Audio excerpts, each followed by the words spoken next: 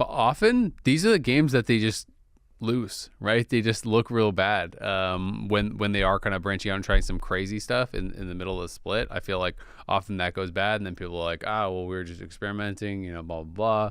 And then they go back to whatever they were doing for playoffs. But when you can actually come out and make it work and make a comp look good that is really difficult to run, it's so impressive.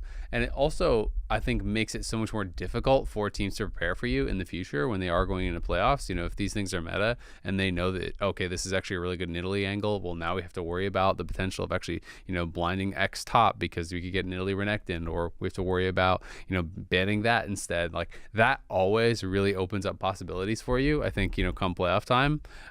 So I agree. I think it was a really, really good showing from Cloud9. And they have been ridiculously dominant in the early game. They are looking very, very strong through the early game. I mean, I think the only real detraction you have for Cloud9, or at least I should say I have for Cloud9, is that they just kind of haven't played against any of the big teams yet, right? They've played against Dig, Immortals, Shopify, and then they just played 100 Thieves, right? So they haven't played any of the top dogs yet. If they can maintain this level, though, they are looking pretty frightening. Like, if they can go in and do this against a TL or do this against a FlyQuest, not the same level of dominance, but if they can keep up a really high level of performance and take down one of those teams, then they are really going to be a force to be reckoned with.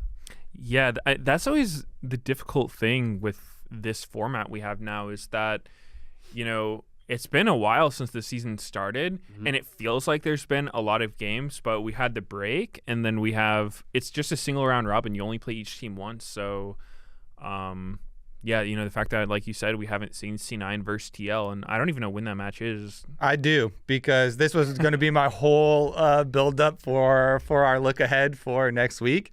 If both Cloud9 and Team Liquid win this week, their matches, then we will have both these undefeated teams face off on Sunday, August 4th, which is not this coming. They have to win Saturday as well next week. Well, they only play one day of the week. What do you mean? Oh, they play once each. It's best of three. Yes. I'm in the. No, go ahead. I'm dumb. Go ahead. I'm in the mindset of they play every day. Of course, they play every day. Yeah. Yeah. It's so it's not this coming weekend of LCS games, but the following week on that Sunday is the best of three, Team Liquid versus Cloud9, and I'm assuming they're going to win their games this week, because TL is playing Immortals and Cloud9 is playing NRG. If things go to chalk of how the trends for these teams have been playing, both of them would get their wins there. And then we have this super hype matchup, our tied top two teams, undefeated, going against each other. I am incredibly excited for that one, August 4th. Yeah, that is gonna be a banger. And then it's the week after, August 11th. Cloud9 plays FlyQuest. So some really good matches for Cloud9 down the stretch. And, the August 11th one would be their final game of the regular season. And then, so it's like the last 2 weeks are their big challenge, right? So they have all split basically to prepare for these other two teams that are, the top three teams. And it's going to really dictate so much, I think, about how people are feeling about these teams going into playoffs, right? It's almost like Cloud9 could be 5-0, like, going into the last 2 weeks. But if they lose to FlyQuest and TL down the stretch, people are going to be like, does it really mean anything? So it's going to be a lot of looking forward to those super, super important matches. And I would say Team Liquid versus Dignitas, their series that they just had this past weekend, there were definitely some moments where you're like, they are definitely not looking invincible. I think it's important that we put like our top three teams all in a tier, and it's not like completely separated, even though TL is the team in the spotlight that has been having the international success. They're the team to beat. Yeah, they're definitely the team to beat.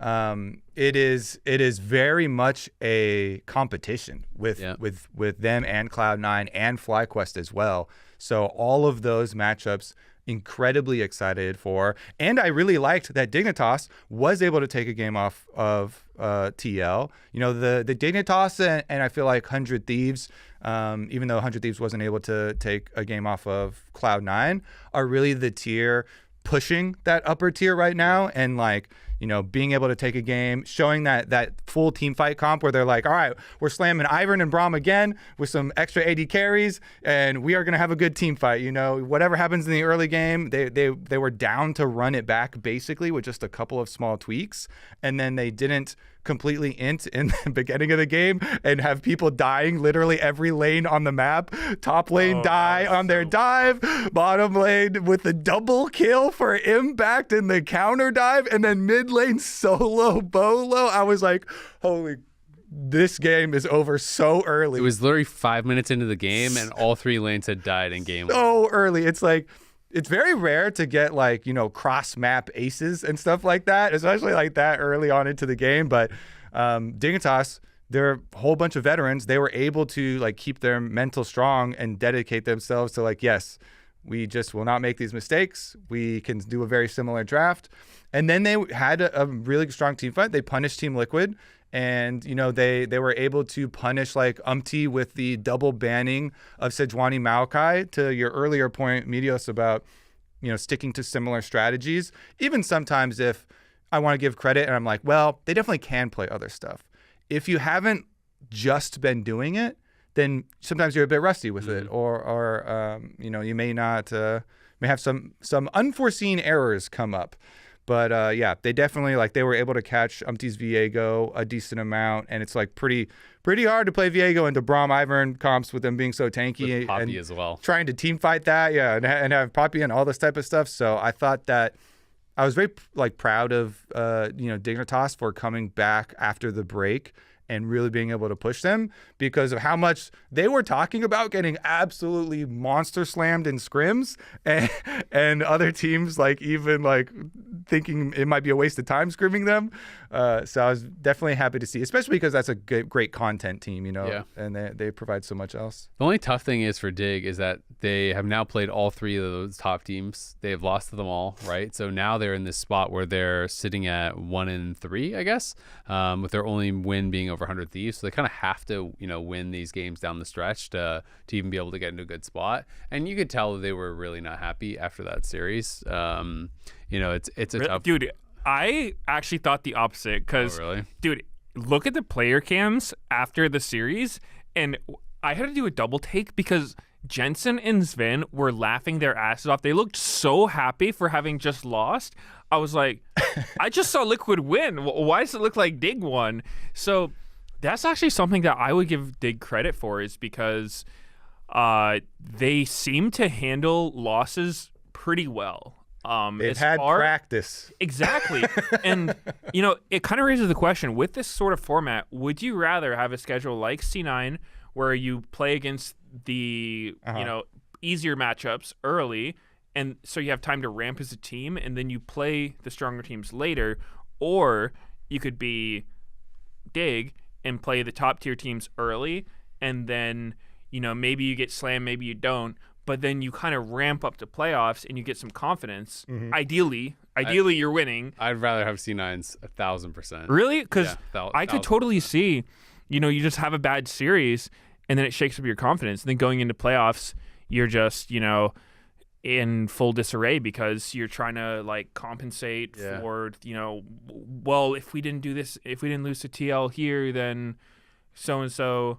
So, I mean, it's definitely it's a give and take. To me, though, isn't that kind of what's happening to Dig, though, where it's I feel like these guys have lost a lot of confidence just hearing when they talk about their team and stuff. They're kind of just, I mean, they're joking about it, but they're also just talking about how they're bad all the time, scheduled loss, and they're not giving themselves a chance. I feel like they have been beat down a fair bit. Of course, it depends on your situation as a team. If you're a team that's never going to be in competition, if these are actually guaranteed losses, then I'd rather just have my guaranteed losses at the beginning of the split and then get bopped by all 3 teams and then win 4 in a row to feel good going into playoffs, so I feel like I have some confidence and have a chance. But if I'm a team that's actually going to be able to compete for a title, and I'm a team that considers myself one of the best teams, then I always would want to have my easier games first, to be able to get the warm up in, to be able to get that practice, and to be peaking right when I'm going to be going up against my top competition, right? To have that full split of work, of scrims, of practicing together, and feeling like I've been able to prepare all split long to play the best teams. Like that's how I just like as a competitor would always want to do it. I would always want, you know, my easier games early, get warmed up, get those out of the way, and then prepare for kind of those big dogs. But I feel like in Dig Spot, it's maybe different. If you don't think that they were going to beat those teams anyway, I feel like it's better to not have your losses right before playoffs. Yeah, that's true, because on the flip side, if you do think you're one of the best teams, you could be tilting your hardest competition by beating them right before playoffs, right? So that's a really good point. Yeah, I don't know. I'm pretty optimistic for Dig. I think I could totally see them making a sick playoff run, because I've just seen so many teams that take losses horribly and tilt out of their minds. But one thing in the series, you know, against TL was I thought Jensen had a really good mental, because in game one, he was trolling his brains out. He died like 3 times just back to back, jumping in on Tristana and just dying in the craziest way ever. But it didn't deter his confidence. He was still playing confident for the rest of the game, you know, going for plays even when they weren't working. And then the next game, he just seemed so unfazed by what happened. And I think that is just such a hard skill to train in people. And the fact that they're already doing it now just gives me so much hope for them, because it's like, you know, the Rocky movies or whatever, like you know how many times you get beaten down, it's something, get back up. Yeah, exactly. And so I think that's just such a good asset to have as a team, because, you know, the metas come and go. You might not always know what the best champions are, but being able to handle adversity and overcome it is kind of transcends it. So define sick playoff run though. Like just beating everyone, winning the whole thing. Yeah. Okay.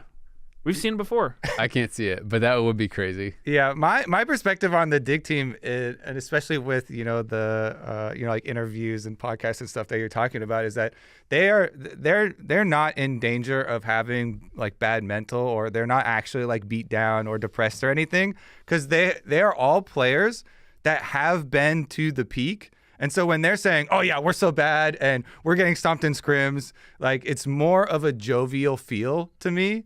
And so it makes it easier, like Mita to say, to have these like bounce back moments, because you're like, I was just trolling. But everyone knows like I'm a good player. And to have that inbuilt confidence is something that allows veterans to do stuff like that, where, you know, you can shake off bad performances, or you can really ramp up. And I don't think they're in danger of having like the atmosphere of the team completely damaged by losing to the really good teams, because they do have that inbuilt confidence. Whereas sometimes rookies are so concerned with proving themselves constantly, and they're really worried about getting replaced and stuff like that, that sometimes those types of losses will have a bigger impact. Did you guys watch this most recent Pros? Mm-mm. Okay, so it's interesting that you talk about like, oh, everyone knows I'm a good player, because it was with JoJo Inspired and FBI. And the way that they talked about Dignitas was really like, oh, like these old guys are like way past their prime, like, you know, but like not ironically. Yeah, they're washed. They're washed. Yeah. Like they're talking about, oh, well, like what's wrong with Dignitas and stuff, and it's like, well, it's just all hands diff. Like they're not good anymore, basically. Like, you know, oh, this Dig roster could, like, I think it was Inspired was saying, oh yeah, I thought it was crazy when people were talking about this Dig roster as being able to have a chance to win a title or be a top 2 team or whatever, and they were all kind of just joking about, oh yeah, like they're an all-star team, they're an all-star squad in 2017, you know, and so it's interesting, right? Because I think the community perception is very much what you're talking about, where it's like, oh yeah, like I know these guys, they can do it, like they've proven it all before. But hearing some of these other players talk about it, they're kind of just like laughing about Dignitas, about like, oh, these like washed up has-beens kind of thing. It almost was like, so it's just interesting hearing such different perspectives, because I think, you know, on one side, I'm not surprised by that at all, though. Sure. I mean, on one side, I think, you know, as someone who's accomplished a lot, you know, as a player who's been around for a really long time, you feel like, okay, yeah, I've done that. Maybe I don't have to prove that I can do that. But on the other side, I think there is that pressure as a player who's been around for a long time to still keep showing that you can do it. And I think that doesn't really ever go away, right? To show that it's like, I'm not just living off of my past accomplishments. Like, I'm still a top player. I can still do this now. Because I do think, as much as it can be, crushing for a rookie when you have that pressure, like, I don't think a veteran's going to crumble in that same way. I do still think that there is like that feeling that the community is very quick to be like, okay, yeah, this guy isn't good anymore. Like, he's too old. He's a has-been. Like, get rid of him. I feel like it's just easier. It's easier to deal with than the other option of having no accomplishments to go off of. And I'm super not surprised, but that's definitely going to be the trash talk angle that is taken, especially because everyone's been stomping them in scrims, and it's like been the most open story, and so everyone's looking at them like, yep, they're completely washed. They all came back. But I feel like that's gotta hurt your pride though, as a player. Like, but it's a better way for me, I would think, to deal with it. Yeah. To do this comical, jovial way. Because way better, totally. Well, because what is your other option? Your other option is just to be depressed and be like, yeah, we're horrible and we have no chance, and then completely spiral. No. I think this is definitely the better. No, I'm not saying they're handling it poorly or that they shouldn't be happy or joking around. I'm totally not saying that. I'm just saying that, like, that's the best way to handle it. But if it was me, I'd still be pissed. I'd be trying to laugh about it and have a joke about it, whatever. But like, I would still be feeling bad, like hearing that, as a player. Like, these guys still believe that they're the best or can be the best, right? And so I think it is still that pride, that feeling of like, okay, yeah, like, I've been doing it for a while, but like, I can still do this, right? So I think they do have that pride, for sure. Yeah. Like, they still have the confidence. So like, Spica was still talking trash like before. That's what I mean. So it's still got to piss you off that you're losing that much. Yeah, I'm sure they're not happy about the results, but it's just, that's how these things go. And I think that, players will have rises and falls throughout if their career's long enough, right? And I think that the community will always kind of look at things in a like somewhat negative light when it comes to players. If you haven't won anything yet, they say, oh, you're never going to win anything. If you have won something and then you don't win again, they say, oh, you've peaked. It's all down from here. So there's always going to be a negative spin, like some narrative people can make about you as a player, regardless of really anything you've done. I know that's something that happened to me as a player because, Cloud9 initially, we were so good. And then just over time, other teams caught up. And there were lots of people saying like, oh, yeah, you're washed, past your prime, whatever it is. And then, there's just peaks and valleys. You have good years, good games, bad games. And what helped me was look at Faker. He is just hands down the best player. And there's still tons of people that like shit on him, right?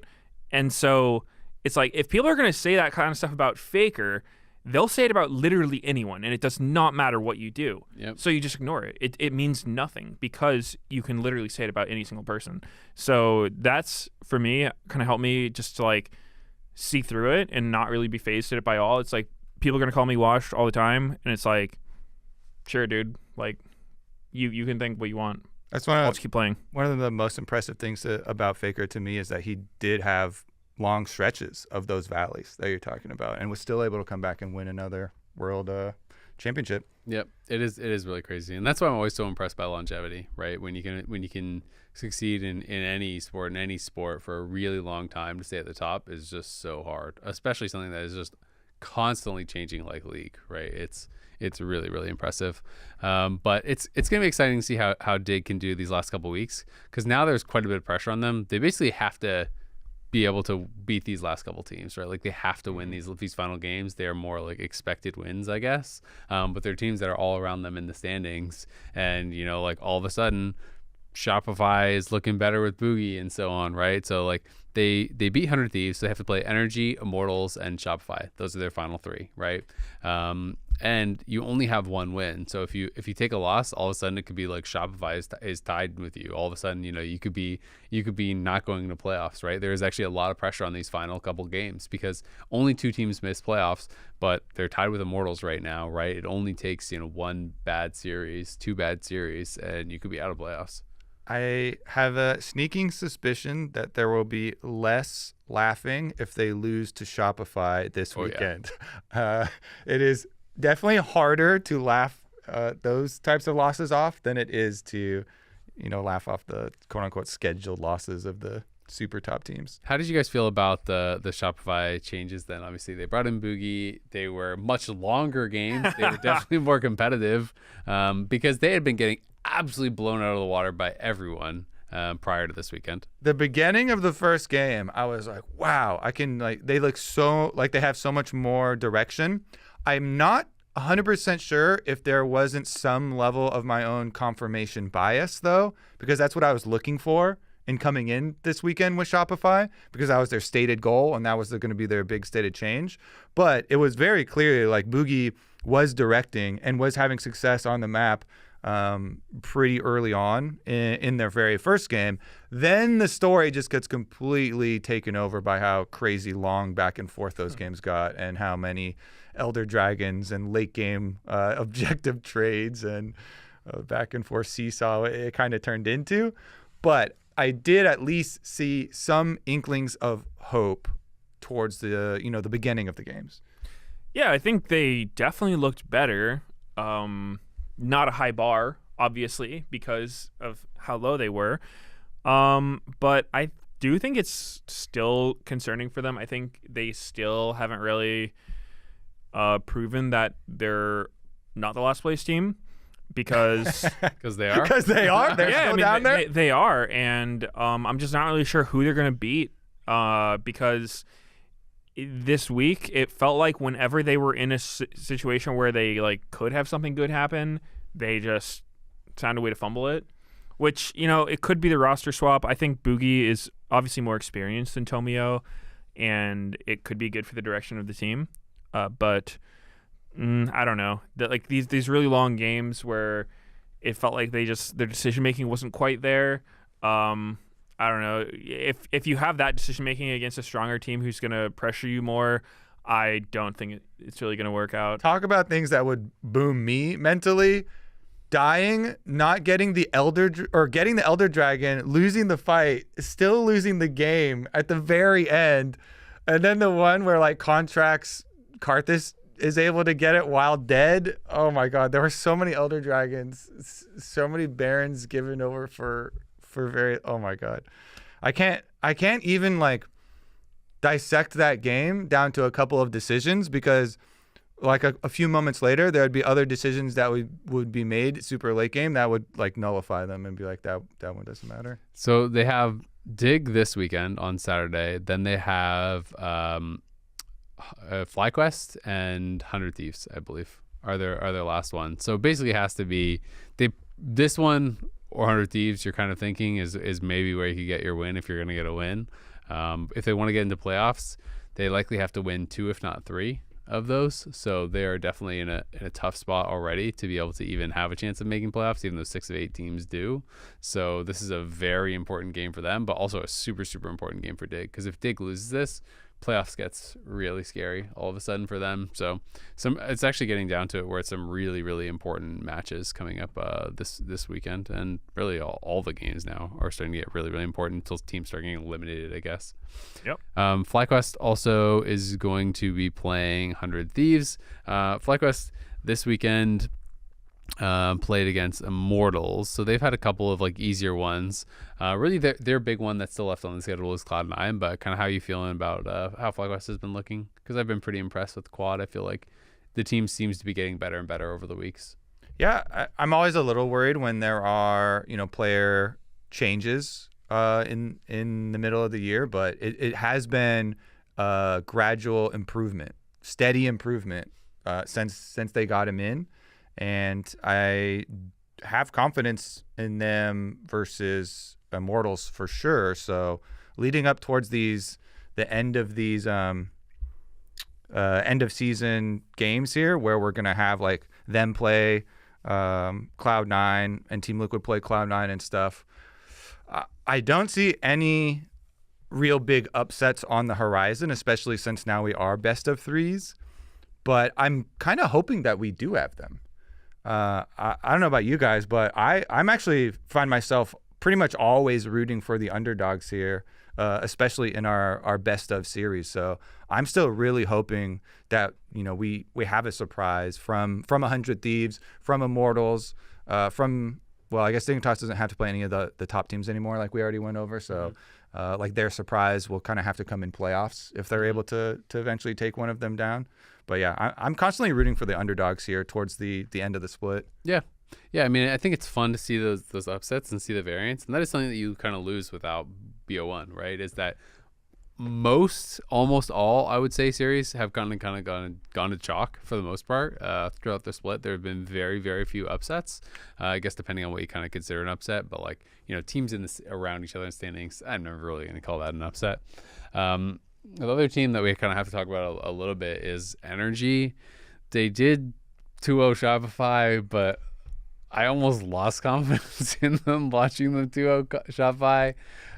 They just still have so many problems, and it's just so sad more than anything else watching this team, because I know how good they can be, and we got to see this incredibly high at Worlds with them beating G2, and just to see that team be this team is so disappointing. I guess it just doesn't feel like they can fix any of their issues and like all be moving in the same direction. So I'm kind of just really losing all hope that they're. What would be your like main grievance, I guess, with the team that they just don't seem to be playing on the same page at all. That's kind of my main grievance. Is it feels like they're always moving in different directions. It feels very clear that they have different priorities in game. They just do not seem coordinated. When I think about this team at their best, it was always that.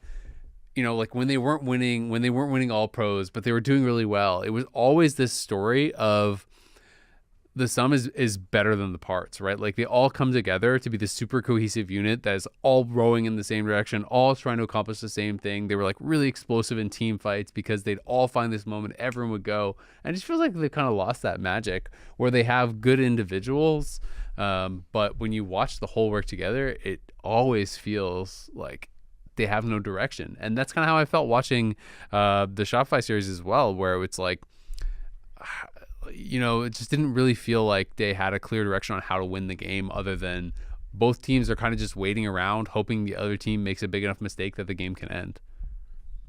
Yeah, it's really hard to say. Something's not working right with that team. You can definitely tell from the way they play. It's not cohesive.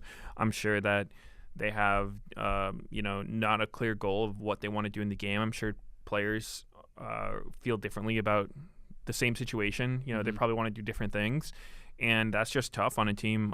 You can sometimes find fixes in the short term, like Band-Aid solutions and whatnot, but ultimately, if you don't agree on how to play the game, it's really tough to be a good team. There was something FBI said on pros, which I thought was really interesting. He was saying that he felt like on teams that are really, really good, you're kind of all on the same page about so many things that they don't need to be talked about. So the things that you're talking about are really kind of like focused and, important.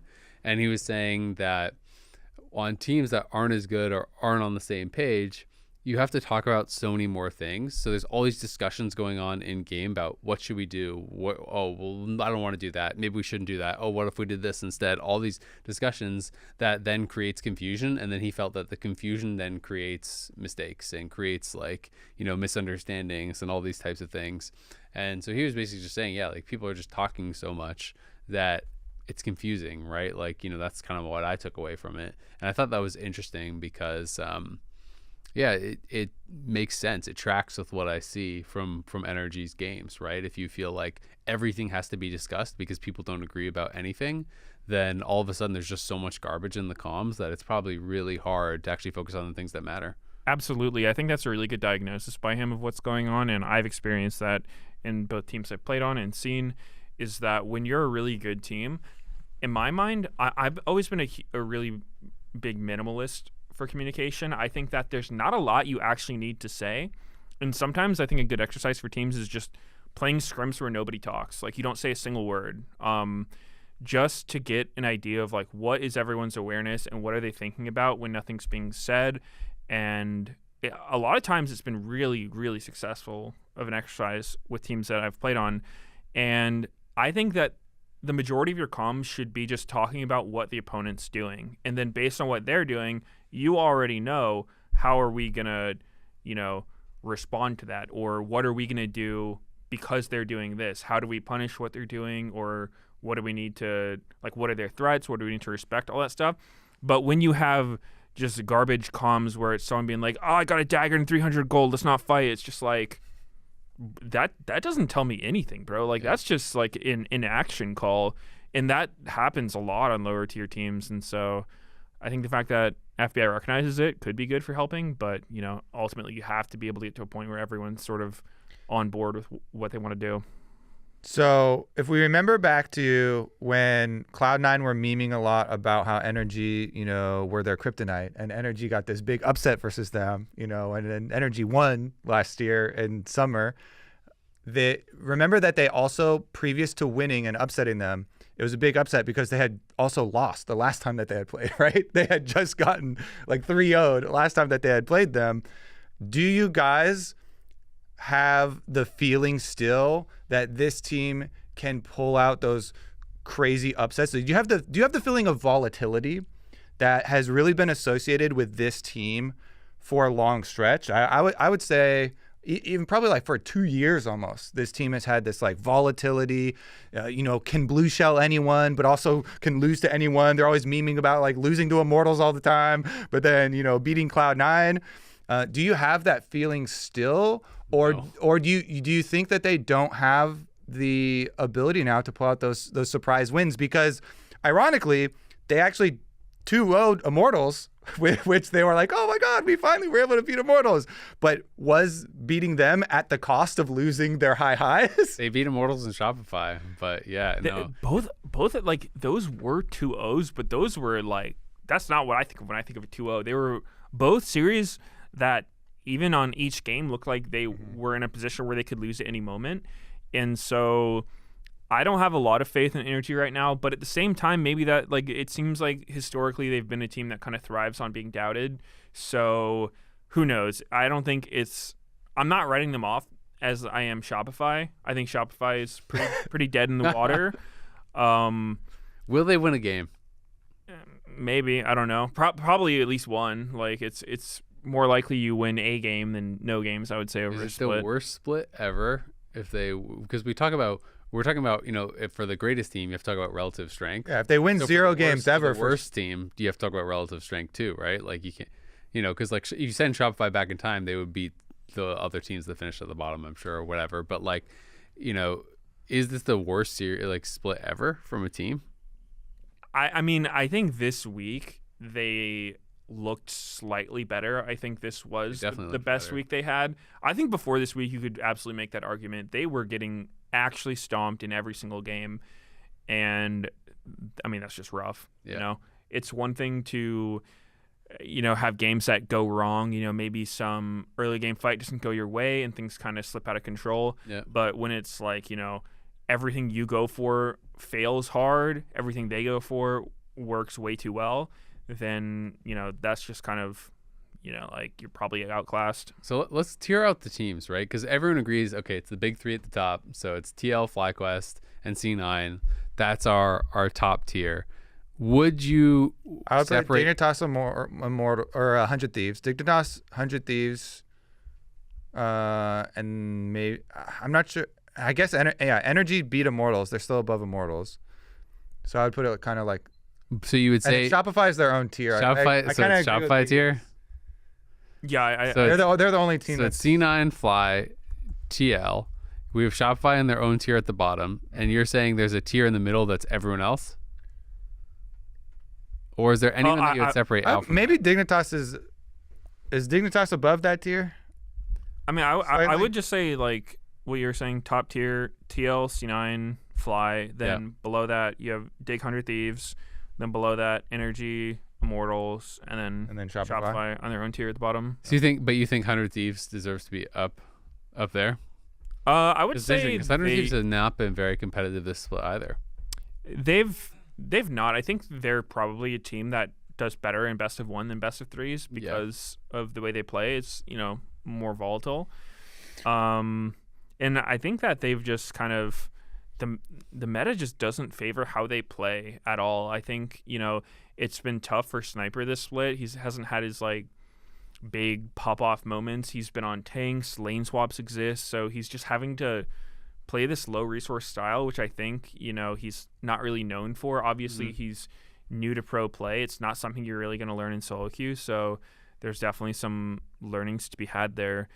But I put him in the same tier as Dig because I don't think they are as good as the top teams, but I also think they're better than the bottom teams. I think that they're the teams that I think could randomly win against the top teams. I think the ones below them, I would be very shocked. I actually have kind of a diagnosis and suggestion for 100 Thieves too, to be able to correct the downfall that they have been on, I feel like.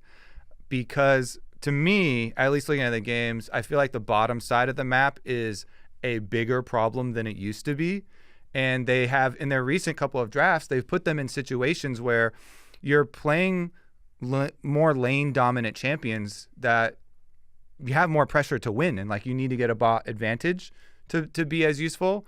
I would go back to putting their bottom lanes on more utility stuff and just kind of assuming that they're not going to get an advantage and not going to win regardless.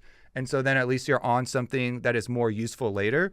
Because to me, River, I think River is still amazing. And even in a lot of these games where the rest of the team, like you're saying, either Sniper has had, something go wrong early, bottom side is definitely doesn't have any pressure at all to play off of. Quid sometimes is doing really well like he used to, but it's not like the MVP performances that we were having from him. I think he definitely is still reliable, and River can like try and play off him, but even in these games, I oftentimes feel like 100 Thieves is mostly their mid jungle or their mid jungle plus Sniper, because Sniper has still had some games where he's getting solo kills and having some power, but to me it's almost always like top half of the map versus bottom half of the map, and it's this real struggle. I think they could smooth that out by picking like some nice utility, useful stuff for later for bottom side of the map, and then just kind of embracing that style. It's like what would you want them to play in bot then? I would say stuff like, they already played a couple games of Ashe. They played a game of. I feel like so, and we were talking with Inspired about this. Their Ashe game is like the Ashe in that game is supposed to like have prio early and is supposed to like win the lane, or else like you just have really zero damage later, and then you're just like the ult bot. But it's just like what pick then? If you remember back to like, I think AP like Seraphine bottom is still good and those types of things. I think Senna is really good right now. Senna plus something farming down there for support. There's so many good like farming supports right there. I think those types of champions are still really good right now. I think the Senna priority for sure. Yeah. I mean, it's just tough. I feel like they got absolutely blasted by the meta, and I think they were more of a best of one team than a BO3 team. 100 Thieves, you mean? Yeah. I mean, I just think that it's like not only Sniper, but it's like Quid. All his big performances were on like Ahri and playmakers and things like this. Look at what River has played this split. What do you associate with River? You associate Vi, you associate Jarvan, you associate aggressive playmaking champions. It's not that he can't play these other champions well. I think he plays the AP champions absolutely fine. Like he plays them well. But if you're not on a good team, you need to be that difference maker, and he is exceptional at being the difference maker, at putting his laners ahead in positions where they can do something. And this split, he's played 2 Zyra games, a Taliyah game, a Karthus game, a Brand game, and 1 Vi game, right? It's just like, these are not the champions that are these explosive early game champions. Like, you're not level 2 ganking on a Karthus and shifting the game in your favor. You know what I mean? Like, almost all these champions, you're just full clearing and you're looking for plays when they present themselves, right? And you're trying to team fight well. But if you're full clearing and all your lanes are losing, then you show up to the 5v5 and game's kind of like already decided. And that's, I feel like, been the reality for River in a lot of these games. So I just feel like they got absolutely blasted by the meta shifts. It's like you have Quid just playing ADC's mid, which is the meta. But again, they're not big playmakers. They're not going to be the deciding factor in the early game, unless you're like super outlaning the person. It's mostly about just scaling and then team fighting well. But again, it's like the games feel lost before these champions come online.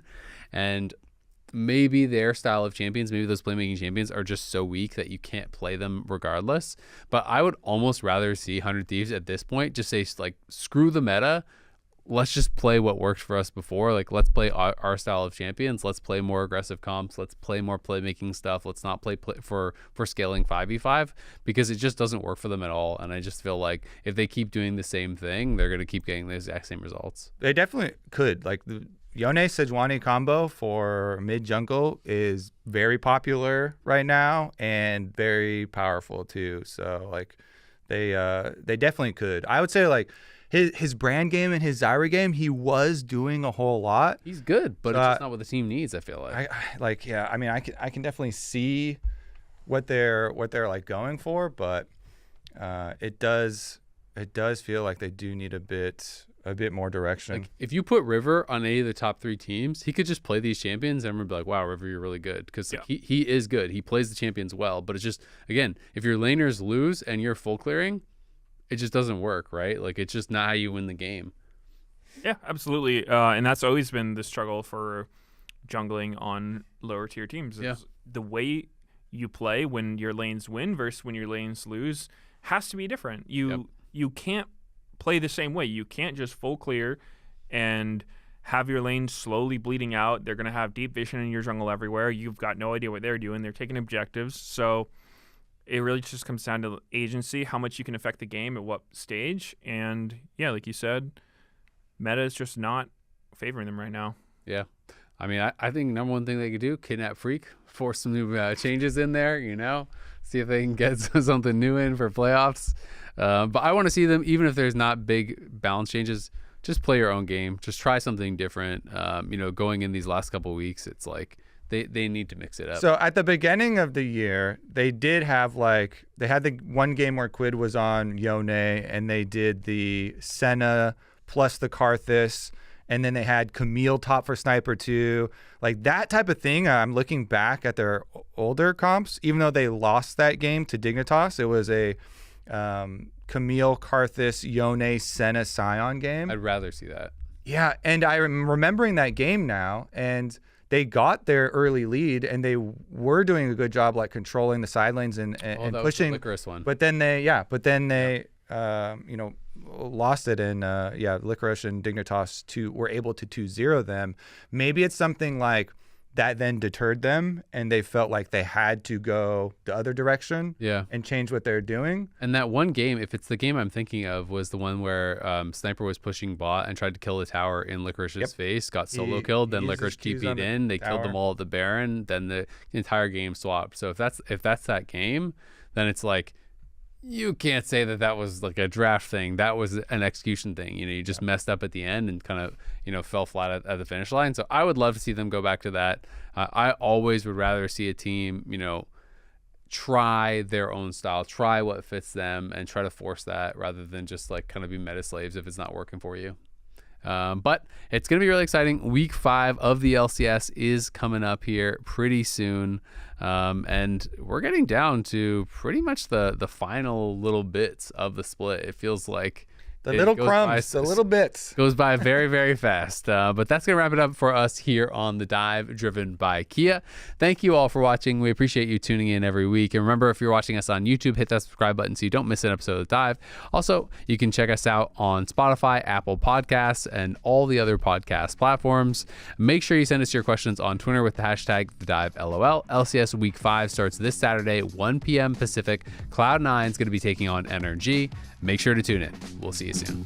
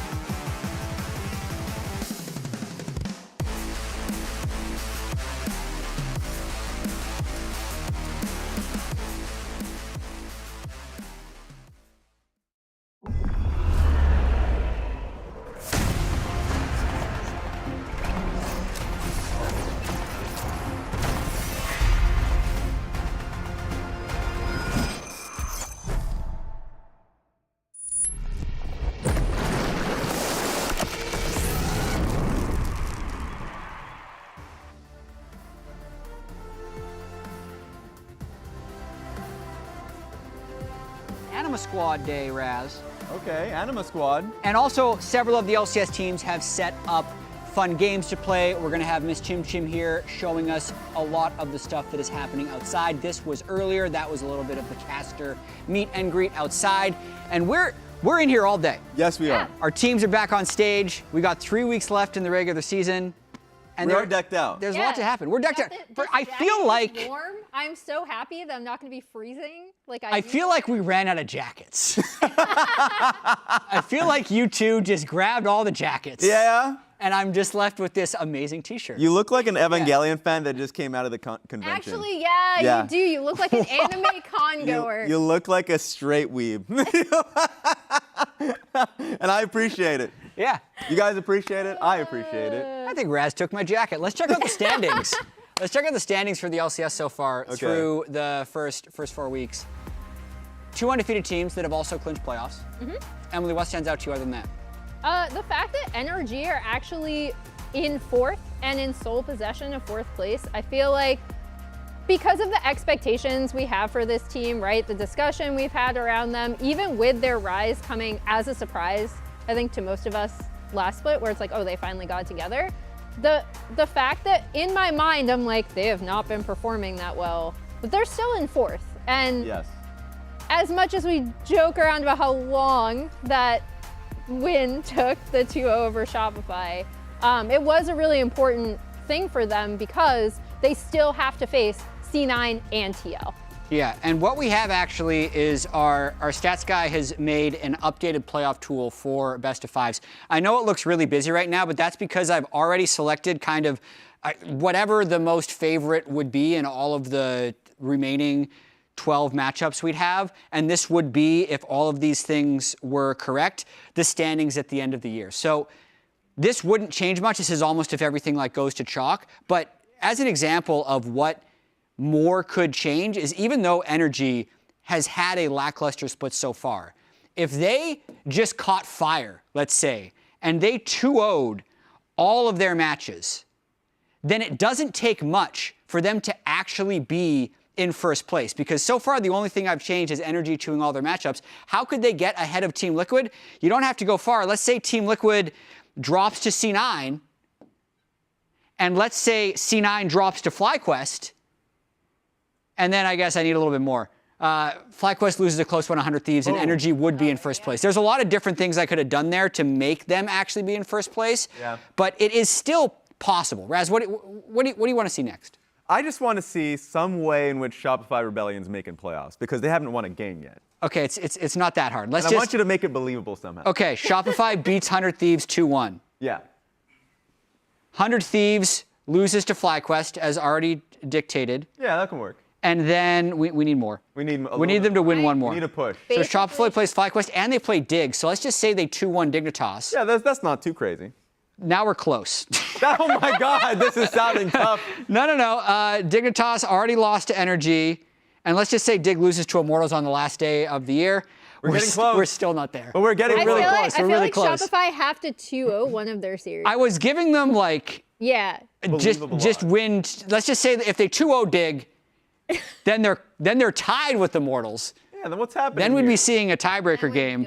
So let's just say Mortals beat them, so the head-to-head, sadly. I mean, if I switch this to Dig, to know that Dig just hops ahead of Shopify. I'm trying to do it with them just winning too. We're trying to be subtle. We're trying to get this. I don't think it's possible. There's got to be a way. We got to hand fist this. Okay, 100 Thieves has already been 2-0'd here and 2-0'd by Shopify. There we go. There we go. They just have to win 2-0 against Dig and 2-0 against 100 Thieves and then have the other stuff happen and they'd make playoffs. Take a screenshot, everybody. It's going to happen. What if they caught fire? Triple 2-0. Can they? There's no way they can get ahead of TL. But they can get as high as 5th. That's already a win. That's better than not winning any games. Yeah. Yeah, it's a lot better. So I'll take that. Thank you. Anyway, I appreciate it. This is still so much left to happen. This will be a lot simpler when we don't have 12 games left. But it's pretty cool that 3 weeks out we can already start seeing how a lot of the playoffs would shake up. And this is currently how it stands with C9 in first and TL in second. And shout out to Liam, our stats guy, for doing it. Good stats. Shout out to Liam. Shout out to the stats guy. I just wanted to make a quick point that, remember, top 2 is really important so you get that buy-in playoffs. That's what you're playing for because of the new playoff Yeah. format. So you really want that bye. And if you get that bye, you just need one best of 5 win. You get to World. So it is a pretty big deal that you get top 2. Yeah. So that's what they're fighting for. Yeah, top 2 is even more important because when you drop down to the losers bracket, a lot of the seeding has to do with what your playoff seed is as well. True. So you can check out the playoff format. I look at Leaguepedia where it is. I'm not sure where it is on all these sports, but we'll be showing that throughout the broadcast. But we also have the tailgate going on outside. So let's head out to the tailgate with Miss Chim Chim, who's returning to the broadcast today. Hello, y'all. My name is Miss Chim Chim, and we are here at the Anima Squad tailgate. And I want to show y'all who I found real quick over here at the Dunk Tank Shopify Rebellion. We've got Tomio. Tomio, how are you feeling? I'm feeling bad right now. I almost drowned like 6 times, but thank God I'm surviving. So people are landing their skill shots? Yeah, everybody's landing. I'm like taunting them, and they're all hitting it. I should just keep my mouth closed. Like, they're actually all hitting it after. What are you saying? Why are you taunting them? I'm like, yo, it's a weak thrower. Like, that's all you got? Or I'm just like making fun of them, and it's pretty fun until I drop into the tank. I freaking love it. Well, are you guys going to dunk on the Dignitas today, or how are you feeling about the game? I think for sure, after our last week, we went through like 2 50-minute bangers. We should have won, came out of 2-0. I think for sure we'll come on top of today, and it'll be shorter than 50 minutes, we hope. We hope so too. But thank you so much, Tomio, and I hope you actually get to stay pretty dry for the rest of the day. And we're sending it back to y'all. Did she press that She button? pressed the button! Oh my gosh. That's crazy. I mean, at least it's setting an expectation for him on that one. Untrustworthy. Yeah. Just going for the dunk, taking the Yeah. plunge, just getting him a little soggy here True. at the start, so now he's ready for the rest of the day if the fans are good. It makes it easier legitimately. Because you were scared the first the time you fear get is dunked. gone. Yes. No fear left. None. But if we're talking about Anima Squad here today, ladies and gentlemen, the thing you truly have to fear is the swarm of enemies coming after you out there in Final City. So let's go ahead and talk a little bit about the new Bullet Heaven game mode and a couple of tips and tricks that you might be able to use to get yourself off to a better start or clear some of the levels you might be struggling with. Let's go ahead and start off with a couple of the great weapons. I am going to have to say this word a couple of times, which unfortunately is just the reality of my situation, but the Uwu Blaster is one of the best guns you can take. you say No that matter again? your character. Yes, Raz, it's the Uwu Blaster. It evolves into the Owo Blaster. I know what it is. There's even a clip of me picking the Uwu Blaster. I'm 33 years old, and I have said this word more times since this game came out than I have in the other years of my life combined. The Uwu Blaster is incredible. You pick it on is very every effective. champion. Yeah. Every champion can use this effectively because of the fact that it has high single target DPS, so it's always going to be useful on bosses, and it targets the thing closest to you, which will help keep some of those enemies off of you if the rest of your build might be lagging behind, you got unlucky with upgrades or something like that. Another big thing that a lot of builds are going to want that pretty much everybody can get some use out of is the ice armor. This thing is a seriously powerful defensive tool. It can get you out of jail free in a lot of tough spots. If you're getting swarmed by enemies, the Ice Blast armor is that panic button that happens when they touch you. It'll freeze a ton of things all across the screen, and once you get the upgrade, it'll also allow you to have a shield and then refreeze again when the shield expires. So it's just a ton of crowd control. Everybody who plays League of Legends for the first time, you just want to build damage. And then eventually, you learn that CC is OP. Yeah. Swarm's kind of the same way. So you need to get the stats that correspond with both of those skills, right? Every Exactly. time? Well, not every time on the Ice Blast armor. Like, I definitely say always on the Uwu. Okay. On the Ice Blast armor, if you're feeling confident, if you're feeling, pretty chat. So out what there, stat is ooh? This has been my problem because it doesn't tell me when the Ability icon. haste. Okay. Ability haste will do it. You can also hit O at any time in the game. It'll bring up the list of all passives and weapons in the top left, and you'll be able to see what's going to evolve with what. But yeah, generally with your weapons, you always want to make sure that you're having the passives that allow them to evolve because evolutions are mega powerful, right? Especially if we're thinking about something like Yasuo's starter weapon. That thing's evolution from level 5 up to the Evo at level 6 just turns the DPS into an absolute mess. Here's a list of all your weapons. We talked about how the Uwu Blaster and the Ice Blast armor are going to be very effective no matter what. In general, you'll only be taking stuff like the Radiant Field or the Static Sword on the tanky champions like Alawi or Leona that are going to want to build health and go with that. There's some things that have bad evolutions, like Yuumi bot evolves off of pickup radius, and nobody wants to take pickup radius, and Yuumi's still Yuumi, so probably just stay away from both of those if you're trying to win. Like, that's going to happen. If we're also talking about passives and making sure that you sync your passives up with your starter weapon and with the weapons you want to evolve, think about the passives that you want to purchase with your gold in the mode. My advice would be, remember that you're going to buy cheaper upgrades first. As you put more stuff into the points with your gold, it costs more and more, and each point is also worth relatively less. Right? Okay. Plus 10% on a base 100 is an honest 10%. Plus 10% on a base 150 is closer to 7.5.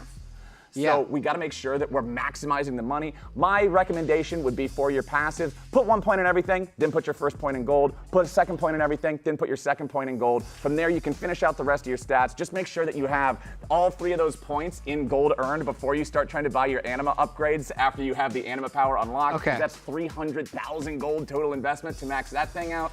It's gonna cost a pretty penny. So now that we've just talked about some of the passives, some of the basics, we're gonna do a couple of things for specific champions. I'm not gonna talk about the bottom row because those 3 all unlock by playing on hard, and since this is kind of just a basic tutorial, we'll talk about some of these first guys instead. Alawi and Leona, you just build defensive on, so I'm not gonna really give specific advice for them. It's pretty easy.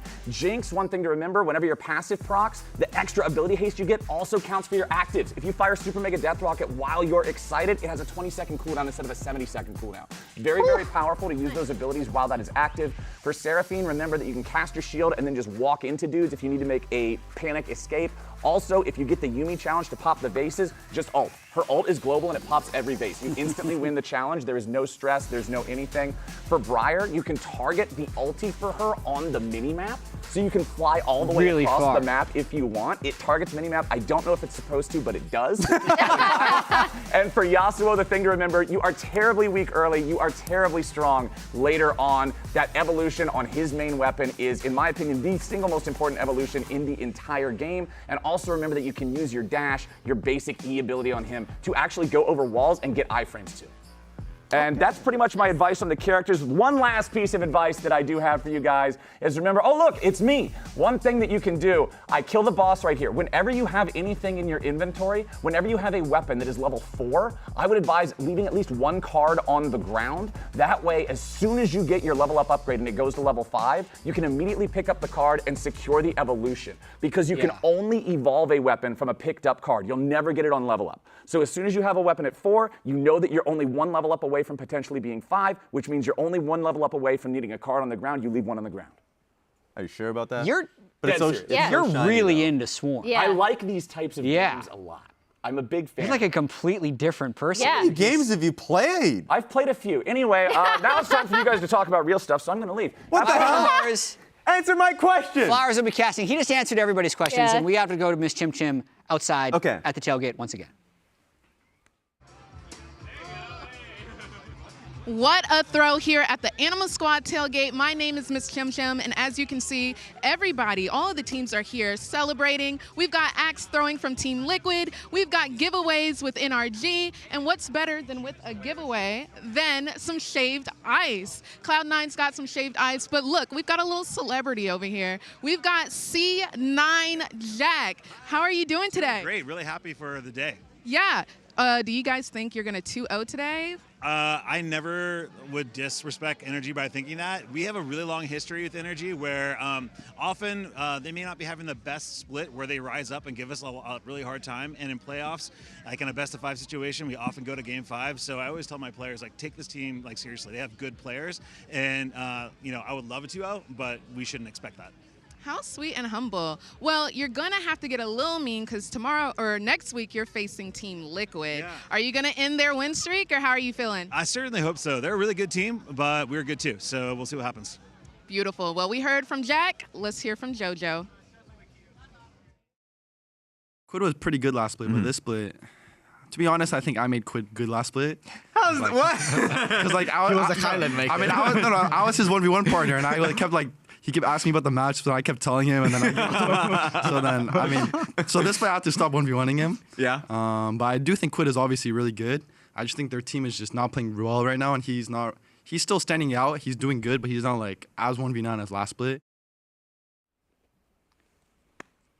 Yeah. A little bit ego there. Taking credit a little bit for Quid's MVP. When he took credit at first, I was like, in what world are we? And then he talked about the 1v1. Okay, that makes a lot of sense. That makes I mean, it makes some sense. Yeah, it makes some sense, yes. But at least I understood the train of thought.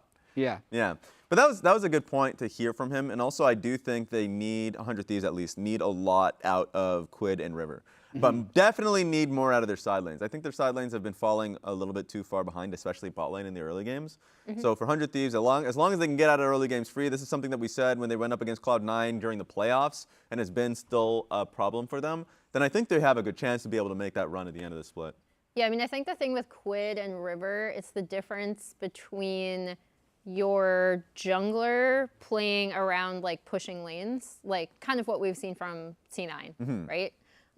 Or your jungler playing for their lanes to get ahead. And I think even with River, like with him on like the Bran, the Zyra, we haven't seen that as much. So I think they're still really getting used to that. And then there have been some swap mechanics, some drafts that I haven't felt are as strong for their specific players. I think Quid has still been performing well. It's just not to that like absolute all-pro MVP level that we were so convinced of last split. Yeah, I mean, let's talk about the all-pro race in general a bit Let's do it. because we're more than halfway through the season. Obviously, we still do have 3/7 of the season still to be played, so there's a lot. That is a very I love specific that you come, number yeah, that you come in hit. with the fractions. Yeah. Yeah, it's precise and accurate. What more do you want? Not so easy to follow.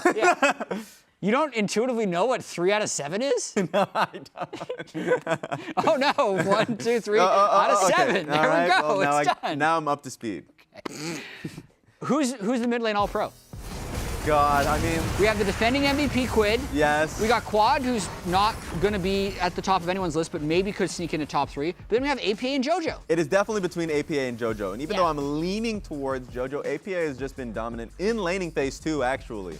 The solo kill that he had versus Quad at the beginning of the split, he had another one as the split went on. He's been playing well on side lanes, extremely well. It's been his meta too. Tristana meta, he's been playing Tristana even before the meta was putting it as a dominant mid laner, and I think that it's perfect for him. Yeah, it's super comfortable meta for him. I feel like his approach to the map has evolved so much since when we first saw him.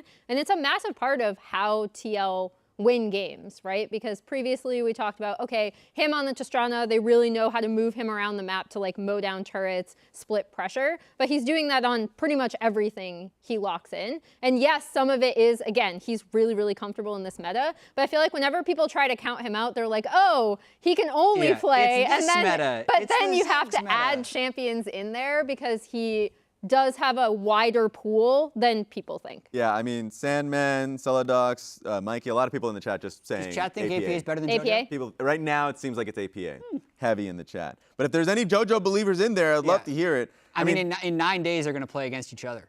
Yeah, So- That would and be amazing. that'll It's gonna decide decide it. first team All-Pro. Probably. Let's talk about some more roles. Berserker had an off split, but still managed, I think, in spring to be second team All-Pro AD Yeah. carry. He's looking a little bit more back to me. I think a lot of this is just Cloud9 in general, though, having an easier strength of schedule and being more dominant in the early game.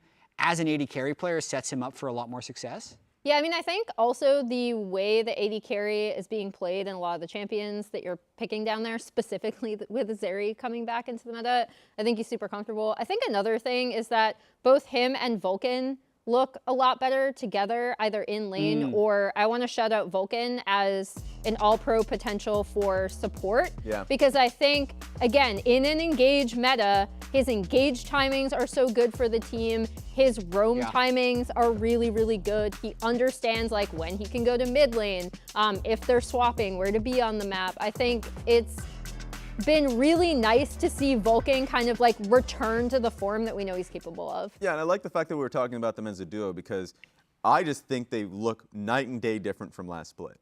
Because last split we were seeing them losing laning phase, like literally making uncharacteristic mistakes. Whereas this time around, they've been incredible. Even taking a look at the KDA leaders, 20.2, like he just hasn't been dying. This team fight's been great. The meta's been suiting him well. He's been playing Zeri, which has been one of his best picks. So it's something where you can immediately see their success in lane and how it's translating to mid-game fights around Herald and stuff. Kind of crazy zooming in on that. Cloud9 has the first, second, and third highest individual KDAs of anyone in the league, but then their mid laner and top laner aren't in the top 10 with JoJo and Thanatos. It's really interesting, actually. Speaks volumes. It's kind of crazy because their drafting philosophy has been very There's no much mid laner or to the top laner meta. on that whole list. Yeah, I mean, for top lane, especially if you're going up against Team Liquid. I mean, they haven't, but like if you go up against a team that wants to swap against you, your life is hell. So. True. Really cool. Got to keep track of the All-Pro. One other thing that we don't have that much time to discuss, but is going to be really interesting for us to track is who will make it, who's not on a top 3 team. Because we have such a clear hierarchy right now of C9TL FlyQuest. Sven, I think, is a dark horse to move in, but you still have to bump someone. Like you have to. Because Masu's been playing better than last split. Yeah. Anyway, I shouldn't have opened up that can of worms because we don't have time to discuss it. Let's check out the schedule for today. We have C9 versus NRG up first, followed by Shopify versus Dignitas, which is a shockingly big game in terms of the overall standings as we were going over some of the playoff scenarios earlier. Shopify not out of it by any means. And NRG, weirdly, still has a path all the way to the very top. It has to be a run. You never know. You never know with NRG. So let's get into this first series today. Cloud9 arrived moments ago in their little Cloud9 mobile. That looks sick. It actually does. It looks really nice. I mean, I did like the fact that Jack pointed out in his interview with Miss Chim Chim at the tailgate that he's like, yeah, NRG, or previously CLG, is always a team that kind of gives us some problems. So I always tell the guys, regardless of how they look, don't underestimate them. Yeah, in terms of recency, it hasn't been the case because NRG has been failing, but yes, before, like... They won last week. Hard. I mean, in the matchup. In the most memorable way they won. It was a long win. It was a very long win. So they had more screen time than other teams have been getting. That is true. So if we're talking about the longest game that was played, it was game 1, longest game since 2021 spring in the LCS. And it was a back and forth. There was Elders. It ended up getting clinched by... it was, Contracts that died as Karthus, but was in range to get a Q off, takes Elder, they win the fight, they win the game. It was ridiculous. And I remember just being in the back in the green room and talking it through, Pacer Times being like, this will go to 52 minutes. Like, it will not go to 52 minutes, and it did. It did, by the way. Yeah, weirdly enough, we also had Inspired last week, and he had a lot of thoughts about NRG. He was saying that he thinks NRG kind of has that clutch factor, and that even if they look basically like, I'm going to summarize, even if they look terrible, you never really know because they're going to make some random clutch plays to pull out wins at the end of the day. Yeah, and you'll find it. It happened last split too. If they find themselves in a major deficit, doesn't matter what team, they will make it messy and claw back. Their team fights have been good. They've had strong players in being able to do so. Yeah, and Raz, you also caught up with both of the coaches a moment ago. Let's take a look. What's up, everyone? I got Coach ThinkCard from NRG and Coach Reaper from Cloud9. Speaking to you, Reaper, just a little bit. You guys right now locked yourselves in playoffs, have had a perfect split if you're just talking about series. How are you feeling overall coming back from the break and also having that first week of success? It's been good to play with our team and our roster, and then obviously we didn't play against the top 2 teams yet, like FlyQuest and TL, but I do believe that it was very good for us that we're kind of scaling down from the bottom to the top. So it's been good, and then we can feel that we are preparing for the futures. Yeah. And just as a quick check-up on Thanatos, because last week he made River's life living hell as he invaded, got the first kill, and took his blue buff, and he's been doing really well in lane. So just to check up on him as he's been leveling up. Yeah, obviously he was kind of made a rookie mistakes at the very first time he joined the C9 and bootcamp, and obviously first couple of weeks he didn't look that good. But right now, every teammates are believing him he can performing good at the stage, and then I personally believe he's gonna be good at with the roster in the future. Sounds good. And ThinkCard, you guys have locked, or at least right now at 4th place. You're the sole proprietor of that 4th place position. You got that home run stretch going into the playoffs, something that you want to kind of lock in as a team. Kind of just being connected. It's pretty easy to see that we are kind of improving as the split goes on. We're able to take down the Shopify super team after the break. Yeah, I just want us to be connected and make sure that we're hitting our resets together, coming out of base. And when we play our game, we're always going to be confident. And just for me personally, I remember last week you had game 1. It was the longest game since I think 2021 spring, just for the league. How is it for you in the back? Because those kind of games you have to be tearing your hair out. Yeah, when it gets that late in the game, you don't really have that many reps of those situations. So it's really up to the players. We're just kind of enjoying the ride and taking notes of what we can do the next game. But it's definitely nerve-wracking to go 50 minutes, and honestly, it's just one team fight. Yeah. Well, hopefully today is going to be a little cleaner, a little bit funner. All right. I appreciate both of you guys, and you guys have been coming up next. Also have some former teammates here. FBI had a quote about playing against JoJo, a little bit tongue-in-cheek, but they spent some time together on EG. Looking forward to playing versus JoJo. As long as we can't mid, there is a good chance of winning. So you never know. He was not on the KDA leaderboard despite 3 of his teammates being there. Yeah, that's true. But really, we want to talk about draft. Emily, you had some points. do. I want to talk about draft a little bit, looking at C9's drafts versus 100 Thieves. Mainly because the thing that was super interesting to me about this, and we've talked about how comfortable C9 are in this meta, right? So obviously we kind of talk about how Nidalee is actually Blabber's 18th most played champion, but the style of it is very much how he likes to play. They also have the Renekton option in tandem, right? This is actually Thanatos' most played champion. He has a 66% win rate on it. Zeri is Berserker's most played champion with a 60% win rate on it. Alistar is Vulcan's 5th most played champion. You see where I'm going here? Like this stuff that they're drafting is super, super comfortable. And then with JoJo, it's not necessarily about like the win rate or the most played, but I think he is absolutely best when he can spread his pressure on the map. That's why the Azir pick was so key for C9 in a lot of these cases. And yeah, this team, one of the big difference makers is just how comfortable they can be in the current meta. Thanks for that, Emily. They've been so comfortable.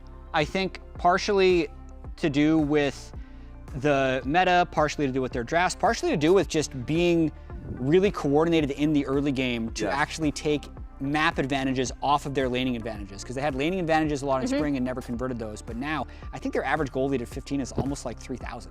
Yes, and another thing I wanted to point out was the fact that both of those games were in Italy. Prior to the break, Nidalee had been just an unwinning pick. Yeah, it wasn't an Italy day, day one. Italy was not Last week was great. a couple of Italy days. Couple of Italy days, and also it's just really good for how Blabber wants to play, as you had mentioned, like be able to heavy farm, and I think that they always kept up tempo and pretty much played to their pressure on the map. So that's something that they're doing really well. So hopefully they can keep that trend. They're going to be going up against a team that recognizes patterns really well. They've done this historically and tries to kind of nip it and needle it in the butt. So if you're heavy farming, Contracts is going to be out on lanes. And a lot of these players are really familiar with each other, right? Yeah. Like, it's not just the org. We always joke about how Contracts gives Blabber fits, and Blabber is recognized. Contracts is just a very annoying jungler to play against. Yeah. But Blabber has looked much more comfortable in the current meta, I'd say. And another thing I'd like to see from NRG that I think they were good at previously and has kind of been lackluster this split is getting Contracts involved early, or getting anyone involved early to make very early plays and kills, because that used to be a hallmark of this team, and we haven't necessarily seen that as much. 2-2 so far, wanting to pick up a win today. Let's check out the predictions. I don't think we're gonna need long to discuss this because Cloud9 will be the favorite. I don't know how many chances we wanted to take. Let's pull up these predictions for the three of us. Boring. I was 2-0 C9. I want to at least see Discord having something spicy, and they don't. Nope. Well, it was your job, Discord. We are expecting the 2-0, but you do actually never know with NRG. Maybe all those 2-0s are actually a prediction for NRG to pull off an upset. That's it from here at the lounge. Let's send it up to the casters to get us into the game.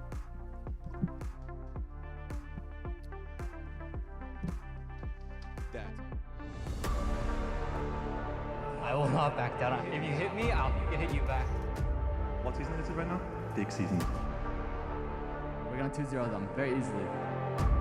He kind of stole my whole flow.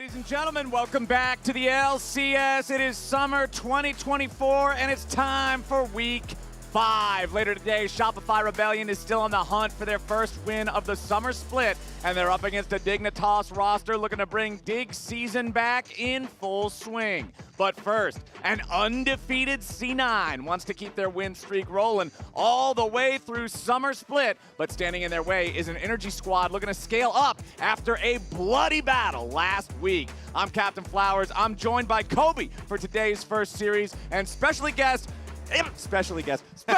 Emily Rand, looking a little bit taller than usual. Yeah, Emily, you had a growth spurt. We got me a box, or I grew a foot. You can decide. That is pretty impressive, Emily. Yeah. Can you teach me how to also grow I'm going to go with anima power. Use some anima power. You got your extra. Yeah, there nice we go. Jacket, All by right. the way. It's nice and warm, actually. I'm Wait. cold, so How it's come? Like, Did really warm. Did I miss the memo? Raz I'm stole the your one, jacket. I'm the one guy that's not. You got that shirt. Of course. Raz got it. Raz, I'll see you after the broadcast. We actually had an anima event out in the parking lot before LCS today as well. It was super fun. All the fans were out there, and both these teams were handing out T-shirts to try and gain the crowd to their side. More blue versus more orange. Spoiler, Cloud9 had more blue. Okay. We'll see if NRG can do it, though, because if you remember, last summer was the summer that NRG ended up defeating Cloud9, upsetting them when it really mattered. That was in finals, though, and not necessarily in the regular season. Well, one thing in route, obviously removing the Zeri from the table, that is also a flex, but I feel like with C9, it's definitely going to be going to Berserker. It's one of his best champions. And we also see the Renekton going out you made that against point. Thanatos. These are their 2 most played champs. I also like recognizing that not only is Contracts a good Ivern player, but Ivern is really, really strong, especially with some of these AD mids that we're seeing in LCK and LPL now that they're also on 14-14. So I like that takeaway from C9. And then you're going to answer that with the Sejuani. So scared of having that tank frontline. So Cloud9 here. Is it another Nidalee day, Blabber? Check with Reaper here real quick. What's he feeling? Reaper says it is a Nidalee day. Although Flowers, your face looks very disappointed. I hate this champion, man. Flabber won in spite of Nidalee, not because of Nidalee. Inspired did the same thing last week. I am still unconvinced of NA Nidalee. I'm going to need to see a pop-off performance from Blabber to have any hope in this one. But we'll see, especially with her best buddy, the Lizard, banned away. Nidalee loves hanging out with that Lizard, and now he's not going to be the option for Thanatos, like you said, Kobe. But it's Tristana locked in for energy. Tristana is something that never went away, even with these big buffs. Nidalee won all her games last weekend. Tristana was doing quite well, too, here. So Palafox locking that one right back up. We'll see what kind of AP options on the side of energy then. As far as jungle go, Contracts can play a lot of those different AP junglers. And I mean, locking in the Ashe is nice. Ashe is still incredibly strong. It will allow them to track Blabber really well too, regardless of what we end up seeing Contracts lock in here. And then, the Nidalee is really interesting. I feel like having set up for Nidalee has almost now become a meme in the community about looking at Nidalee drafts and what she does. But it does kind of stick to C9's MO, where they really want to have pushing lanes, Blabber on something where he is heavily farming and then can contribute a little bit later on. Well, as far as those things that Nidalee does, would you say, Emily, one of them is poke? Because I would. They've got an Ezreal as well here. Some annoying poke locked in for Cloud9 with the kind of utility. I really like Gnar as this kind of universal pick. You can blind pick it very, very easily, especially because Cloud9 now have 2 protection bands that they can use for Thanatos.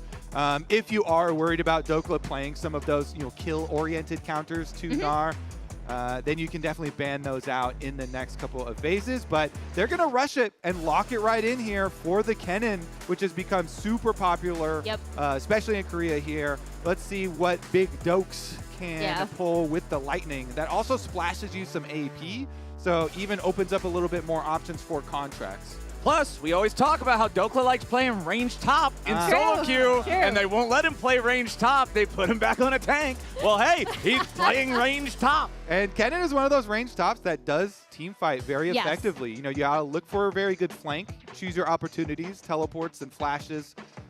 Obviously, very, very critical there. But Leona could get banned out because NRG don't want to let them pair that Ezreal Nidalee with some sort of other engage. Nara is pretty good for engage, but usually wants some sort of primary, quicker engage, and so they're a little bit more scared of those supports. Yeah, and you see Vi getting banned out. I actually really like that as well because I think it's something that Contracts could have a lot of early playmaking with, especially with Sejuani already having been banned out by his own team. Another thing I do want to point out really quickly, not only is Gnar just a stronger pick overall in the current meta that we're seeing, but it is also Thanatos' second most played champion. So he is super, super comfortable on this.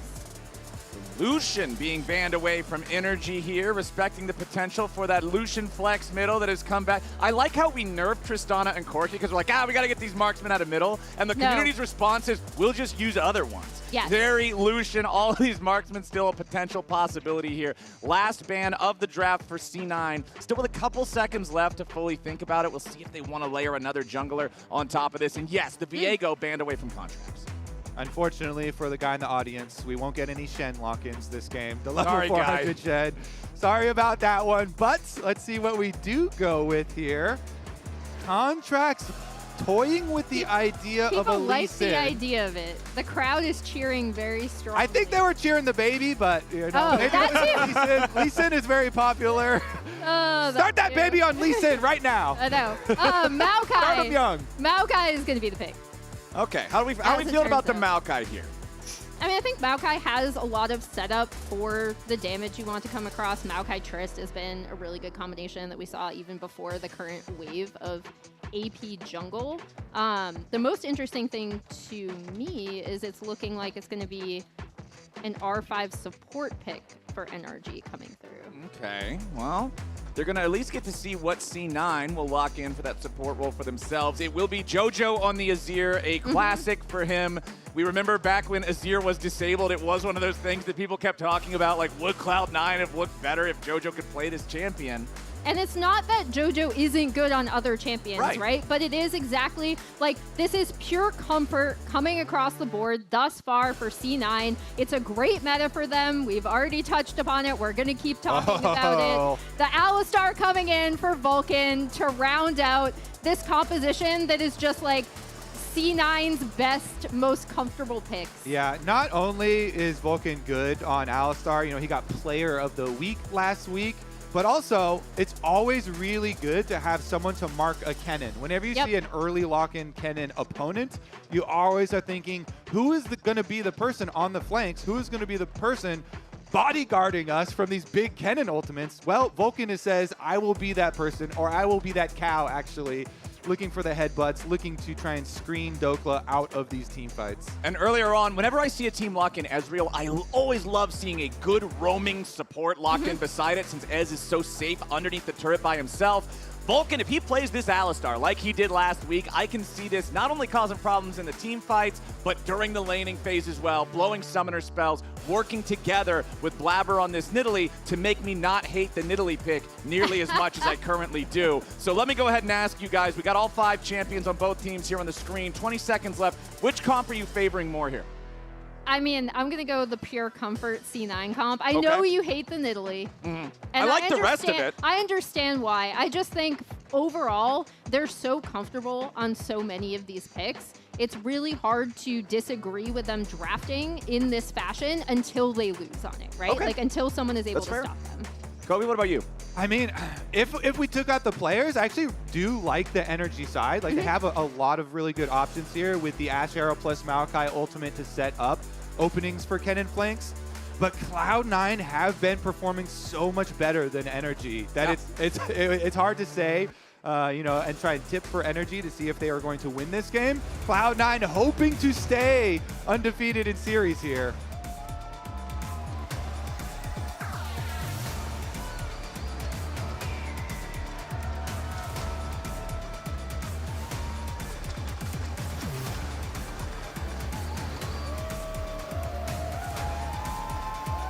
All right, we're onto the Rift for the first time here in Week 5. C9 versus NRG. Kobe, you're talking about Cloud9's been looking better. I don't know about you. I saw NRG win 2-0 last week. What are you talking about? Yes, they did, and they played for longer too on the rig. Yes, sir.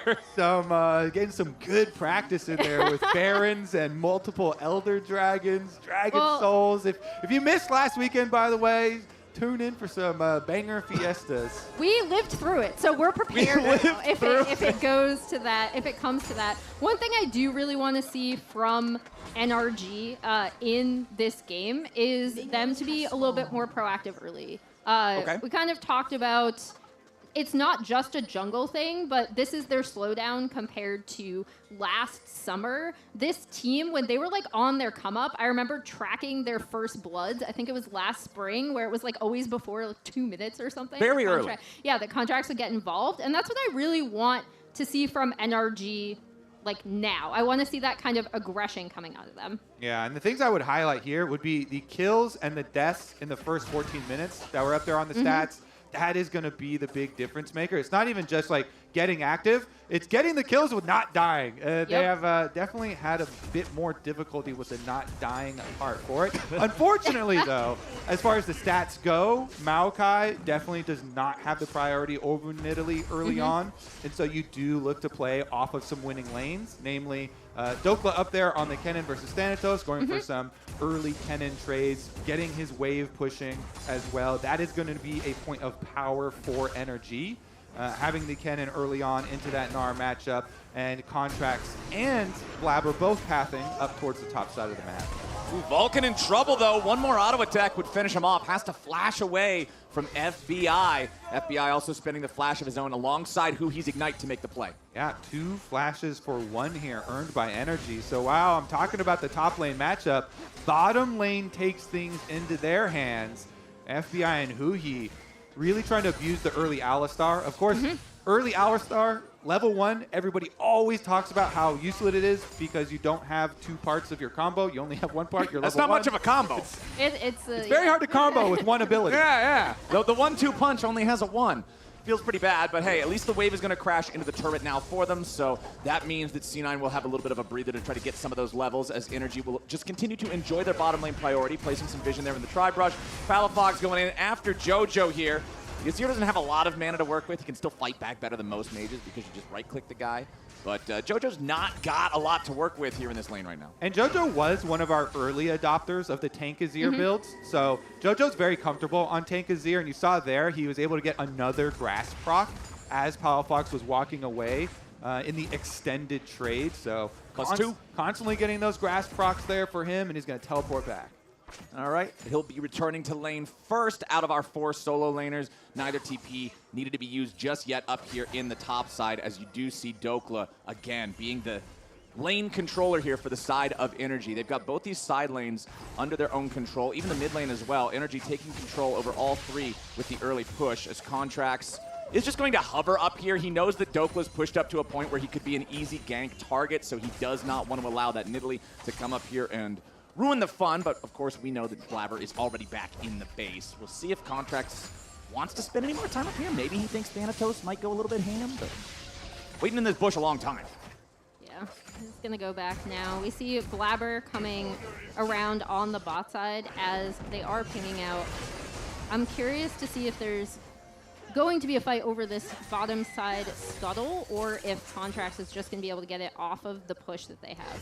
Yeah, I mean, I would kind of assume that Blabber would want to keep on clearing, but he is heading for the gank. And remember that FBI used his flash offensively, so here comes the Hex Flash. And the ward just expired in the tri-brush there. If Vulcan would have been in range for the combo after the Hex Flash, that would have been a great angle for Blabber, but NRG is far back enough to avoid. Oh, early spike! Oh, still got it, still got it. Close, close, man. That was almost the jungler nightmare there. It definitely was.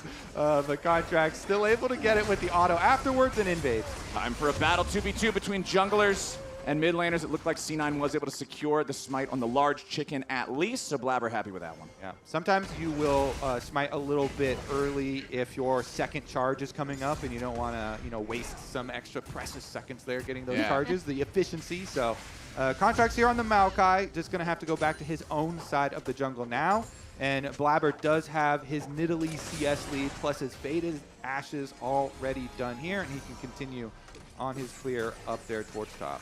And one thing that's really been interesting thus far, seeing coming out of NRG, is the fact that it's been them who have been playing around pushing lanes because of that draft that you already mentioned, Kobe, right? So this is something that we typically see more from C9 wanting to have kind of the push for possibly some invades, easier farming for Blabber. But I think NRG, even with that little invade on the bottom side for Harass, I thought that was really nice coming out of them. Again, just because I want to see more proactivity from this team early. Palafox might be in trouble. Yeah, Palafox is not liking the way this looks. Flash for Flash. Blabber wants to chase him. One more auto attack will get it done, and Blabber gets first blood on the Nidalee as Berserker has to get back over the wall here. A nicely placed arcane shift allows him to escape the 2v1. Flowers, Reaper has decreed. It is a Nidalee day. It's a Nidalee day. You're going to have to like it. That's first blood. That's going to be the Void Grubs too. That was pretty good. That was pretty good. Look, I'm a hater, but I will also give credit where it is due, all right? The Blabber Nidalee shows up here for the first blood for C9. The Rift Herald also claimed immediately thereafter, as you said. Not Rift Herald, the Void Grubs. I always see the pit. I always think the Herald. Energy's going to trade it away for the first Drake of the game, though, at the same time. It's funny because Reaper is such a prolific coach that he's famous for a lot of things, you know, specialty drafts, allowing players to really play into champions that they specialize in. But my favorite thing is his patented brain check at the beginning of games, where he goes down the players and asks them to remember to turn your brain on for the day. And it looks like the brain checks were successful this game as well, as Blabber is able to snowball his experience lead here on Nidalee. Blabber is, in fact, the only one on Cloud9. As I say that, we have a tiny bit of gold for Berserker there taking over as well. But Blabber has the lion's share of the advantage for the Cloud9 side. Yeah, a couple advantages there in the solo lanes just from those slight leads in terms of CS. Contracts is down here towards bottom lane. That control ward's going to spot him out, so he'll take the extra couple of seconds to clear it away. Level 6 on the Maokai can feel good, but Berserker now losing that cleanse. Immediate arrow from FBI to force the summoner spell away from the C980 carry. Now they'll wait for the next one and try to make a play on that. Out of 10, how smooth was that cleanse? 10 being Captain Jack. Captain Jack. Yeah. Out of 10. What do we got? Good. What are we feeling? I feel like that was a solid 8 at least. I was going to say 8.5. There was a moment of pause, you know. I think it was pretty smooth though. I'll go with you. I'll give it an 8. Okay. It's Olympics time, so this is pretty important. Oh yeah, we need our little score. Wait, are you going to be Emily, the? you have to be the hard judge. Yeah, you're the doubter yeah. judge. Give him like a 6 or something. The corrupt figure skating. Yeah, I yeah. do watch a lot of figure skating. Oh no, I've learned more about figure skating from you than I ever knew was even existing about figure skating. I didn't know how in depth. I've learned more about figure skating from Emily than I wanted to. I'm so sorry. No, dude, I like hearing the corrupt stories of the figure skating mafia. Anyway, let's get back to the mid lane with Palafox and JoJo. As Palafox on that Trist, again, just the most small of a lead here, having a little bit of extra gold up over his opponent, who he's just going to walk on through, do the drive-by execution of the minion to guarantee that he gets a little bit of extra gold in his own pocket. That was graphic. Yeah. Intense. My job as a commentator is to paint a picture in your mind, my friend. You're very good at it. Successfully made me feel bad for the minion there. That's exactly. I'm That's what I'm trying to. emotionally connected to the minion. But Art evokes emotion, as Berserker is evoking the emotion of pain here against 2. He wants to hit another Mystic Shot, but he ain't going to find it. Blabber still prowling around here on this Nidalee. Does have a plus 20 farm lead in the jungle on top of the first blood money. Biggest gold lead in roll in the game. And it's really the best thing here when you have Alistar picks too, to have a jungler like Nidalee, a head-in experience to go roam around with. So Vulcan, we really highlighted him in the champion select, but just going to a little visit here. They're pushing. They're pushing. Fine. He's just trying to get him some prow here for JoJo as well. But those roams from the Alistar are going to be something they do have to keep track of later. That being said, because Huhi stuck around in lane, Huhi is actually the first support to level 6. So Rakan time as well must be respected. And remember, Berserker did have to use his cleanse, although he's Ezreal, so he's got a jump plus a flash. And we do see contracts setting up for a potential wraparound gang. Okay. He has ult up. Yeah, he's not been seen yet. The wave is about to crash into the turret, and Vulcan is not here. He's got the quickness. And he's going in. Berserker getting locked up. They time the Maokai ult nicely, and it's nice enough to get a kill. FBI flashing away there from the turret aggro that would have executed him. NRG, they get it done. They get it done without losing a man. Clean. And this is exactly what we kind of want to see from NRG, right? Like being able to make these plays when they're able, either off of the pushing bot, off of Kuhi being able to get 6. On the other side, though, it does look like C9 will be able to lock down that grub stacking. And that's why they also go for a bottom, because they know Blabber is going to go up to those grubs. And so oftentimes junglers will, especially for solo queue, you're like, okay, if you're going to go for grubs, we know and we're going to make a bottom side play. I would still say, though, Blabber is really accelerating here. This Nidalee already fully completed Leandries for him, and it allows him to get a little bit of counter jungling afterwards, too. The thing about trading dragons for grubs is that the grubs give way more experience and gold than the dragons do, although, of course, the team buff and getting your bot lane fed for bot side ganks are always like the more 5-on-5 focused way to play, which is the Maokai strategy, which is the Maokai name of the game. So we're going to have a pretty fun matchup here as we get towards the mid game and do get to some of these team fights and see them use those big engage ults again. Yeah, especially as you see duo lane in mid, Trist on the bot side. As C9 are coming around, I am curious to see this Drake setup. We have 8 seconds before Drake spawns. Yeah, I like the rotation, you know, having that Tristana bottom side on tower, getting some turret play money, but Vulcan? Vulcan's already in, and FBI is under pressure. Remember, he already had to use the flash down there in the bottom lane dive, and now NRG's turning it right back around on C9. The Nidalee is gone, and Dokla's coming in for a slicing maelstrom right on top of Vulcan. The cow is tanky, and he's tanky enough to live, but only a moment longer. They'll make it a 1-for-1 trade on the back end, but it's still a 2-for-1 play from the NRG boy. Super good peel there from NRG. They know FBI is the target. He has no flash left, but he's got the barrier, and he's got 2 melees right in front of him. Huhi and Contracts go through. They collapse. They get the extra kills. It did allow some extra time for Thanatos up in topside to push out since Dokla joined with his teleport. So now we have to look at where will Cloud9 use their teleport. But some extra kills here for the side of NRG. Let's see one more time here, because Vulcan goes straight for FBI because he has no flash.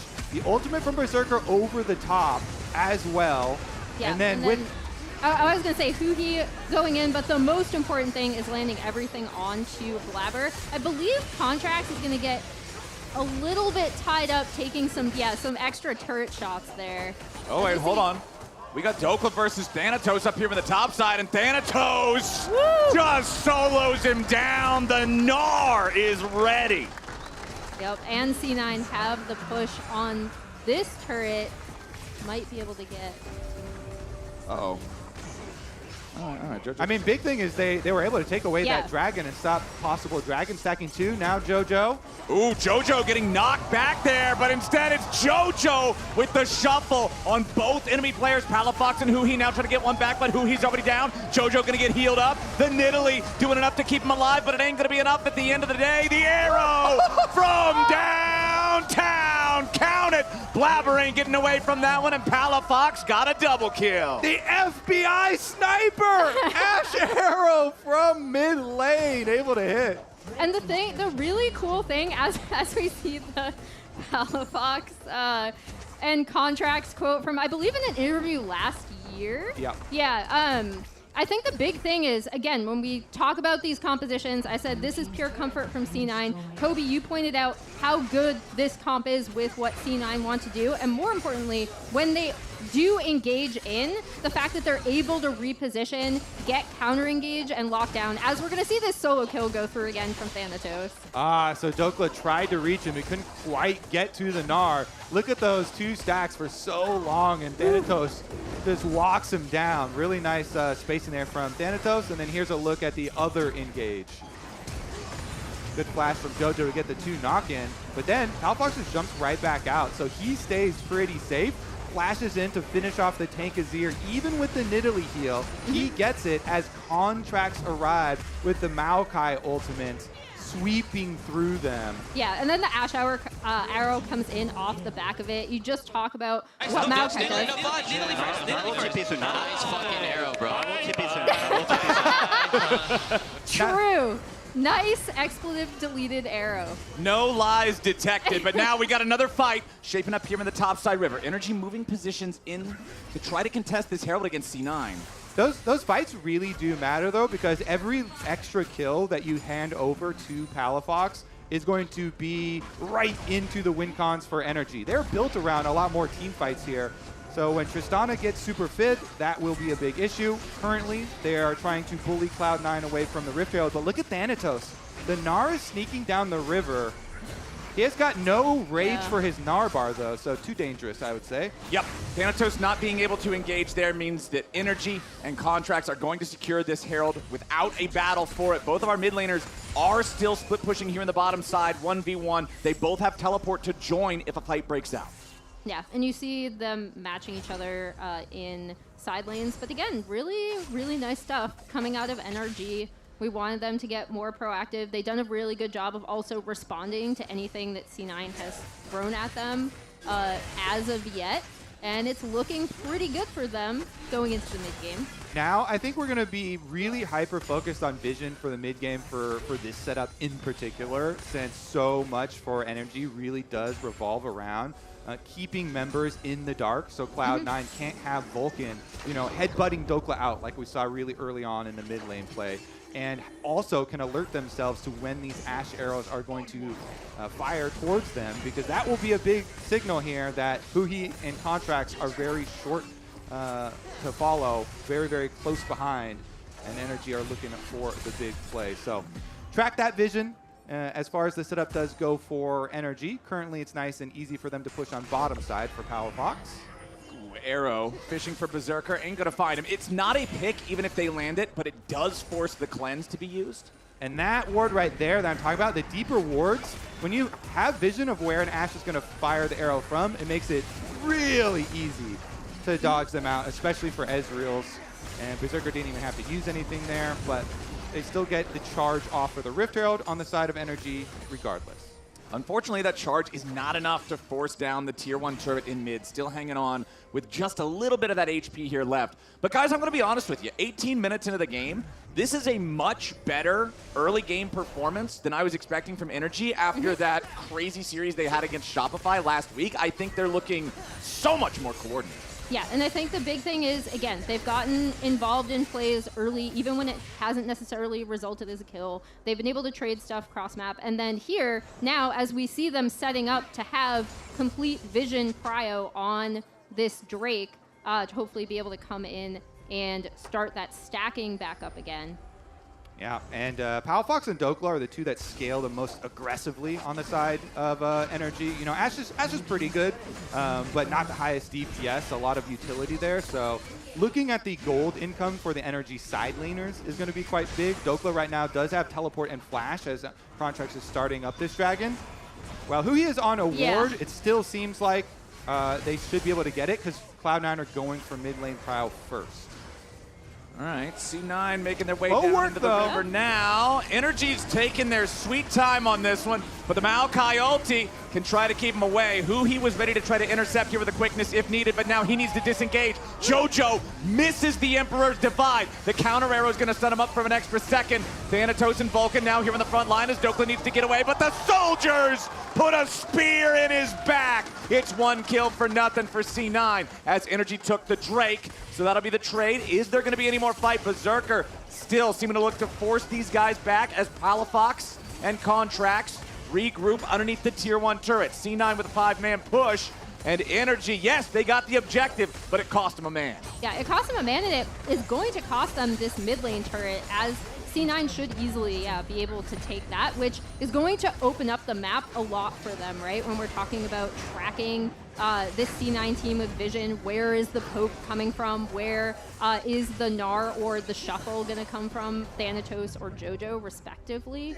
So it's really, really good on them to not only be able to get the kill in this fight, but then open up mid lane.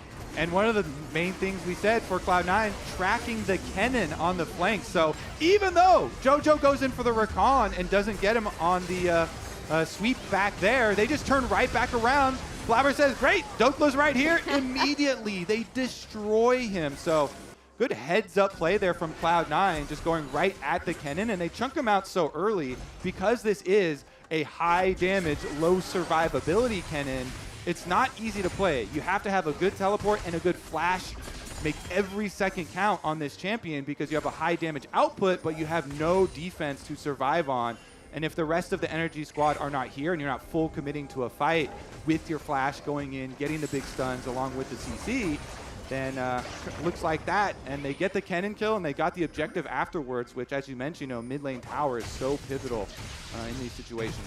And you could see what Dokla was thinking there because of the fact that the shuffle was already down. The Maokai ulti went out though, and remember that it was all blocked up by the Alistar. They didn't know where everybody else was, so Blabber caught him off guard, but now it's Blabber getting caught off guard a little bit as Energy's got to try to regroup. Vulcan has found the flank and he knocks up too. Jojo makes his entrance and he shuffles Energy right back to the waiting arms of C9, but now they've managed to regroup in their own right. The Sun Disc is summoned up, so Energy can't go any further forward. Thanatos is charging the Narbar, but he can't close the gap in time. And nobody does, but they get mid-turret. We're chilling. Mid-turret and a bunch of summoner spells as well. No flash for FBI, no barrier either. The Ashe now is going to be a big target Cloud9 will be looking for. Thanatos, of course, the Gnar flash is also almost equally as big for those really big Gnar moments when you can have the game-changing ultimates to crush them against the wall. So now we're really looking at the few who still have their flashes up on the side of Energy, some big engaged opportunities, but they also require that vision control so you can get the flanks. The Rakan and the Kennen have the potential to be very big, but if Vulcan's there and he's got eyeballs on you, the bouncer can keep you out. You mentioned Flowers too. Jojo, a bit of a bouncer himself in some of these situations, and Dokla and Puhi are going to have to come up with a way to get in. Energy with control over the top side river, trying to make sure that Cloud9 does not claw that back from them. Sweeping out some vision here with the control wards, taking care of those C9 bastions of vision here as another spear flies out. That one's not going to find Palafox. Blabber with the 2 fully completed items here. Leandri's plus the Horizon. If he hits one of those max range spears, it's gonna hurt, but not as bad as Jojo got hurt right there. Another beautiful catch coming out from Energy to lock up the C9 mid laner, kill him without even having to lose any health on anybody. And now Palafox is gonna grab the tier 1 turret top. Yeah, they're gonna grab that tier 1 turret. They may end up, they are gonna go for this Baron. No, Ashe or Kennen ultimate, both used to kill Jojo there. Okay. So Cloud9 are thinking maybe they can outplay. Yeah, we got Huhi coming in from the side, though. He wants to go for the quickness. He misses Berserker. The Maokai ulti going to try to keep him away, but Vulcan's got a 3-man knockup. The Cow is in the back, but there's nobody else around him. There's no damage to back up the CC. Energy's going to grab the kill and try to get back away. Blabber, Thanatos, and Berserker cannot get any back. Energy, they escape without losing anyone, but their health bars are compromised. Now the 3-man C9 squad is back on the Baron. Jojo is alive, but he has no TP. He has to walk all the way back into the Baron pit. Blabber and Berserker do a lot of damage to this objective, but now Thanatos might find himself caught. He's going to be in the middle of 4 players from NRG, and Thanatos will not get away. A shutdown back for Palafox, and now the pendulum swings back to the Energy direction, and we're staring at a paw. Cloud9 did not have vision of Palafox. I'm quite sure Thanatos thought he was on a solo mission there to just keep contracts out. He was going for jungler, but Palafox did not finish the recall. The Tristana was still there. They teleport back in, and they annihilate Thanatos on his solo mission. I wonder what this pause is, because that was a pivotal moment. Yeah, all we see in chat currently is just Jojo question mark, and Jojo says from hi. FBI, and Jojo says hi. That has to be from the initial pick. That's my guess. That's probably from when. I mean, that's the one where he's point blank. Yeah. Ashe arrow in the face, Kennen ultimate right on top of him, Maokai W as well. And you can see he was about to go in as Azir for a shuffle and just nailed right in the face with all the CC that Energy had at their disposal. But as far as the plays that we just saw around Baron, where Cloud9 then started out, and then the recalls are tried to to interrupt there, and they actually get another kill here, this time on Thanatos. This one is the one that's going to be meaningful and result in a very big change in this game, because not only are energy all around Baron right now, but the dragon is also coming up. So we will investigate and let you know as soon as we know more. And talking about Thanatos a little bit more broadly on the Snar, like I talked about, it is something he's super comfortable with. But one thing we haven't necessarily seen in this game thus yet is the management of that rage and him being able to come into a team fight to make the big play off of it, right? Like even in that fight where it did end up going in C9's favor because they tracked the Kennen super well. Thanatos wasn't in necessarily a position to get into that fight. Here, he ends up dying on top side, and we'll see if this pause is related to that at all. But like, this is the next step for him, I think, is to really be able to coordinate in some of these team fights and be able to bring that big Gnar to it.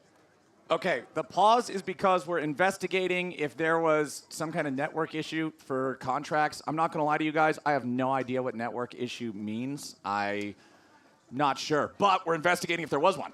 Yeah, it would be lag. They're actually in my ear right now relaying the information that it doesn't look like there was a big impact, but we... Oh, chat says network issue means lag, but it's in all caps, so... Jat's yelling at you in Twitch chat right now. He's saying it with some gusto, yeah. He's really mad that you didn't know.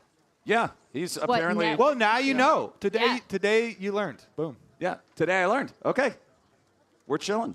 All right. Well, I've just been informed that it has been decided there was no lag. The lag is a lie. Oh. They are just doing one final confirmation that nothing in the game was affected, and then we are going to get right back into the game. Caps just makes it easier to read. Jat, are you like the 60-year-old? Are you like my parents where you just have the text on maximum size and there's 3 words at a time on your phone? Yeah, and he throws thumbs up emojis with every sentence. He should sign it Jat. Like my mom signs all of her texts with mom, even though I can very obviously see it's her. All right, I had the wrong information. There was lag, but it didn't affect anything. So it's the same as if there wasn't lag. So, yeah. If a tree fell in the forest and no one was around, then there's no lag. Then that tree is still on the ground, bro. If a tree fell in the forest and no one is around, hey, dude, look, the tree's on the ground. That, all right? that it's means still that there. the lag still happened, though. Yeah, but it didn't affect nothing. The tree didn't hit any of us. I don't have a tree on my head.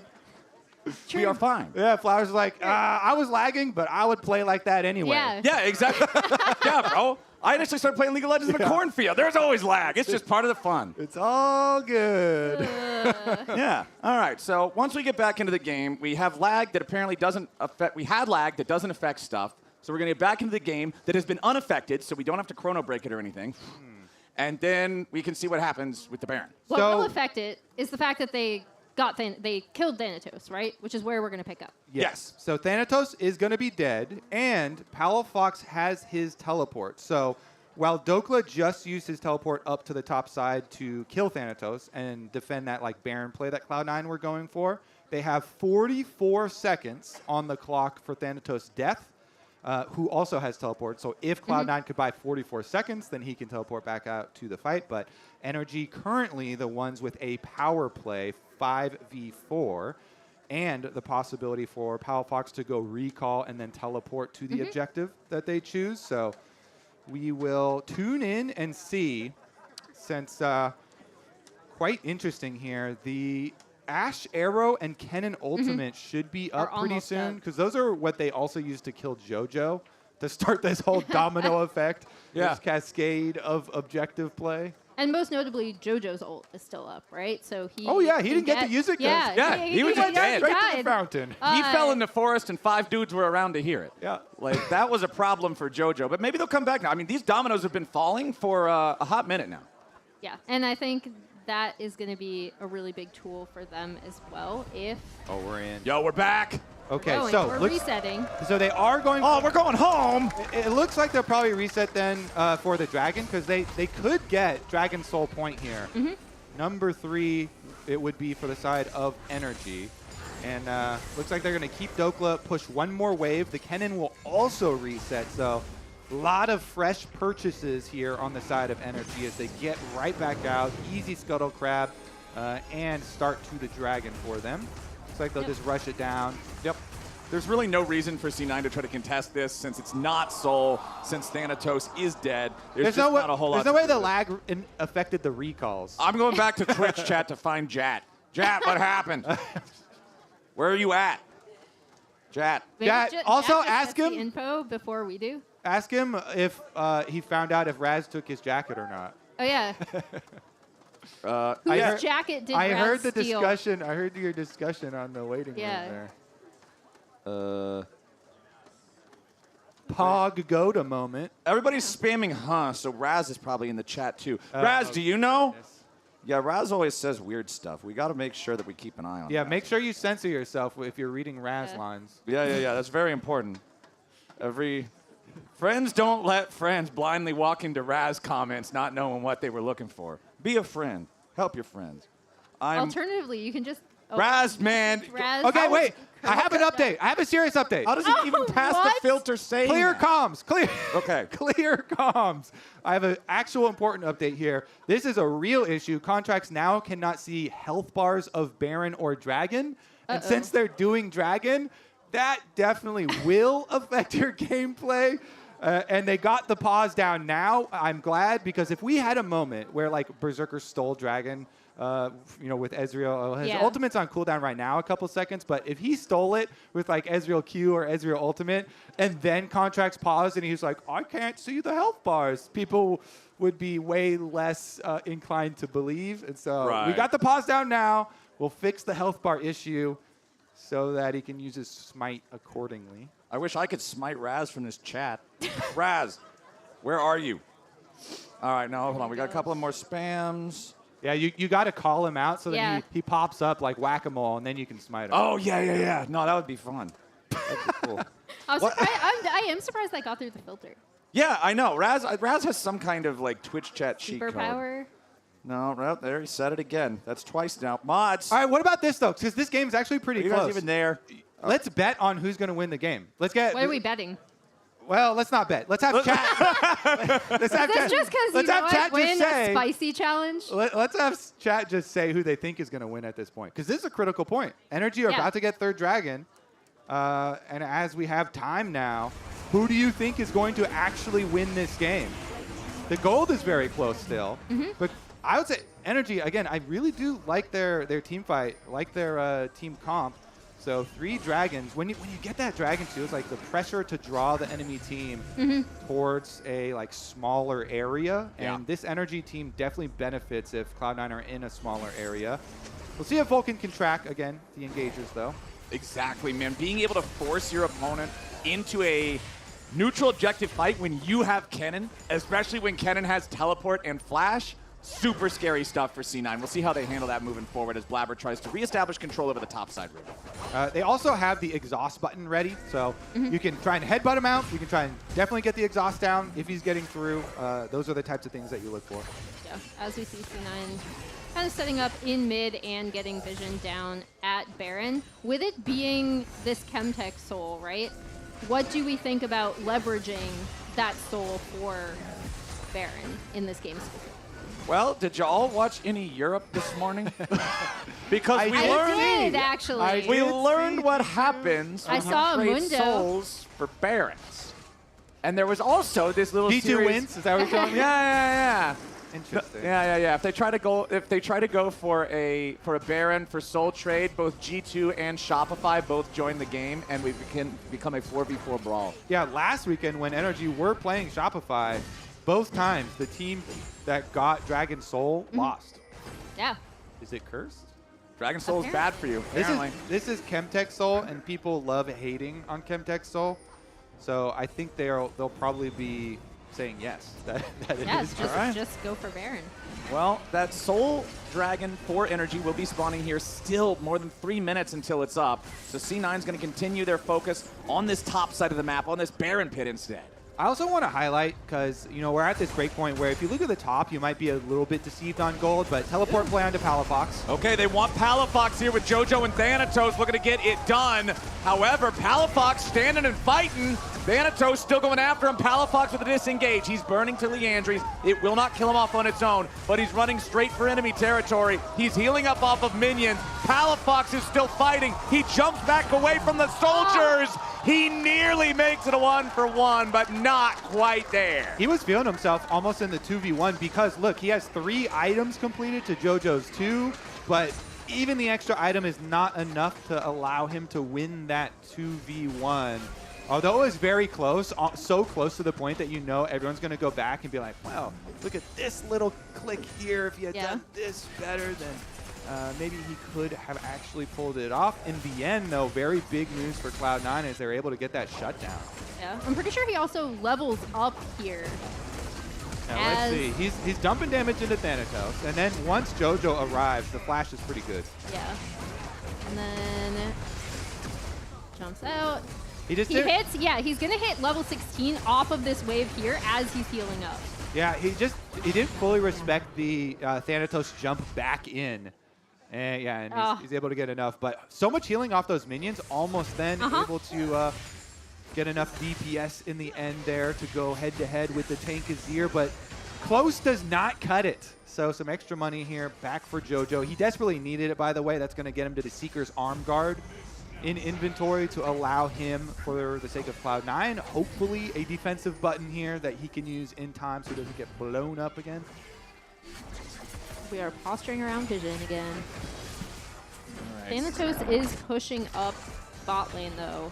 That should give C9 a really nice point of pressure, as NRG has actually started the Baron. Yeah, Palafox is still really ahead. He's really ahead. He's really fed. They are burning through it. It's going to require the teleport. Okay, Dokla, keep your eyes on him. Baron down to about 1/3 HP, but C9 still looking for their angle. Dokla is looking to take the long way around, but he is going to walk over top of Vision, even if he tries to do it. The Baron's down to 3,000 HP. Cloud9's already making their engage. Dokla isn't here yet. He finally finds his way into the back. He's got Berserker, but C9's already found multiple players on NRG. C9 get their fight, and they do it right. Contract's the only one left still standing, but Vulcan ready to lock him up and take him down. They ride the blast cone over the wall here with them, and Blabber is on the hunt. Contracts just trying to waste their time, but Blabber doesn't mind it one bit. It's an ace plus a Baron for C9. It's an ace. They're barreling down mid now. This is great for C9, and when that team fight came, it was C9 coming out on top, even with Dokla actually being able to get the flank and get off a pretty good cannon ult. He was too slow, though, and Cloud9 with the Baron buff here, they're threatening to end the game. They just want to end. He's the only guy alive. He can't even stop the minion wave. The Nexus turrets are just evaporating. C9, all they needed was the one fight up there with the Baron, and now they're looking to take this game. 30 minutes in, 12-9. C9 takes the first one. It's all about timing, and Dokla and NRG were a little bit too slow on that Baron play. You have to applaud Cloud9. They knew they didn't have seconds to waste in this Baron contest, so they saw Dokla, they push him out to a really long path, and then they just go straight in for the engage. So by the time the cannon got there, it was too late, and they had jumped on the NRG members that were inside the pit. Those extra couple of seconds in a team fight at the very beginning, enough for them to just annihilate NRG inside the pit. All right, game number 1 is wrapped. A reminder, Fantasy LCS is happening over on Sleeper, so make sure you lock in your picks and bans for next week's game if you want to top your league. Now, let's see our pros run it down in Swarm with Medios. What's up, guys? Yo, yo. What's up? I brought you guys here today to the playtest lab to try out the new game mode Swarm. Oh, we're already in. Yo, I got an Insta pop. Dude, this looks bad. Yeah. Oh, yeah. I can live. Yeah, for sure, guys. I'm gonna send it. No! I ran it down.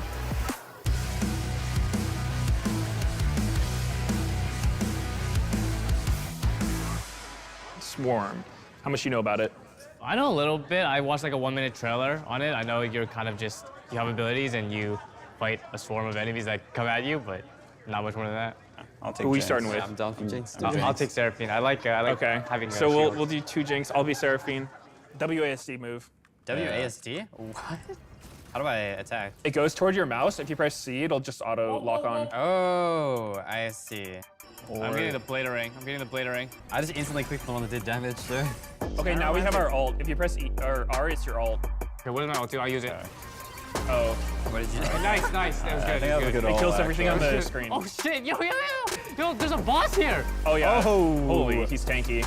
We get like a free ability thing if we kill the boss. Nice. Discard. Oh, nice. Meow meow. Nice. Meow. True. Oh, 1 second. I have No, Nisha. Wait, can we revive him? Yeah. I'm reviving him. Yeah, I'm reviving him. Yeah, I got you, Doctor. The Rainbow Orb? That's the win con? It looks fancy. What is the win con? I think we just have to live. Dude, we just spawned right into them. Yo, we gotta go down. I got E. Go through. We gotta go down. Okay, what is this? There's a thing. I'm gone. Oh. I feel like we made it pretty far, though. Bro, our team comp is trash, by the way. It's fine. We'll unlock more. It's all good. All right, guys. I'm upgrading. Yeah, let's spend our gold on upgrades, and I think our comp's better this time. We got some frontliners. Dude, how did I go from so tanky to so squishy in 1 second? There's a HP thing on the Oh, big over here. It's a help. We probably shouldn't pick it up yet. I got it. Don't pick it up. I got it. What kind of fight? Right side has spun. It's fine. Dude, actually, wait. It's 1v1. I'm way too slow. Okay. Oh, I'm dead. I gotta run around though. What is happening? Once you kill that thing in the middle? Jungle dip. That was close.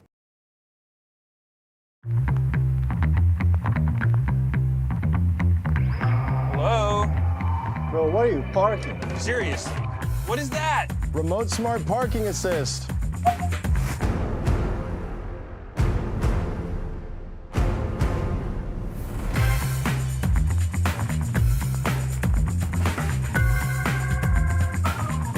You could have parked anywhere. They could have parked there. They could have parked there. They could have parked there. Red Bull gives you wings.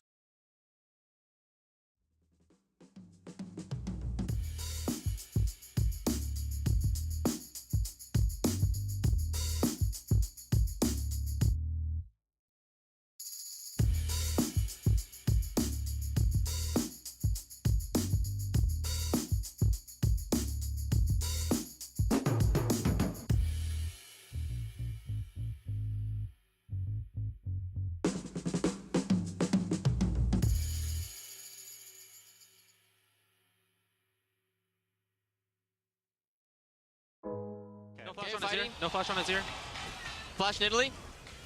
We can fight, guys. Yeah, you guys should try. I'm arrowing here. Nice. No flash, Italy. No flash, Italy first. I will TP soon. Arrow, bro. I will TP soon. I will TP soon. Just no flash. She jumped. Look me. Look Ash. Ash, No flash. Cannon's in. Look, Cannon, no flash. We can finish that. Yeah, we got it. Back catch flash or just finish.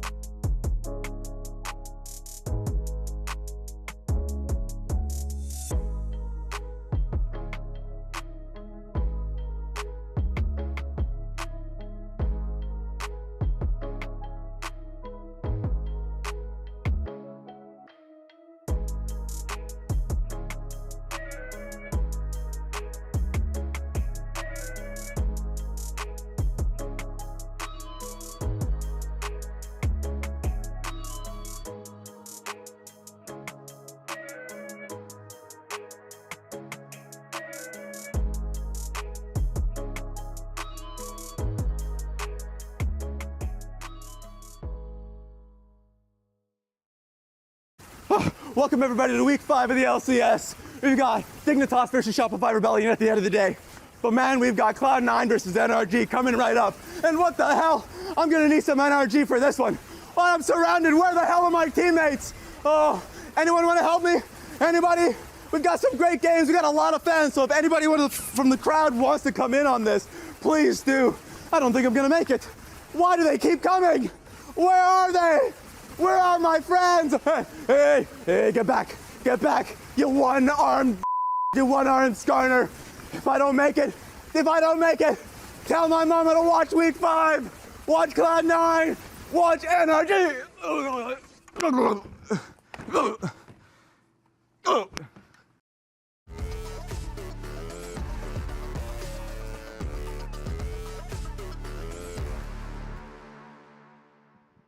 You got him. Yeah, you killed Raz. I got him, baby. Skarner forever. You guys just got done watching Raz play Swarm IRL, and here was Cloud9 looking to win over the crowd, tossing some t-shirts out to the fans here for the series today. If you're just now joining us, C9 took game number 1 over NRG, despite the fact that it was a much closer contest, Kobe, than I think a lot of us were expecting. Yeah, that was very competitive. It really came down to that last fight on Baron. And the pivotal point. And then the game just ends right after that, so we don't even get a replay of the fight. Yeah, that's all we got. To go through. NRG have to go immediately and correct their plan here into game number 2 of this best of series. Must win now here if they want to push this one to a full 3 games versus Cloud9. If they want to keep up and live up to their kind of hype from last year of being the kryptonite, I would say, for Cloud9, where they always Cloud9 always would mention NRG as a team that they really have to watch out for as far as the upsets. And game number 1, they definitely were in a position to do so, but Cloud9 too strong. And Flowers, it's an Italy day. It is. In Italy, results were good. The Italy results were gonna have to accept the results at least. Okay, I will accept results. I still don't know if I'm saying it's winning because of Nidalee or in spite of Nidalee. That's still one that the jury is out on. So we'll see how that ends up working here. As we get into our second game, this time around, sides are going to be swapped. It's NRG over on blue, C9 over on red. Okay. All right. Yuck it up. Soak it in. Enjoy it. I will sit over here and happily sip on my haterade. Eventually we will see the Nidalee pick be exposed, but not today. Blabber had a very good game on it in game number 1. The Zeri going to continue to be banned against Berserker. They do not want him having that trademark champion as the Ivern once more. Not going to be allowed on the Rift for contracts. And the Callista, she's just been a really, really popular ban in general here throughout summer. One of the top 5 most banned champions, if I recall correctly. So that Cloud9 keeping her out is not a surprise. And Renekton again. No Lizard for Thanatos. Yeah, no Lizard for Thanatos. What about the Sejuani, though? No, none of that either. Yeah, Sejuani right now, especially because Contracts already showed Maokai in game 1. You know, Sejuani is just a better engaged tank right now than Maokai is. You can pair Sejuani with so many melee solo laners, which NRG are infamous for, although not recently. And so they just go right back to the Tristana. The Old Faithful here definitely was in a very powerful position. Palafox had a full item lead over JoJo in the last game. Yeah, I think Palafox looks good on the Tristana. I'm not surprised at all to see them locking it in again first. C9 is at least hovering this Lucian. Remember that last time around, this was banned out by NRG as one of the potential options to use against that Tristana in mid lane. And this time, C9 is going to repeat their AD carry pick in bottom lane, but they will pick up the Lucian before NRG has the chance to ban it away. And the Lucian is a much more aggressive early pick to the Tristana. So this is a completely different lane phase than we saw in game number 1. Yes. And we're going to have to look to more aggressive junglers too, because if the Lucian is left unchecked to go for piercing light trades through Tristana early on, then that's going to give you mid-prio to the side of Cloud9. Buy still up and available, and so Contracts will lock that one up to try and keep JoJo in check. I will say Vi is kind of hard to use against Lucian early on because Lucian has so much mobility that you have to rely on Q and then flashing onto him to instantly get him. Your raw Qs are not going to be able to do it. And sometimes also, even if you flash and then Q, you get more range, but it's not going to be the speed that you need, and the Lucian can still react.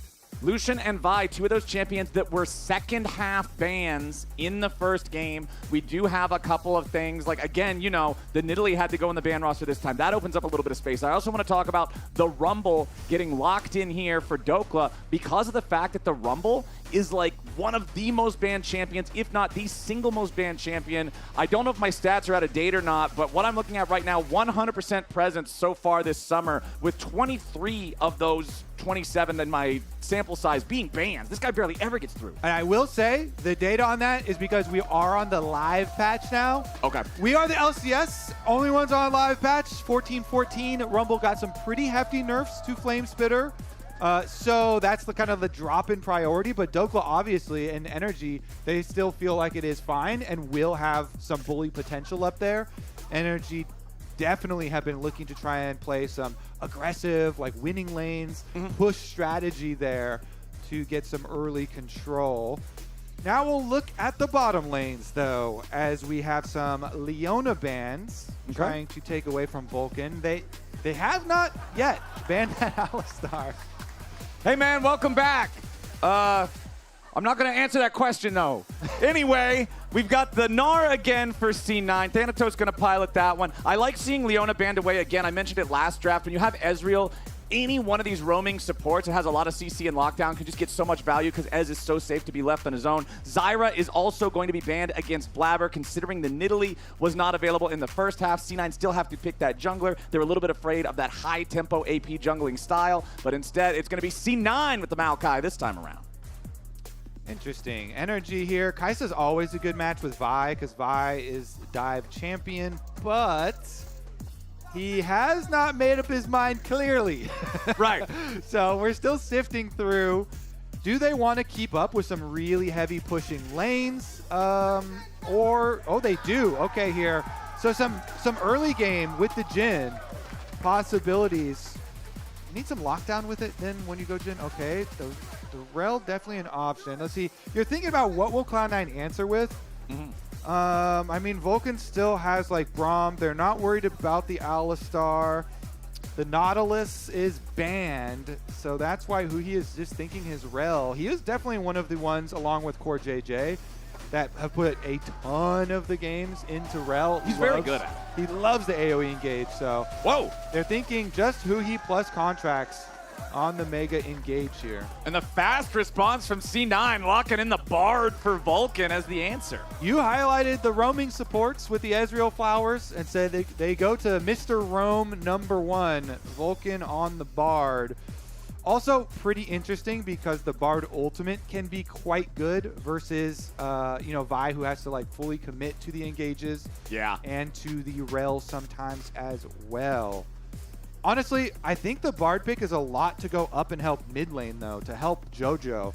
Because if you have Bard and Maokai assisting this Lucian mid, you're going to be able to proc his passive. You're going to be able to really take some mid prio and try and leverage that to win the game for the side of Cloud9. Oftentimes, mid laners, yeah, you're looking at annoying junglers, but you're also looking at annoying supports that are going to come gank mid really early on. I mean, remember back in the day when Lucian was de facto a solo laner, and the devs were like, no, this doesn't make sense. He's supposed to be a bottom laner, so they made him dependent more on buffs, right? So it's harder. CC. But Bard is just so good. You just leave the little hot cocoa. I'm assuming it's cocoa because everybody plays with the winter Bard. You just leave the hot cocoa there for him, and boom, he takes a swig, and the guns get big. The guy is ready as soon as he's got that synergy and the lockdown from Blabber on the Maokai. I still remember our era of Blabber has never lost on Maokai, and every time he locked it in, we were always like, is he going to keep the streak going? Is it still going to keep happening? He is very well versed on this champion. Yeah, Maokai definitely easily can apply the CC. Bard can just harass you, like you're saying, can even just come by and give those annoying cocoa refills. He is the hot cocoa. That's going to give you your health advantage for the matchup. And as much as you would want to go destroy those lovely cups of cocoa, they're right in front of the tower, and so can't really take a tower shot to go do it. Yeah, that's the worst, man. They're right there. They're just begging you to step on them. There's like, can I just like throw something at them? No, unfortunately, those are very sturdy cups of cocoa, and it looks like JoJo has 3 full cups ready to drink whenever he needs it. That's so much extra lane sustain. It just allows you to trade so haphazardly into your opponent.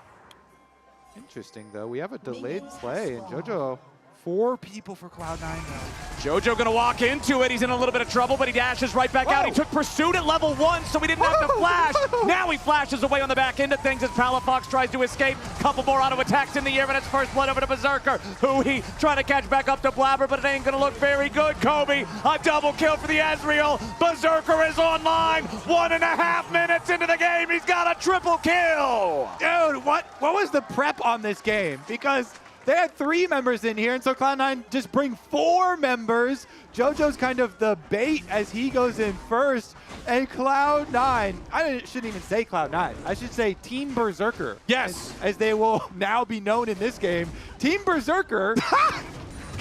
Lol. Got 3 kills. We were talking and looking at each other a lot and talking about the Coco. I want to see the setup on Vision and how they got in there, because Cloud9 bring 4 members, seems like they know, and they just obliterate them. And then the blast cone, they're out there too, so Jojo doesn't even die, and then they get the 3 kills. Blabber flashing for the knockback.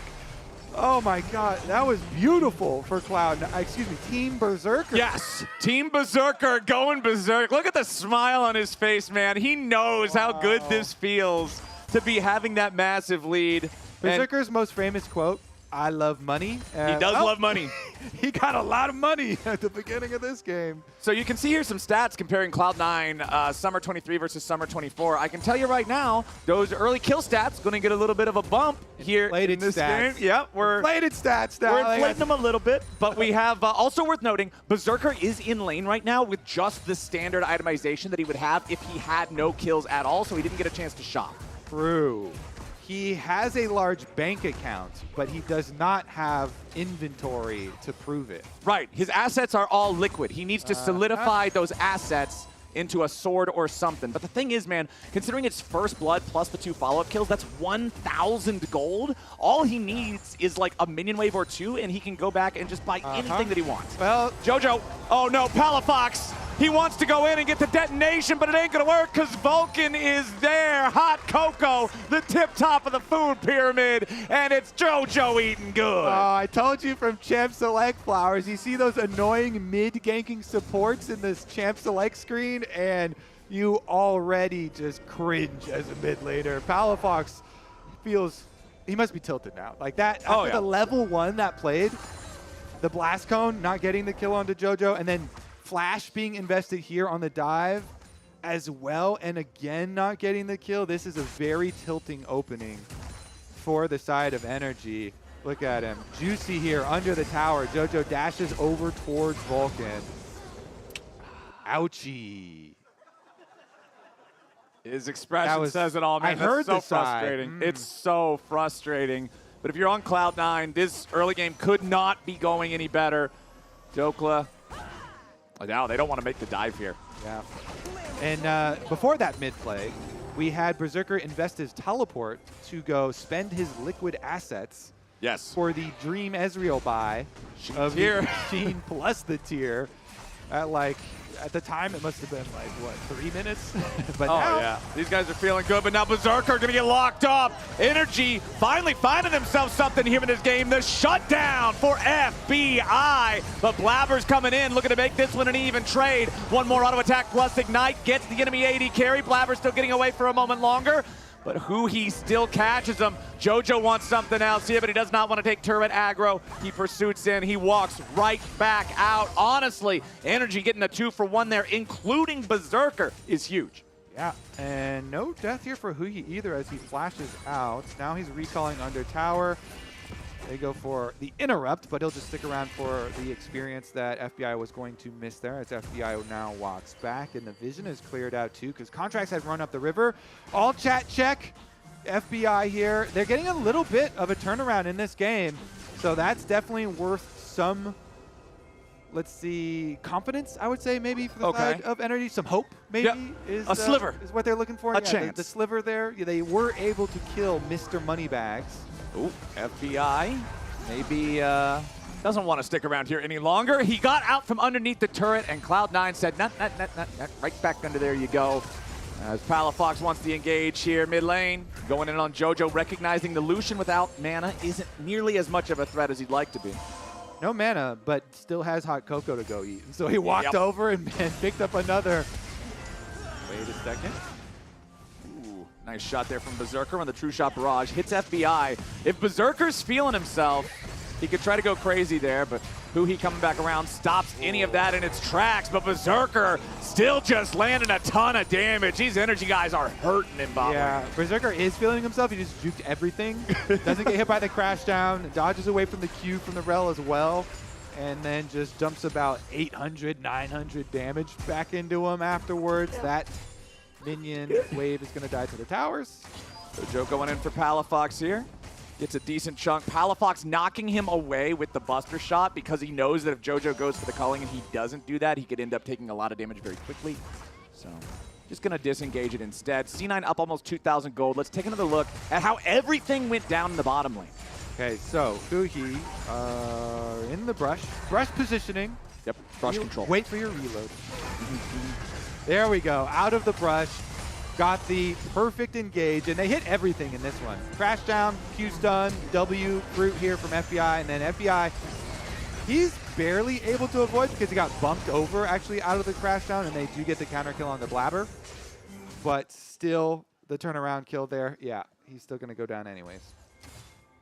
All right. C9 with a 1,500 gold lead. Honestly, 1,500 gold lead, 7.5 minutes. Normally you'd be like, yeah, that's really good. But for energy, after how horrible level 1 went, I think you're all right with it only being 1,500. Yeah, I mean, I looked at it. It was 1.5 after, basically after the early game. Uh-oh. Yep, all right. But now a nice catch coming out from energy. It's not enough to kill Vulcan. He gets away over the wall on a magical journey, but Contract is ready to follow and pick up the kill. Make it a 1-for-1 here so far, as now the 2v2 continues with Huhi trying to get away, but Berserker is under pressure from Contracts. Reinforcements arriving from both sides, but it ain't gonna matter.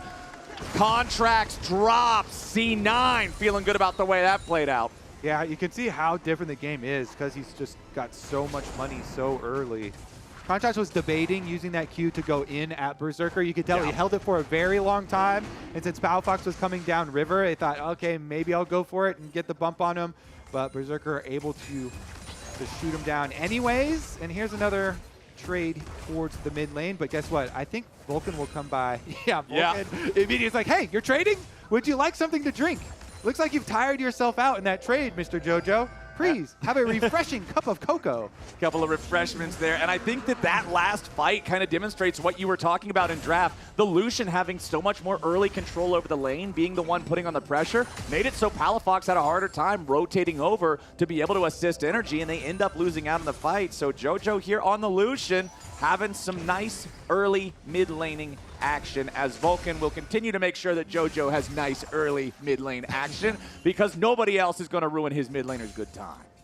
Yep, definitely a tilting one. When the Bard, I mean, we'll look at like the proximity stats after this game, but so much time from Vulcan, of course, spent up there to really ensure that they've got that lead, since they already had the early lead for Berserker in the first 2.5 minutes of the game. Quite easily. I'm feeling really good about the way that Cloud9 is allocating their resources right now, because Vulcan's making sure that bot and mid are both super far ahead, and they already got the first dragon and the first 3 grubs, right? So that means if energy gets all of the second set of grubs, okay, it doesn't matter. They can't get Void Mites anyway. And remember that when you're playing Bard, enemy team taking Herald kind of doesn't matter if Bard's paying attention, since you can just use the ulti on the tower, cancel out the turret charge. So I feel like C9's in a really commanding position, not just with their gold lead, but the way that the neutral objectives have played out. Yeah, it's kind of funny now too, because there is counterplay now to Bard, since you can jump in the Rift Herald and drive away to somewhere else. So maybe you can you got to juke them. Maybe you can like save Shelly from running her head into a golden turret. You got to track Vulcan, then have somebody ready to jump in the driver's seat. All right. Maybe false alarm there. I was kind of hoping we were getting something a little spicy. It was close, but as soon as Contracts cues in and they see all the other Cloud9 members, he says, never mind, we are not going to dive in. Brought a punch to a gunfight. Not looking for that. JoJo jumping right in, though, putting a couple more bullets in Palafox. Every chance he gets, he dashes forward. Dash auto, auto, Q, auto, auto, W, auto, auto. I mean, it's basically like the entire Cloud9 team, except for Thanatos, has decided this time around, there will be no lead for this Tristana. Yep. Everybody is mid at every opportunity. And as you pointed out, they are also all over all of the mid objectives. You can just get all these neutral objectives with your mid prio. Go visit JoJo first, ensure you have mid prio, and then you don't have to trade anything. Bottom side though. Vulcan gonna be the one engaged on here as Contracts turns it right back around looking for JoJo, but JoJo gets away back over the wall, firing out the calling. Curtain Call trying to get in there, but a nice disengage coming out from Vulcan, but Palafox still wants to chase. JoJo's gonna drop, but they end up trading away Huhi for it. Now Palafox dies, and Blabber punches him right in the face. A double kill for the C9 jungler. Yes, they lost JoJo, but they get 3 back for it. Yep, NRG trying to take advantage of a little jump opportunity there in the river, but good disengage. You mentioned it from Vulcan, the ultimate stopping the Jhin ult over there, allowing them the extra advantage. Here's another look at the beginning, though. They have the advantage on vision, and so then they go for it. They combo into the Bard first, but Bard's not really the prio, and so they try and go onto JoJo, but JoJo then flashes, and the Bard ultimate from Vulcan stops those last shots coming through. Palafox is still able to use their magical journey to at least get their kill onto JoJo. They've been frustrated all game long trying to go after these kills onto JoJo, and they did get that one, but it cost them so much more. You know what I just realized? We always talk about how Bard can be a good pick into Jhin because you can cancel out the ulti. Bard players actually have to know how to do math. Because if he's in the fog and you can't see him, you just look at where the lines would intersect on the Curtain Call, and then you throw it right there where they intersect. All that stuff I didn't pay attention to in high school, that's why I can't play Bard. That geometry, the basic geometry. Yeah. Wait a second here. What's going on with this possible counter? Because there was a ward, but it's been turned off by the control ward. Okay, Deadly Flourish from a long way away. It put a little bit of damage onto Blabber, but Vulcan showing up means that the tree is in no danger of truly getting chopped. C9 going to go ahead, get their man out of there. Yes, they're not going to steal away the red buff, but hey, at least for NRG, they're on top of these things. They know that C9 wants to continue pushing this lead. They know that C9 is now at 5,000 gold. Kobe, it's 13 minutes into the game. It's 5,000 gold. I mean, a little worried here. When Ezreal gets a triple kill in the level 1, you know it's going to be difficult. But I would also say it's not just that. Okay. It's very easy to say that's the whole story of the game because that's a massive story. But also I would say Cloud9 did a very good job, as annoying as it is. Vulcan constantly roaming up the mid lane and then turning around multiple plays around JoJo, around the solution, ensuring that he is ahead this game was good use of their bottom side lead where they're. They go in after Contracts. He wanted to try to get away with the Vault Breaker, but Blabber with the flash twisted advance locks him up before he can do it. It forces the flash back out of the enemy vibe, but now it's a problem for C9. It's a big dub for NRG. They find JoJo. They caught him sleeping off to the side of the engage, and the snap response takes out C9's mid. Only problem is it's hard to get the objective afterwards because Berserker is still here, and Berserker is so fed. So Cloud9 will slip in. They'll get the objective. NRG, they got their kill again onto JoJo, but you look up at the scoreboard and Cloud9 are swimming in cash. Yeah. And dragons. And void growths. Pretty much everything. They also have that one dot up there that means they won the first game. So unless NRG can find a way to bounce back from this absolutely dire situation, C9 is poised to be in a really good spot. Remember that C9, this is their last sort of like bonfire before the boss fight here in Summer Split. Their last 2 opponents of this split are going to be Liquid and then FlyQuest. C9 versus Liquid next week will be the battle of undefeated teams if both C9 and Liquid win here in week 5. And if they're watching this game, Team Liquid are thinking level 1 preps. We got to prep some really good level 1s. We have to have those on lockdown for our series versus Cloud9. And if Cloud9 do finish out this series, which they are certainly in a position to do, then them versus Team Liquid that we're just highlighting there, that match on August 4th, if TL also win their series, the 2 teams undefeated at the top of the standings, the clash at the top of the LCS is going to be very, very heavily anticipated. Super looking forward to that one. Cloud9 versus Team Liquid, because everyone's been talking about how Team Liquid, after all their international success, they're just the gods of the LCS, but really, really excited to see Cloud9 challenge them and see who can come out on top in that one. But they still have to finish out this game, Flowers. Yes, 6,000 gold ahead with their dragon stacking very easy for them. They also have a pretty easy time taking down turrets with the 6 Void Grub buff. So they're just grouping up here towards mid. Last outer turret remaining for NRG. FBI alone. Jhin, pretty difficult for him to stop them killing this tower. Can they save Shelly from taking damage? They cannot kill the tower quick enough. No, but Berserker's ready to drive. He's driving. Hey, he makes the contact, and a bunch of little Void Grubbies pop out.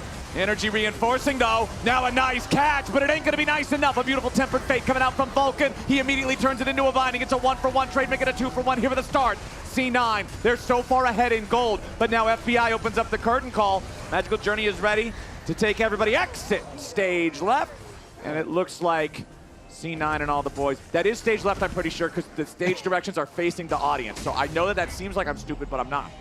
I'm looking up there. Oh, hold on. Vulcan getting caught. Palafox ready to rocket jump back over the wall. Beautiful buffer on the Cosmic Binding. Vulcan might still get away. No, the bullet follows him on the Magical Journey, and the Bard is down. No more Coco. Payback! Palafox finally pays back Vulcan for all of his influence on the mid lane matchup early on into the game.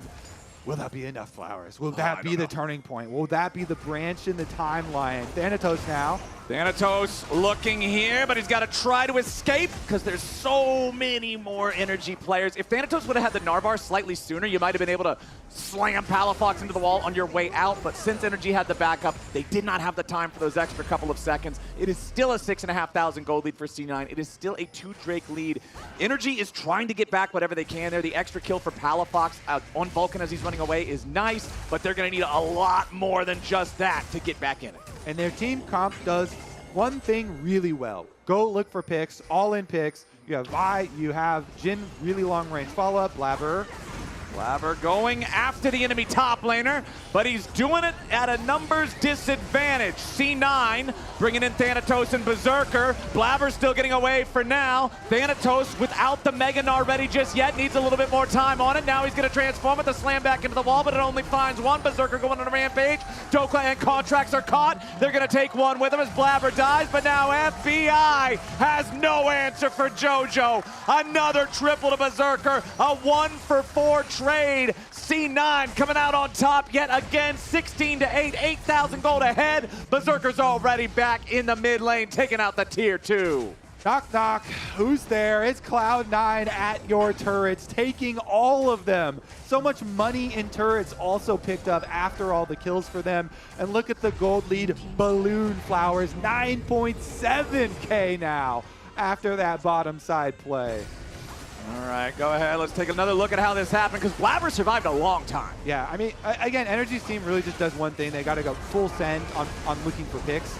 And so they send a bunch of people bottom side, and Blabber said, you're not getting out of here. He had Berserker behind him, so he rushed in. And even though Energy get one kill, they just get annihilated for it. The only survivor is the one that isn't there. The Tristana was topside pushing, so Tristana is spared.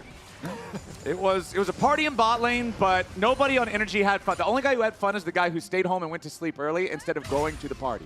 Everyone else did not enjoy their time, as Thanatos now has to jump back over the wall here. Good use of the crunch, and he'll escape. Dude, 9,500 gold, 19.5 minutes into the game. I just feel like beyond Cloud9 making some horribly egregious mistake, it's so hard for Energy to fight back here. Maybe they can channel some of that, some of those vibes they had from last week. 50-minute game, everybody's full build, gold leads don't matter, but it's going to be pretty tough. C9 going for the soul point now, and this Drake will be entirely uncontested. Look at the vision in the red side jungle of Energy. It's just polluted with C9 wards. They are littering everywhere in this place, and there's no safe way for Energy to ever approach.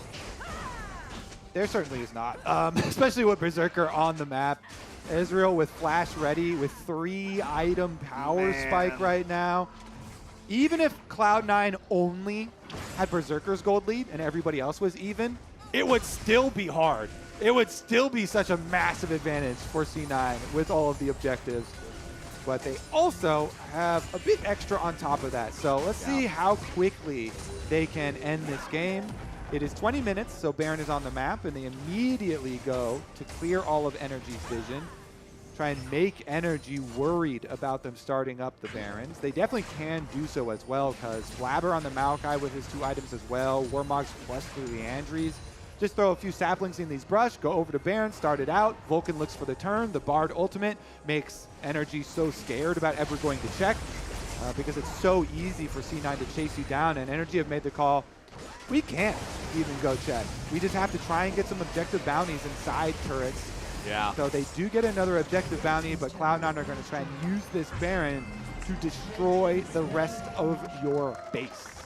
So much damage from C9 here. Berserker on the Ezreal with the spear. Ooh. Vulcan turning off the turret, looking to keep the chase going after Palafox, but the rocket jump allows him to escape the Mystic Binding. Berserker with Spirit Shojin, plus Muramana and Trinity Force, man. The Qs, as long as he's hitting them, they're pretty much as frequent as an auto attack would be.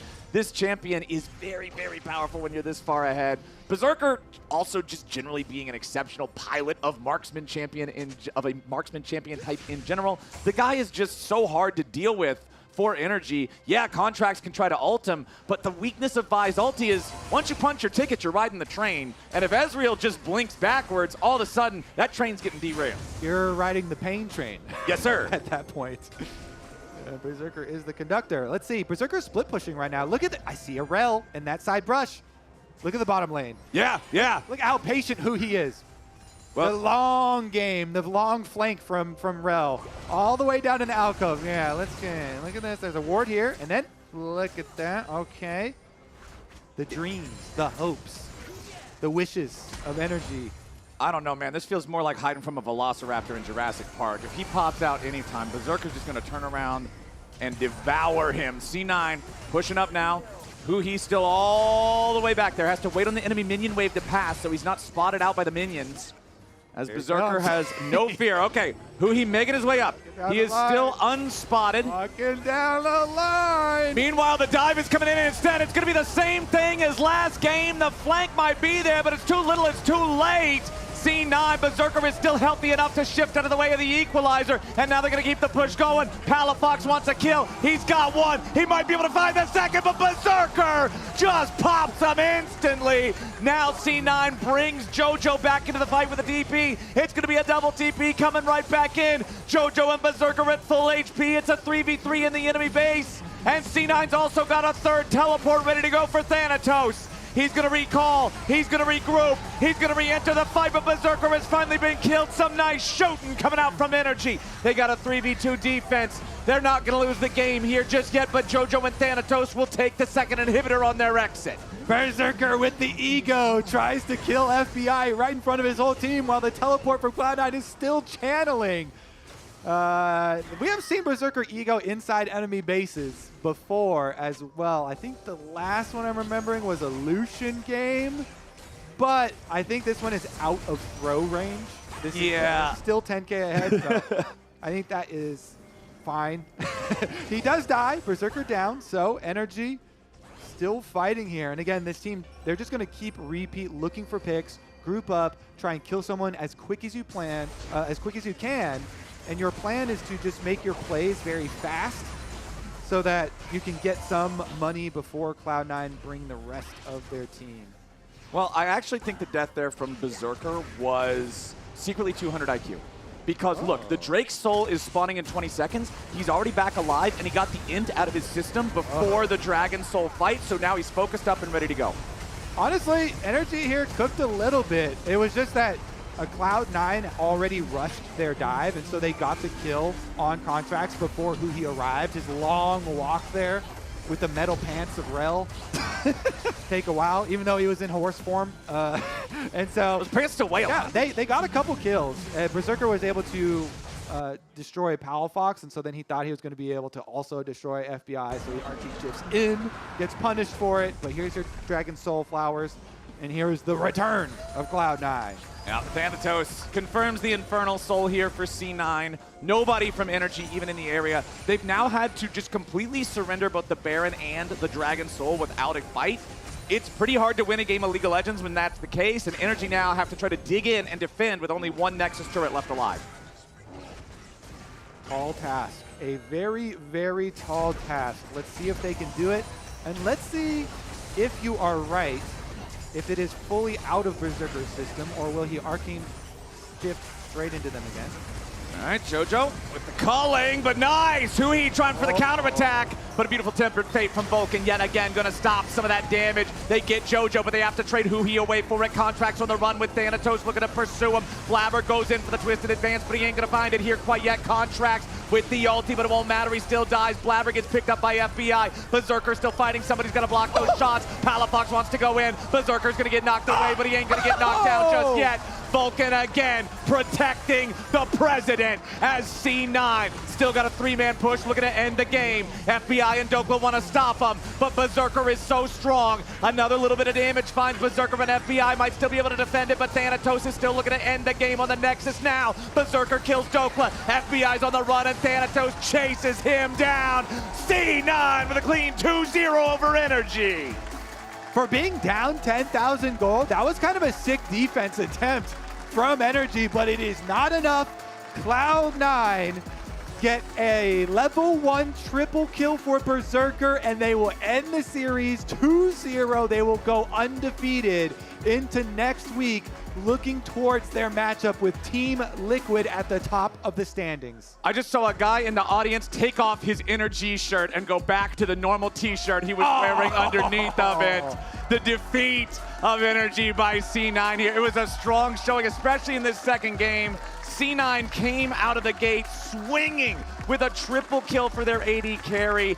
It never really slowed down from there. I got to agree with you. NRG's defense attempt, it was commendable considering their circumstances, but I feel like they got to do more to avoid being put in those circumstances to begin with. Certainly do if they want to start climbing back up the standings. Cloud9, though, very excited to see that future matchup for them next weekend. And we've got some more exciting matches coming for you later today as well.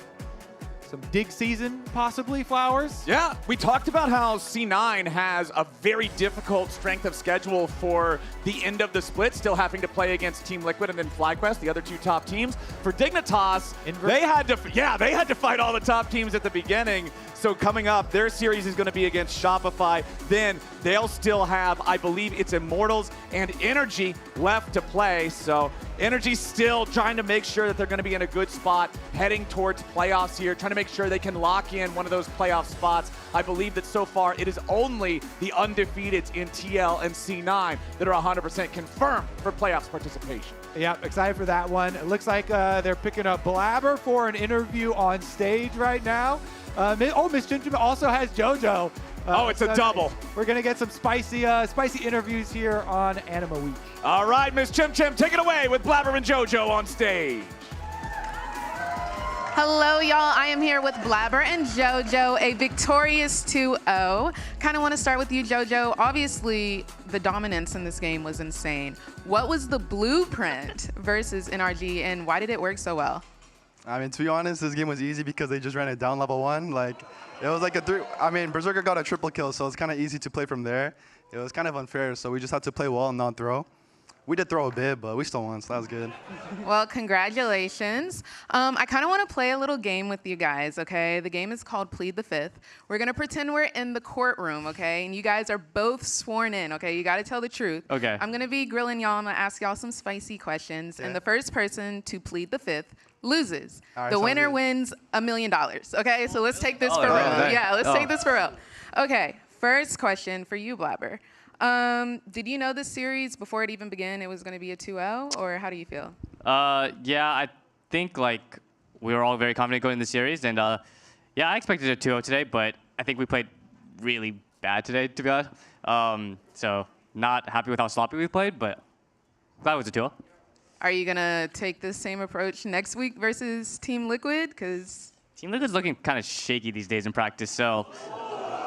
I mean, he's not lying. Against scrims, we're not looking too good. Not gonna lie, it's gonna be a 2-0 next week too. Okay. Now, for you, JoJo, you've had the pleasure of working with both C9 ADC Berserker and Dignitas Sven. Who do you think is the more talented ADC? I don't think I've worked with Sven as he was like a coach. So I never worked with him as a player. So, I mean, I have to say Berserker because I never played with Sven as a player, right? Okay. Next one. Would you rather stop playing competitively for a split or join a bottom tier team?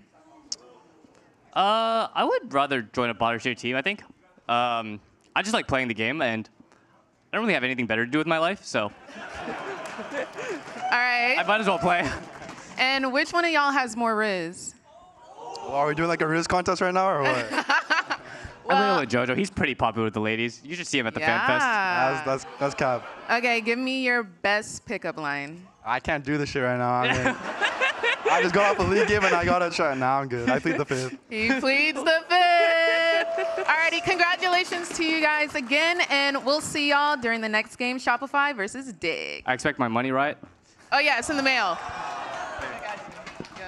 No one would say that TL on paper is better than C9 on paper. I don't know. We have 2 world champions on my roster.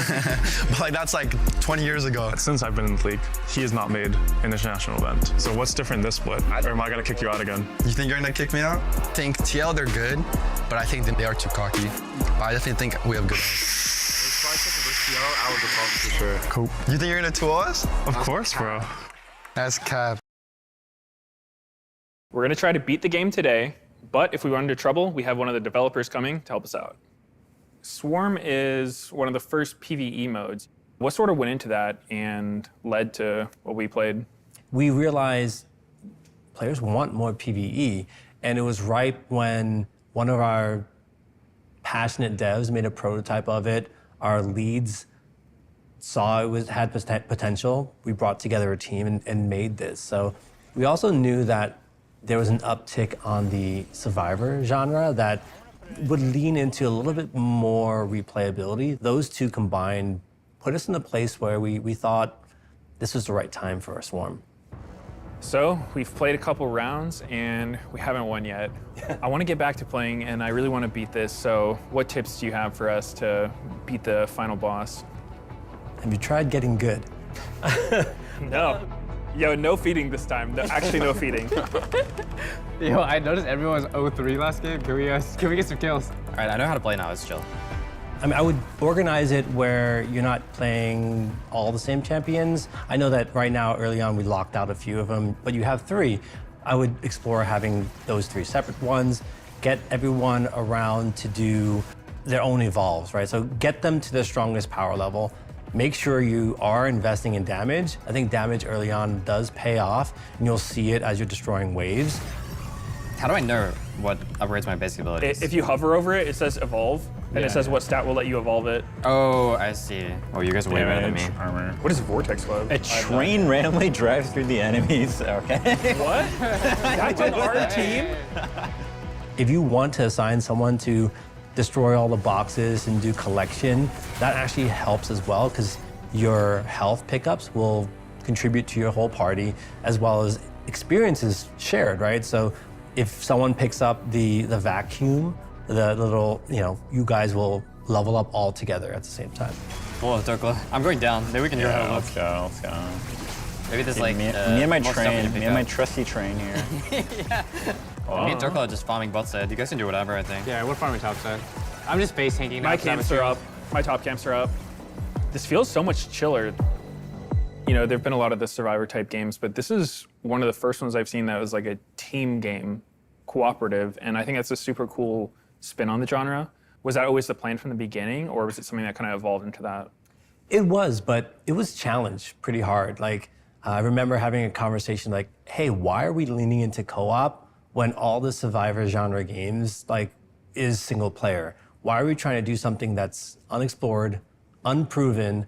But I think the team and myself, we were pretty confident around collaborative co-op being a first-class citizen on a game mode like this, and we've seen it work out, right? Like we see when a player is trying to encourage their friend to survive for 5 more seconds so they can revive, that creates camaraderie, collaborative play, and I think we hit it there, and we proved that co-op is a thing in survivor genres. Dude, why'd you put your new rig in the basement? Didn't you hear? Bill's a gagillionaire now. Basically, my new connection is so strong I can game anywhere. Check it out. We've got Gamer Rocker, Gamer Floaty, Gamer Couch. Whoa. It's got wheels. Gamer Bench, Gamer Throne. and Gamer Mower. What's that? It's hard to game while walking downstairs. I get it. That's smart. Live like a gagillionaire with low latency everywhere. AT&T Fiber with All-Fi.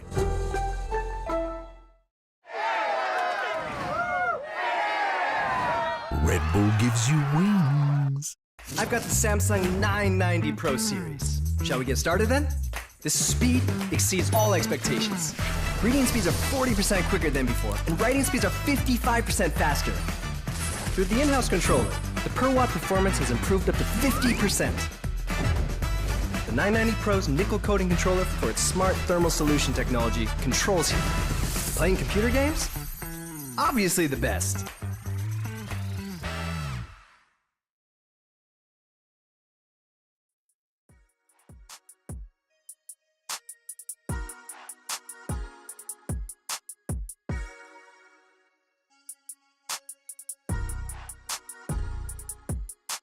No flash, keep fighting. Trace has flash. Jin no flash, Jin no flash. I'm okay. Raul will die. Kill Jin, no flash. We can speed you. I'm leaving. Yo, still chill, okay? Still chill. If you guys make time, we're gonna ace them, okay? You guys won't have to die. We're slowly coming. We're mega. I think you guys just win. Yeah, I think we just win. Coming. He has flash? Yeah, he has. So I'm gonna hold I can reach. My bad. Yeah. My flash there. Yeah. Yo, I'm bashing on the TP mid.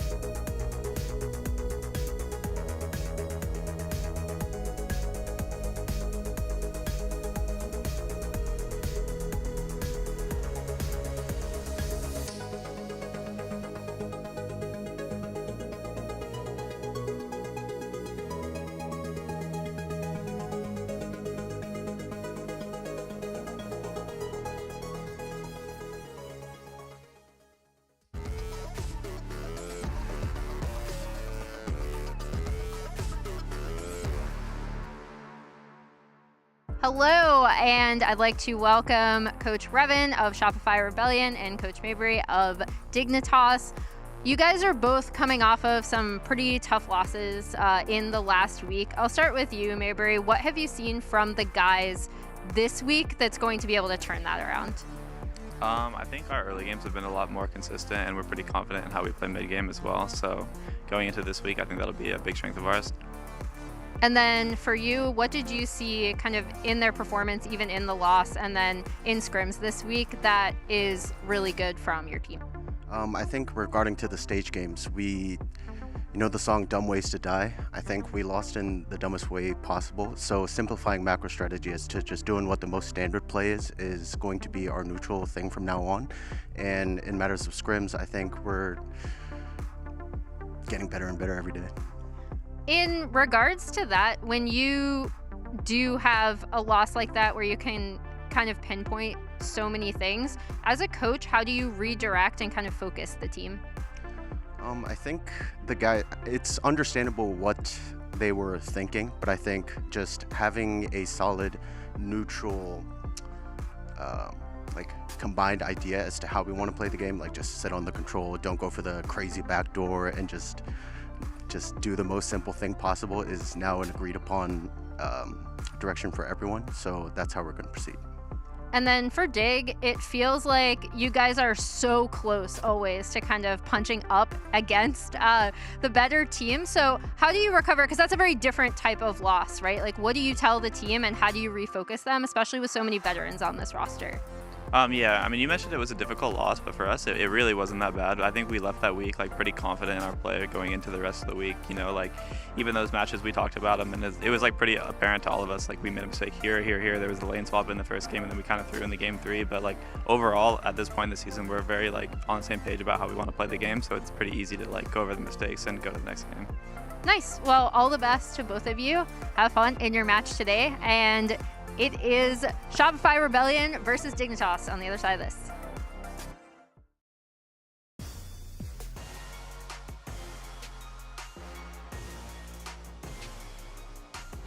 Of Week 5, Day 1. Back in the arena, live from Santa Monica, California. I'm Rafa, joined here by Azael. And before we got into draft, we already had some spicy banter in the pregame lobby. Yeah, they were trash talking a little bit back and forth. I think this is going to be a good one, and it's a really important game for both of these teams. Oh, yeah. Shopify yet to get a series win, yet to get a game win. They're really still trying to look to get on the board. But for Dignitas, they've already played the top 3 teams, the big 3 that everyone is talking about, FlyQuest, TL, NC9. So they had a really tough strength of schedule in the first half of their series games. Now they have really got to start picking up these wins to get where I think a lot of people expected them to be, which is up more towards that top 4, top 5 kind of finish. Yeah. So these are must wins almost at this point for Dignitas. And for Dignitas fans out there, you're definitely riding on way more confidence considering that Dignitas is one of the few teams in the league who have managed to take a game off of the top teams in Cloud9 and Team Liquid, whereas for Shopify, as you said, yet to have find a game win, let alone a series win, but they have made changes. Last week, they brought Boogie back into the starting lineup, and while it was still not a win, there's a lot of differences in the way they were playing the first 20 minutes of the game that looked more promising for the future. I mean, at the very least, it was a long, competitive, hard-fought series, right? Yep. You know, they did lose both the games, but it was 50-minute games. It was really long ones where straight up, they just had been getting blown out every single game prior to that. So they got a lot more competitive. We want to see them continuing to move in the right direction there. We heard Revan talking about how they want to simplify things. They're going to go for straightforward. They're going to go for easy. They're going to be on the same game plan. So that is what they have kind of aligned themselves with. So after hearing that, I'm very much expecting Shopify to go for straight, standard, hard engage comp, multiple forms of engage, a comp that really excels in 5v5. That is the easiest way to play out the game.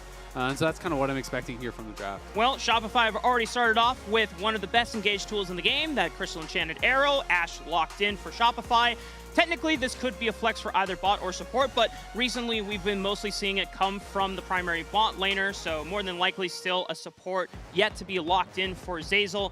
Boogie hovering that signature Evelynn as he came up to be an Evelynn one-trick during his solo queue days. But it's going to be the brand locked in, and there is the Leona. And like you said, Azael, this is some fundamental League of Legends composition making here. AoE damage, 2 forms of engage. What more could you ask for from Shopify? Yeah, I mean, Brand is obviously a really strong team fighter. It scales well, not a ganker. You want to power farm. You want to be ready for those 5v5s. And yeah, the Leona and the Ashe, obviously really strong with the engage. Senna going to get locked in, so it's going to be a farming Nautilus down in bot lane. It will be Senna as that fasting Senna, very, very, very likely. This is a really strong duo we have seen a lot over the years. As I feel like, at least in the LCS, really eclipsed the popularity that we used to see from Senna Tahm Kench by quite a bit. People do tend to favor this duo a lot more. And both, the Ashe and the Brand are obviously great engage targets for that Nautilus. You can try to lock these guys down. The Senna can help to enable dives, so if Dignitas does want to grab something a little bit more aggressive from jungle than from top, you can be sending those guys into the back line alongside the Nautilus. Obviously some pretty good backline access from the Senna, but also from the Corki with the rocket poke. And some AD bans coming out here, as they are potentially expecting that Shopify would need an AD mid laner here to pair with the brand. So Lucian going to get banned out. Obviously, things like Tristana and Jace also could be on the table here to get banned out. And we'll see which one Dignitas does want to try to prio. Meanwhile, Shopify have been taking down the number of junglers available for Spica to play. That's why the Sejuani, the Maokai, and the Ivern have already been eliminated. I imagine that if Shopify want to continue limiting that pool, if they think that Dignitas wants something for Spica that can facilitate and enable the rest of the team, maybe a Vi ban, but no, it's going to be the Nidalee ban instead. Okay, yeah, so 4 jungle bans there from Shopify. Obviously, Brand has been taken away. Zyra's been banned out as well. So that's 6 junglers taken off the table here for Spica. But there's so many jungle options these days. I don't think it's going to be the Nunu. I think Sven's just having a little bit of fun, but we'll see what is going to get locked in. Zac definitely an option for both top and jungle. But Lilia... Yeah! I'm a little surprised to see the Lilia. I mean, it's interesting because I've talked specifically with Spica about Lilia. And he generally is of the thought process that Lilia is really strong, but only against melee-heavy comps. And because there's not that much melee locked in just yet, I was a little bit surprised. But obviously, again, there's so many of these top-level AP junglers had already been banned out. So he's been pushed down the tier list here a little. Zeri mid, also obviously something that has been gaining popularity. We've been seeing Zeri mid, we've been seeing Zeri top. So in theory, could be going to either lanes, but they do want AD to pair alongside that brand. And that is going to be Cassante laying locked. It is going to be Zeri mid. So electing to go for this instead of the Tristana. Obviously, Lucian was banned. And we've seen this played a couple times in the LCS, but it is a pretty popular pick overall. Scales really, really well. Has a fair bit of safety. Obviously, with the E, you can scout out bushes with your W, so you can kind of keep yourself pretty safe and scale very, very well. And the final lock-in from Dignitas is Licorish's signature Poppy top lane. A nice pair into something like Cassante, who does have a lot of dashes. If you can clip him when he tries to go in with the E, you can stop it with the Steadfast Presence. You can even block a Zenith Blade engage from Leona as well. Or if you get right on top of Zeri as he attempts to skate over the wall, you can also block that as well. But apart from that, Dignitas... Wait, he wanted AP Nunu, and Nunu got hugged. Oh, man. They baited him. They must have seen the sign. Yeah, Sven was looking out. All right. Before we get into the game, Azale, I want to look at the compositions one last time. Once again, Shopify, going back to fundamentals, going back to bases, standard teamfight composition. Whereas Dignitas, they have some teamfight power, but I think it's a little harder to execute. Your engage is Nautilus, but then any follow-up engage is reliant on Spica to get in range and look for the Lilting Lullaby off of a Blooming Blows Q Flash.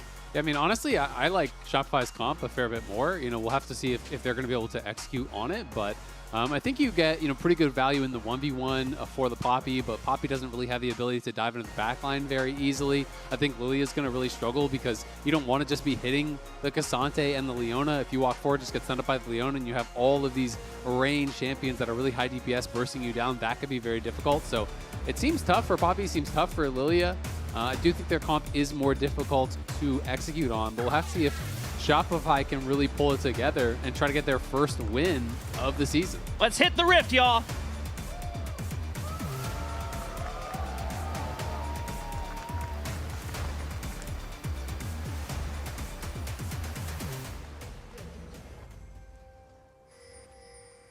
Nothing too spicy out the gate, although Boogie has B-Voy in his back pocket. Trying to see if they can get some aggressive vision onto Spica's Raptors here. And Ash's level 1 is just insanely strong, so it is always something that they can look for these level 1s. Obviously, you know that Spica's going to be wanting to start Raptors here on the Lilia, so there is potential to see if they can try to harass him on it or push him off. At the very least, they're getting a little bit of damage down on Jensen, but Jensen will still have time to base. Not going to be a big issue, and this is also letting Isles move in down on that bot side. Potentially ward, but is going to hold on to that. And as expected, it will be the farming Nautilus. He is playing TP. Of course, support item going to be there on Sven. Licorice might be in trouble. There's no CC available from Shopify early on, unless Fake God was able to get all 3 procs of the Tofo strikes. But that is a big chunk to start off the laning phase. Yeah, and he's actually not going to base. This was kind of going to be my question: is will he base right away? He does elect to just stay in lane. He does not pot, so it is a pretty big chunk. He's going to be missing a couple hundred HP right off the bat, which is going to make things a lot more difficult. Obviously, he did have that counter pick, wants to be able to play for this 1v1, and we'll see how he's going to handle it. If he's just going to try to get an early base or something like that. Raptors already completed for Spica. They know he was going to be starting there. Brand is actually going to be starting on the blue. And just Raptors Wolves, such a fast start for Lilia, who has a lot of the AoE damage, has a really, really strong early clear. And we want to see Spica really accelerating on that clear to try to get as fast of a pace as he possibly can. And this is really curious from Spica. Normally, when we see in this AP jungle meta, you normally see just like top to bot or bot to top full clear. But he's going for a reverse full clear where he started the Raptors, now is doing his entire blue side, so he'll end up level 4 on the top side of the map.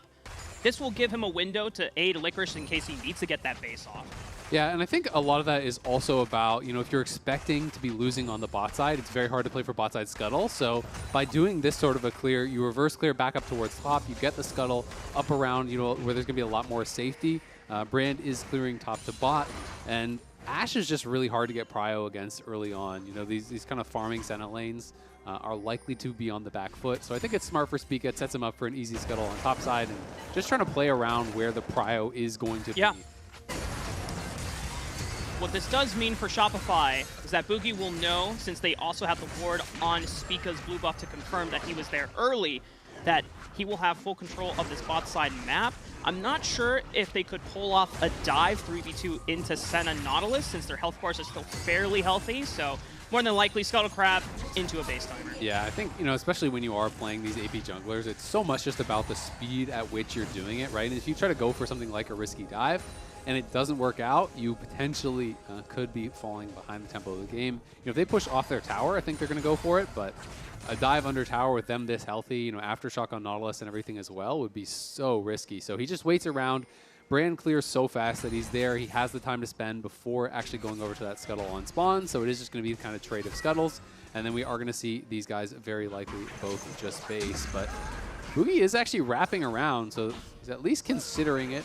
But we'll just kind of base in the brush. And both junglers going to have that 7 camp cleared. Now Boogie cancels it again, so he is really spending a lot of time. They want to get proactive with Boogie here. Sven might be in trouble, but Boogie turns his eyes towards Isles. The Ignite is ticking down, and he knows there's no point in burning a flash, so it's first blood going over to B-Boy. Nicely done, honestly, by Shopify. Boogie did spend quite a bit of time, but the camps haven't even respawned, so it's not a big deal. He canceled that recall a number of times. The dive would have been way too risky, but they just wait for the minions to bounce. He delays his recall, ends up getting that kill.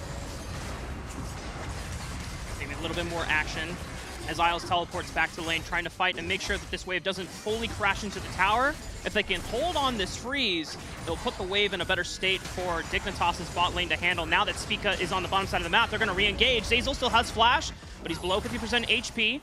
Looking for the Senna W, does not connect. Yeah, I'm not going to be able to get that.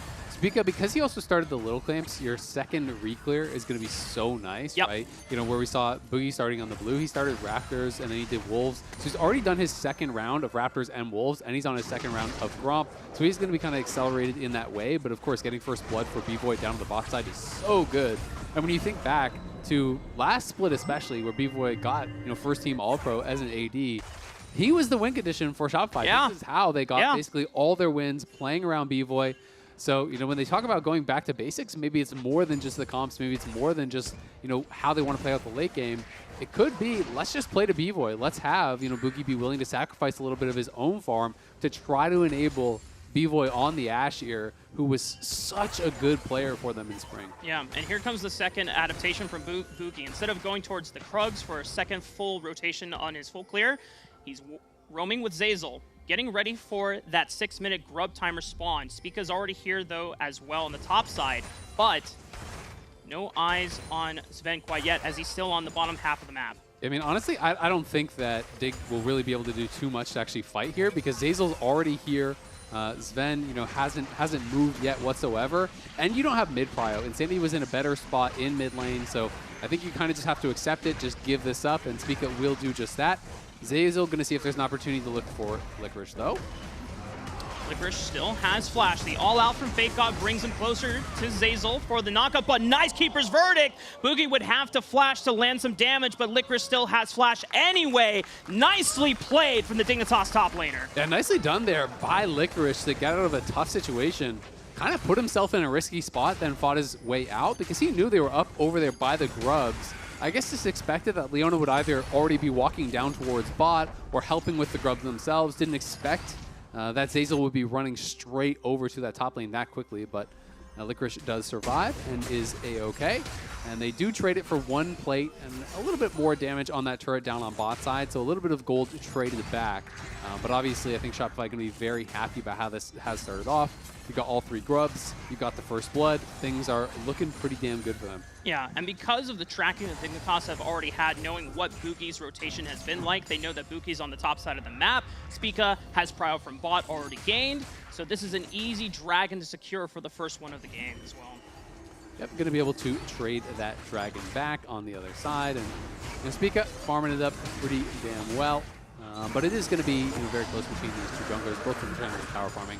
Interesting to see the electrocute as well for Boogie. It's pretty atypical, I would say, but it is obviously a little bit of more burst. A lot of people do like Dark Harvest because it's pretty easy to proc that, and it's kind of more of the scaling rune. So yeah, I guess it's just seeing this more as a little bit more of that early game power. Yeah, that's exactly where my head is at. Boogie really wants to make sure those first ganks are more lethal, and the threat level and the success rate on it is more likely to happen, so that Shopify can get that snowball going as the engage on his Ven, pops the cleanse, and the Flash is walking away as the Ignite is taking him down. Good Senna W, locks Zeyzal down. Isles still should be fine as B-Boy doesn't have nearly enough damage to rain him down with these arrows, but Boogie is in the area, and that might threaten off Dignitas' bot lane. However, Spica has also arrived. Meanwhile, mid lane, potential 1v1 is Insanity pops the lightning crash, but nothing to really get excited about.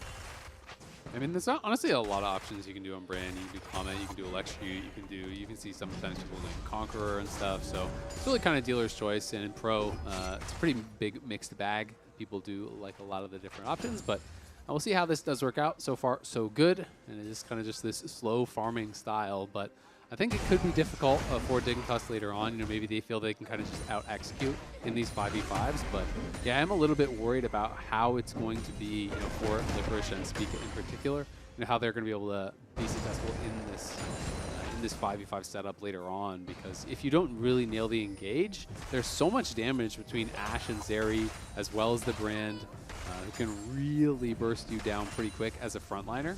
And since they don't have that much burst and kind of dive into the backline, it could be a little bit awkward on how they have to play out these fights. Yeah. Puts a lot of pressure on Isles, I think, honestly, to get a really good setup. So Spica can come in, get a good ulti out, have that follow-up out, because Spica isn't really in a position where he can kind of just like walk in towards those carries. I mean, if you are into Leona and Cassante, something has gone horribly wrong on the other side. For Dignitas, thankfully for Isles, he's going to have a little bit more gold in his pocket thanks to that fast farming Nautilus. However, 3v1 dive. There's a teleport available from Jensen and Licorice if they want to answer back. Sven is roaming in. Jensen is already on the move. Depth charge. Right on to Boogie for the engage. Counter engaged by Solar Flare and the Crystal Enchanted Arrow, and Sven is gone. Insanity is here for the roam as well. So Jensen has to run back mid, and Isles is pushed off the tower. Yeah, that was a pretty aggressive engage from Dig. They were trying to actually force this play because they had Jensen coming down, but they were down a man still, and now Dig can try to counter dive. Slam into the wall.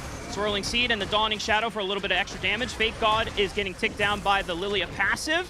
Spica and Licorice will re-engage the dive, and it should be clean. Not even needing to land the Swirling Seed. It's just the passive that burns it. Yeah, nicely done there by Dig. Good patience. They go for the initial play, then they allow themselves, the dots tick off, they drop the aggro, then they go for the redive when there's no cooldowns. But on bot side, another kill here as Sven dies, walks back, dies again. That is always a terrible feeling situation. And the pressure from Boogie just going to continue on this bot side. They want to play towards B-Boy. They want to enable this Ashe. He's going to be, out to a pretty good early lead here. Of course, you have to not compare the Ashe's gold to the Senna, but even comparing to the Nautilus, is 1,000 gold ahead of the Nautilus. Has those 2 kills. They've gotten 2 plates as well. So B-Boy's in a great spot. Speak of the only thing he could do was just enable that top dive with Licorice and get the second rotation of Grubs, but so far, the gold lead has been pretty even for both sides, as Shopify clearly with the advantage, trying to continue to snowball B-Boy on this bottom side of the map, whereas Dignitas, I mean, their only option is, well, if they're pouring all these resources in the bot side, we got to try and get top side a little bit more exploded. But it's a little hard to really enable the impact of a fed Poppy versus a fed Ashe. Yeah, of course. And thankfully for them, the kill did go to Lilia, so maybe they'll be happy about that, just using top lane as a way to try to get this Lilia ahead. We will see if they're going to be fighting for the grubs here in a couple minutes, looking for that second grubs. Shopify would love to grab 6 grubs if they were able to do it. Insanity has just been kind of farming it out, very even in the mid lane. It's basically dead even. There's a couple minions behind for Insanity, but he also has a couple more farms. Boogie is in the bottom jungle again. Decent damage on his Sven. The Pyroclasm crocs the passive, and Boogie flashes in for the kill. Nice use of the last Seer. Sven is down once again, and they're going to look for a dive continuing on to Isles. He's fairly healthy, but they're going to start it anyway. Teleports are coming in from both teams. Isles forces in the back off. Death charge onto Boogie, but Zazel still burns him down from the back. Licorice arrives just to see the corpse of his fallen comrade. Yeah, Boogie is just running this game right now. Gets a solo kill on Sven over behind the tower. That is 3 deaths for Sven in the last, I don't know, maybe 5 minutes. And Boogie is just non-stop running down here. Sure, Speak is going to take away a couple camps. Sure, he's going to be ahead a little bit as far as that goes, but it honestly doesn't matter because it's not even a good Lilia game. If this was like a 4 melee comp over on the other side, then I might feel like it's more of an even trade to be getting more gold on the Lilia, but it's just not. And this is the new look with Shopify. It's a little bit of an old look since this is what it looked like back in Spring Split, but clearly they wanted to try things with Tomio, and once it wasn't working, they put Boogie back in, and just night and day difference. It seems that the team has a clear identity of what they want to play for with Boogie back in the lineup. The rest of Dignitas, they're going to have to weather the storm, as Boogie has clearly made it his mission to set up 10 on the bottom side of the map, as we're back into another pause. Yep, into a pause. We will let you know as soon as we find out any sort of updates.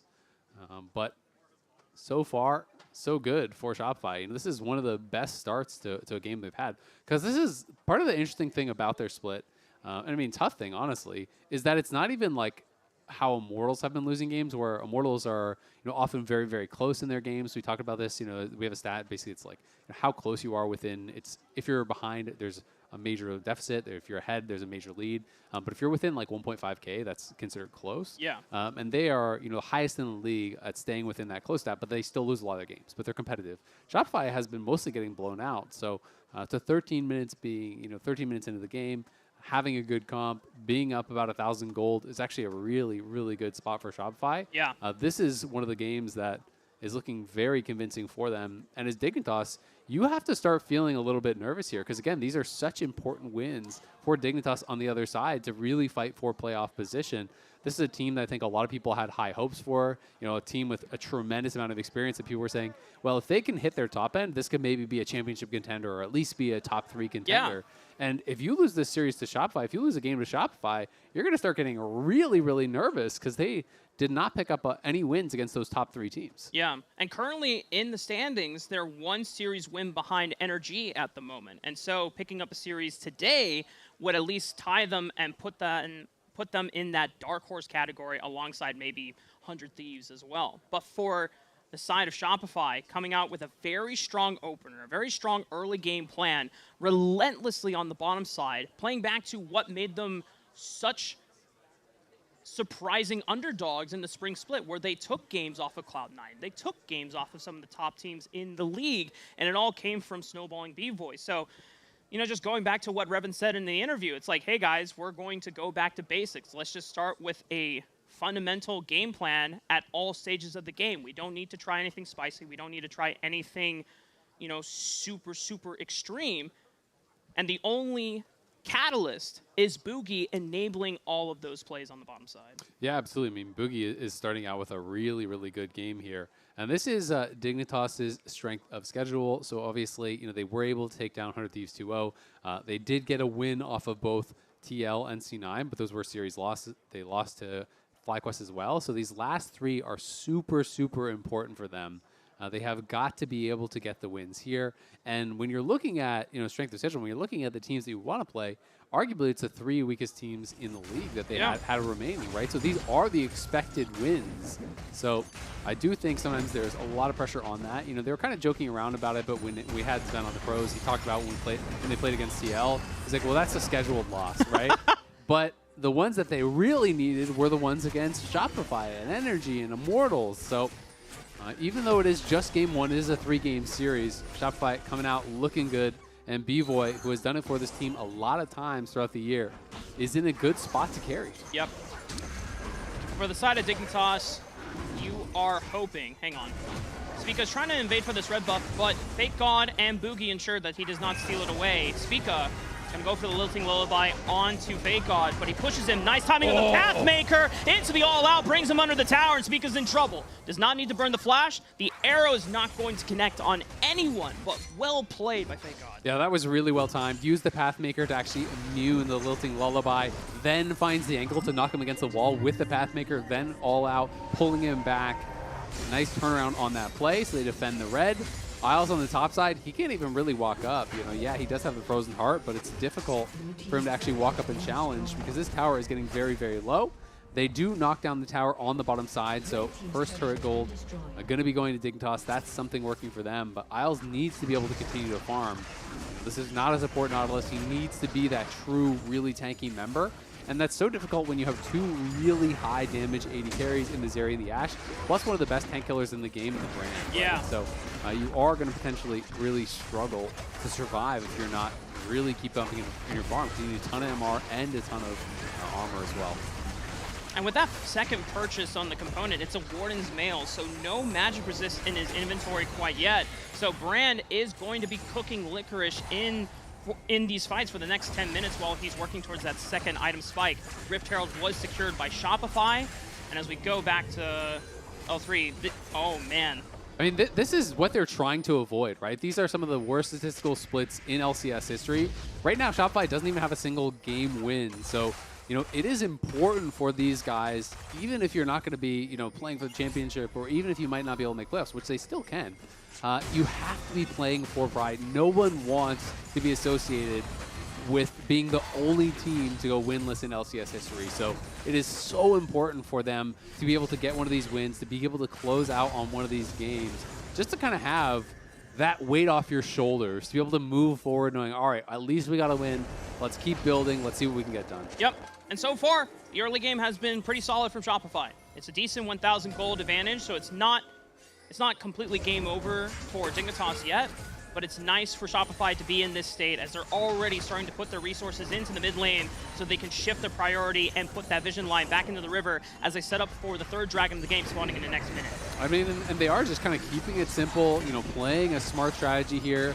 The strategy very clearly focused on bot, fast clear on Boogie, go down, support B-Boy, play towards objectives. They took 1 set of grubs, they got 1 dragon, 1 herald, and now they are looking to potentially set up for this bottom tier 1, then could look to play towards that next dragon. Engage onto the support here. Isles is locked down. Death charge just on the Zazel to buy some time. He flashes away, but Fake God is on the hunt. The all-out and the pillar flame from Boogie over the wall sends Isles back to the fountain. And with 40 dragons on this dragon coming up, Dignitas are in a world of trouble. If they want to try and contest, it looks like this is going to be no challenge for them. Yeah, there's no real way, I think, for them to contest. They're just looking like they're going to try to trade on top side. So they do take down the top lane tier 1, but they're always kind of losing out on these trades because it feels like Dig is maybe trading an objective, but they're not getting a kill back elsewhere. It's 6-1 as far as the kill score does go.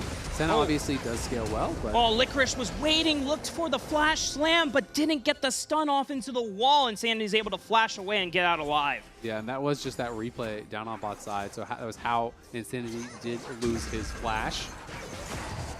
Spica obviously still farming very well, knows he has to keep up his pace.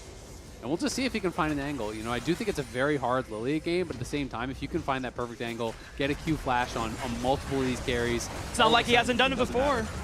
Now, Spica has definitely done it before. We'll see if he can bring it back for this series against Shopify. Shopify already taken out the tier 1 turret. They move towards the dragon. There's no other objective to play for on the top side since Baron hasn't spawned yet for the next 2 minutes. But Licorice is trying to lay siege on that tier 2 in the top side. And Shopify is actually going to move some members over to defend it. A swirling seed from Spica does not land on a Fake God, will not push him away. The second dragon for Shopify has been secured meanwhile, and now Dignitas. They're still not down that much in gold, but for their sake, as you've already alluded to, Azael, the times of when you want to engage and force a fight from Shopify, I imagine you want to do it sooner than later if Shopify still start to increment that gold ever so slowly. Yeah, absolutely, and we'll kind of see if they're going to be able to do it. It's also interesting seeing Black Cleaver being built up here by Licorice. And generally when you see Poppy come out in competitive, it's a lot more of kind of just like full tank builds.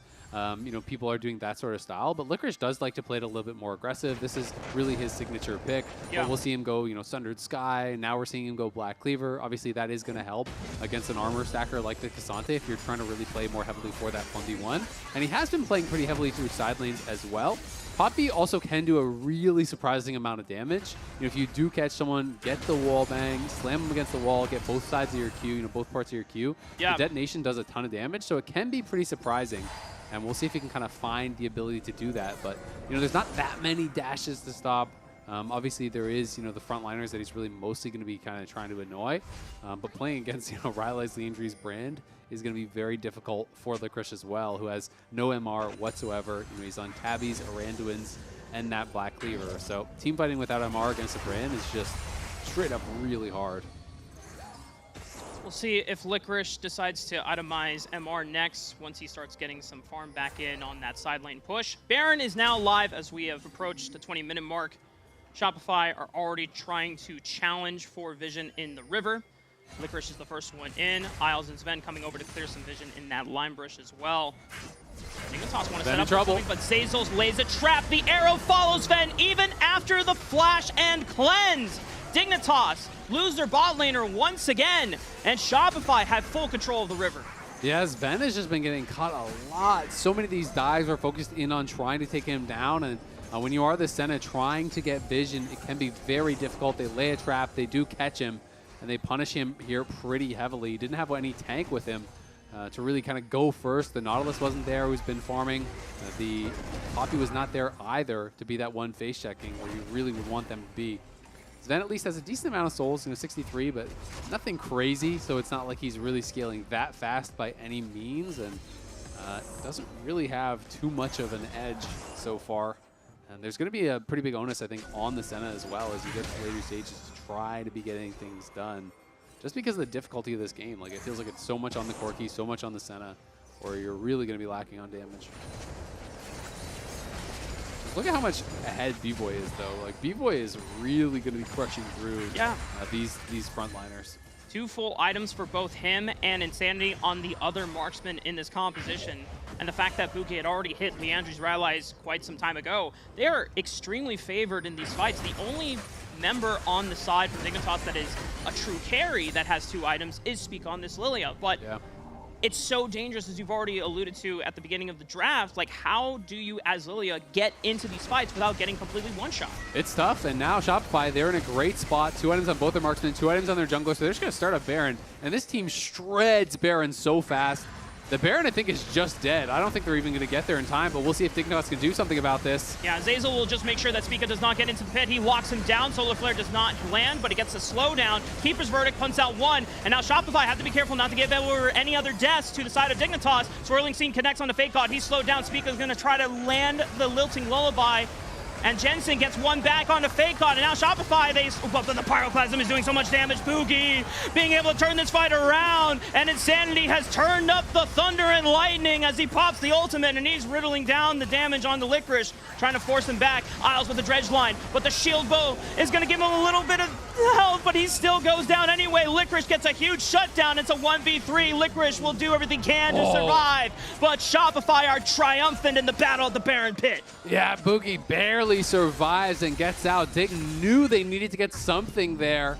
Unfortunately for them, they couldn't get much. The Baron just dies so incredibly fast. They didn't have eyes on it until way too late. They try to rush in here, but Shopify intelligently realized we can just turn and burn. We can actually finish this off before anything really happens. Then Dignitas, they do get the ejection on the Brands. They say, all right, we're going to go for the fight. They get the slam on the wall against Fake God. They're trying to create space here, but Boogie is here, Boogie is waiting, and as they funnel in, he flashes forward and is just bouncing this Pyroclasm. His ult is getting so much damage done on multiple members. That creates this chaos in which Insanity dashes forward, then flashes out of the stun there from Licorice, and he has just been bought so much space by his team. Decides to go back in one more time, but a good turn, a good hook, does at least get them that kill. But at the end of the day, it's Baron, it's more kills for Shopify, and Shopify pushing up bot lane, looking for this tier 2. Gonna be a pretty big lead here, and a really tough position now for Dignitas. Just like Shopify really want to get their first win, no one wants to be the team to give it to them. Yeah, that is bragging rights for no one that you actually won. I thought about it, I was like, wait, you actually don't want not bragging rights. Solar Flare and Arrow lands onto the back line. Jensen's in trouble, tries the Valkyrie away, but he still goes down anyway thanks to the burn from Boogie. Insanity lays down another one in Licorice. 2 men gone from the side of Dignitas. Spica in trouble. Insanity burning him down with the burst fire. Quick flash, the turn from Isles with the dredge line, but now he's forced to flash as well. Sven doing everything he can to push Shopify off the base, but they're making the siege anyway and undermining the structures within Dignitas' own home. Yeah, Dignitas can't do anything at all to stop them. They get the kill on Jensen, and again, Spica really cannot contribute in these fights very well at all unless he gets some sort of a flank or isn't noticed. Sven is too far behind to really be a threat, so you kill Jensen, that's kind of it, right? Yep. Like, he is really the only one doing much at this point, and even he is very far behind. So without Jensen, there's no wave clear, there's no real threat. So Shopify just know, we're going to push, we're going to get in your face, we're going to look to try to force our hand here. And now 6K up, and it's about 3.5 minutes, 3:40 right now until that final potential dragon for them where they could get that Mountain Soul, which would just feel like put the game probably entirely out of reach from Dignitas, because it just makes it that much harder to ever get any sort of a pick, ever get any sort of a burst kill. Zazel fishing with that ultimate, just gets a slow onto 3 members and forces them to retreat, conceding the space of this red buff quadrant. Off of that one Baron play, Isaac, Shopify had went from a 2,000 gold lead to nearly 7,000 in the span of a few minutes. This is a huge monumental lead, and if Shopify can carry this through, they are 1 fight away from ending the game and picking up their first win of the Summer Split. I mean, the bot lane inhibitor obviously is already gone, so Dig trying to fight to defend these other ones, but eventually someone's going to have to go down towards bot lane and answer that, and that's where things are going to get difficult. Licorice is holding on. The resistance is making sure that he does not get bursted down easily. It's getting dicey as Insanity continues the siege on this top tier 2. The rest of Shopify making their way through the tier 2 in the mid lane. Dignitas running out of options in salvaging this game. I mean, Insanity is so far ahead of Jensen, so it's like you kind of want to put all your eggs in the Corki basket, but Zeri just kind of out-carries from this spot pretty heavily, unless Jensen has bought so much time. Death charge onto multiple members under Shopify. Zazel's in trouble. The slam from Licorice. Maybe that's the Dawning Shadow that gets a huge shutdown for Dignitas. And that's a 5-on-4 advantage now. And it's just enough to stop Shopify with the siege. Yeah, they are able to get that kill. Nearly were able to take down Fake God as well. They got the flash off of him, so that's pretty good. Missing Summoner, 1 kill. They do slow the push a little bit, but this is the problem when you fall this far behind. Not only are you losing control of the waves, you're losing control of your jungle, right? So the gold lead just extends and extends and extends because they're farming 4 quadrants of the map, right? They're farming all those jungle camps. And Dignitas is going to have to try to see what they can do here. In about a minute, Baron is up. Another minute or so after that, that final potential dragon is up as well. So we'll see if Dignitas is going to challenge for it, if they're just going to turtle up and hope they can somehow farm this game out. I'm going to call my shot here, Isaac. If there's any hope for a Dignitas turnaround, it's when Spica's flash is back up. He just purchased Seekers. You can go for an aggressive Q flash into ulti, press the Seekers for the stasis to give you some time, and the rest of Dignitas, hopefully by that point, could have enough damage. There's no cleanse from the side of Insanity. Cleanse available from B-Boy so he could get out of the sleep. but that seems like your best chance of turning this game around. I agree, but it also just feels like so obviously the best chance that if I'm on Shopify, all I'm talking about is just never stack. Like, just stay spread, right? As long as the Zeri and the Brand and the Ashe are not standing on top of each other, he can Q flash in all he wants. As long as he only hits one person, I don't care at all. Like, you're going to win that fight every single time. And now Licorice in trouble. Shopify not going to even give Spica that chance. The arrow on the Licorice sets him up for death. Dignitas now on the run. 4 versus 5. Decent lilting lullaby, and the Seeker's arm guard buys some time, but he gets burned down anyway. Insanity on the chase. The flash from B-Boy for the slow on his Ven. He cleanses it, but Jensen not going to be so lucky. Shopify are ready for their first win of the summer split. Yeah, Shopify surely have done it at this point. Sven and Isles are still alive, but they got no wave clear. There's a big wave with multiple supers down in the bot, and Shopify are coming for that Nexus. And Shopify are going to do everything they can to make sure nothing is too crazy. Stick to the fundamentals. Play the conditions out. Shopify not even chancing with Sven and Isles. They turn their eyes to the Nexus turrets. The real objective is the Nexus. Shopify fans rejoice! We will not go winless this summer split! Shopify are on the board, baby. Get their first win of the summer. That's step one. Now we gotta see, can they close out this series against Dignitas and get a series win, which would actually tie them in the standings against Dignitas and put Dignitas in a very precarious position for playoffs here. Shopify has a big chance to really turn their season around. Boogie coming in last week, it got way more competitive against NRG. And then this week, what a start to the series for him. He dominated this game. It was all about Boogie on this Brand, crushing that bot lane. Yeah, well, during the summer split, you could win a trip to Worlds 2024 or a set of Player of the Week statues. Use your MasterCard to make a purchase from the Incline store and save your card on file to be entered for a chance to win. With that, let's head on over to the LCS Lounge to break that one down. Shopify! They got their first win. Let's go. Now they got to win a series, but like they got the first win of the split. That's crazy. Yeah, and a lot of it was actually through Boogie. We have his early game reel. He completely ran over the bot lane. It was a very close-looking game until this sequence of plays. Yeah, and as we look at some of his highlights, I think the thing with Boogie coming on this team, even in those crushing NRG losses last week, was that he absolutely gives the team direction, right? And in this game, it was dive bot over and over and over again. There was one angle where Spica did a great job of defending a dive from happening, but Boogie was incessant. He was constantly looking towards bot side, and it was paying off to get them a lead early. And look at that Brand damage. I'm going to keep pointing it out until he pooped damage. And I will say, this post-game breakdown, that gold graph, that's not some flippy, wild game. Yeah. That's a win the early game, control objectives, build your lead, and close it out. This is a very clean win by Shopify. And as we were watching behind the scenes off camera, Jat, you were like citing what Revan said. You're like, they're going to be methodical about it. They're going to return to basics. They're not going to try to like slam the win instantly to just kind of completely dominate. But I really like seeing this out of Shopify. They seem to finally have a direction. Yes, I think they sat on their vision really well with their lead, because there's always one foot out the door where I was like, yeah, they have a lead, but it can go out the window. But they sat on their vision multiple times. I think Sven was actually a victim to multiple kills. The hard part was just being able to take down the turrets. But I think at the like tier 2 turret, I think we ended up seeing one of them die for it. But in terms of the first, 20 minutes of the game, that's a big thumbs up. Yeah. And a really dangerous moment now for Dignitas, because as much as we can praise them for taking individual games off of C9 and TL, they lost the series. And if they lose this series as well, they'd move to 1-4 and be tied for last. So they really need to pick it up in the next 2 games, and Shopify suddenly having the upper hand. We're going to see what happens in game 2 after the break. Spawn. Oh, I just ulted. All right, just get ready to dodge the shocks, I think. That's the technology. Oh. I just got one shot. Oh, I'm gonna die. I'm dead. Oh, Bluff's kind of smurfing.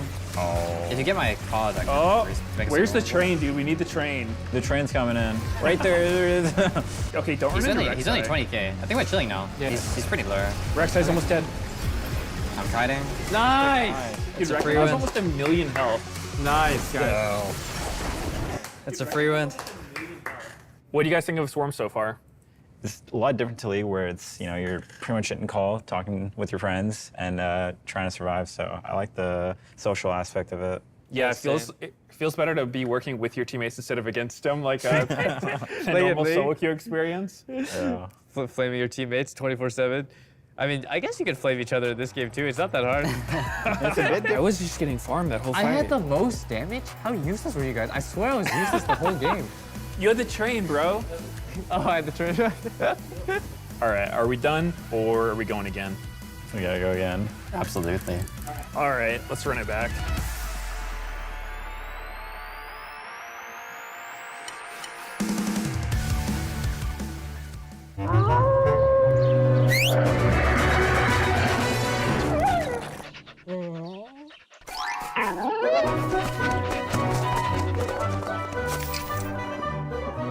Red Bull gives you wings.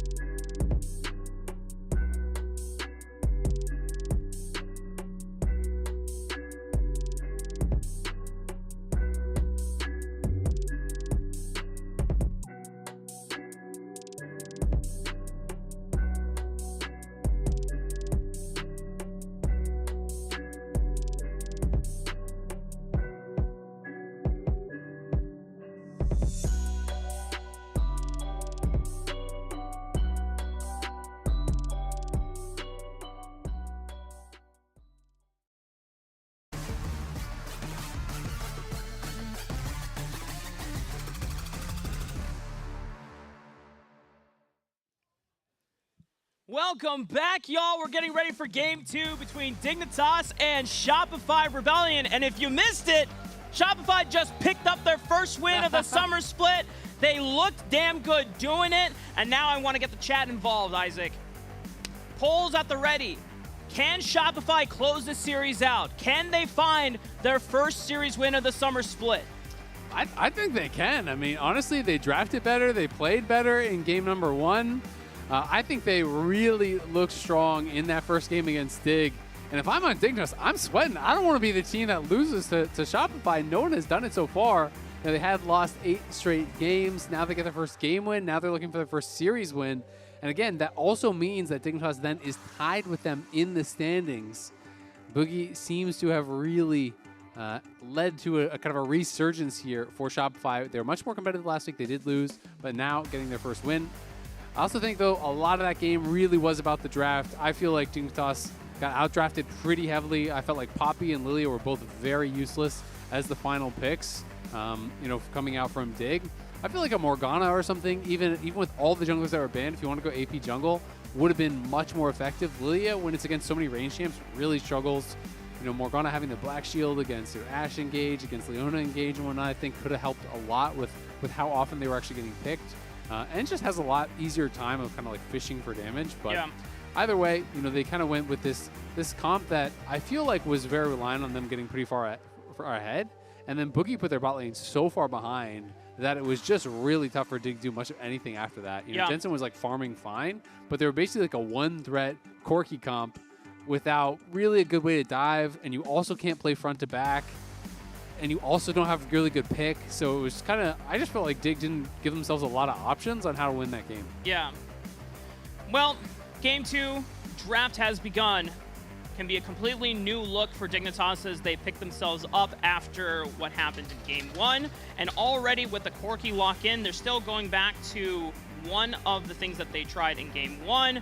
But maybe on the second rotation, after Shopify runs it back with Leon and Brand, we can see something different. I always just find bands like this kind of funny, where it's like, kind of just reminds me of us playing FlexQ. You just get slammed by something, and then you just ban out everything that beat you in the last game. You're like, we didn't play bad. It was the Zarya that was the problem. It was the Ashe that was the problem. I couldn't dodge those arrows, man. Yeah, just get those out of there. They're homing missiles, dude. Now, Dignitas, Zyra and Renekton. Okay. Different looks here. Obviously, with the Zyra pick, is going to give you a lot better disengage, which, for their sake of Dignitas, they were struggling into the heavy engage picks by Shopify. And one of the things that Shopify struggled against NRG last week was trying to... What is going on in the crowd? Okay, we got some Jhin enthusiasts in the studio today. We had a Jhin chant going on. They actually got it locked in here. This is going to be interesting, man, because you do have, generally the problem with Jhin is really sucks at killing frontline, but Brand kind of solves that for you a little bit because Brand is so good at actually punching through frontline. Yeah. I do think they're going to want some high DPS champion for mid lane, which is likely what Dignitas are going to be targeting. What season is it? Dig season. Not in Game 1, buddy. Maybe in Game 2. We'll see if Dig season can bring it back. Second round of bans. Kalista taken off the table from Dignitas. The marksman pool starting to slim down even further and further. Bans. Yeah. Already 5 AD bans here, and 2 more bans still available. Corki's off the table, Jin's off the table. I don't really think you can ban out all the marksman picks because there's just infinite, and a lot of them after the S tier kind of do the same thing, so I don't think it's that big a deal. But they definitely do want to limit the picks for Insanity, because Insanity would still love to have a really high DPS champion, I think, to pair alongside that Jhin.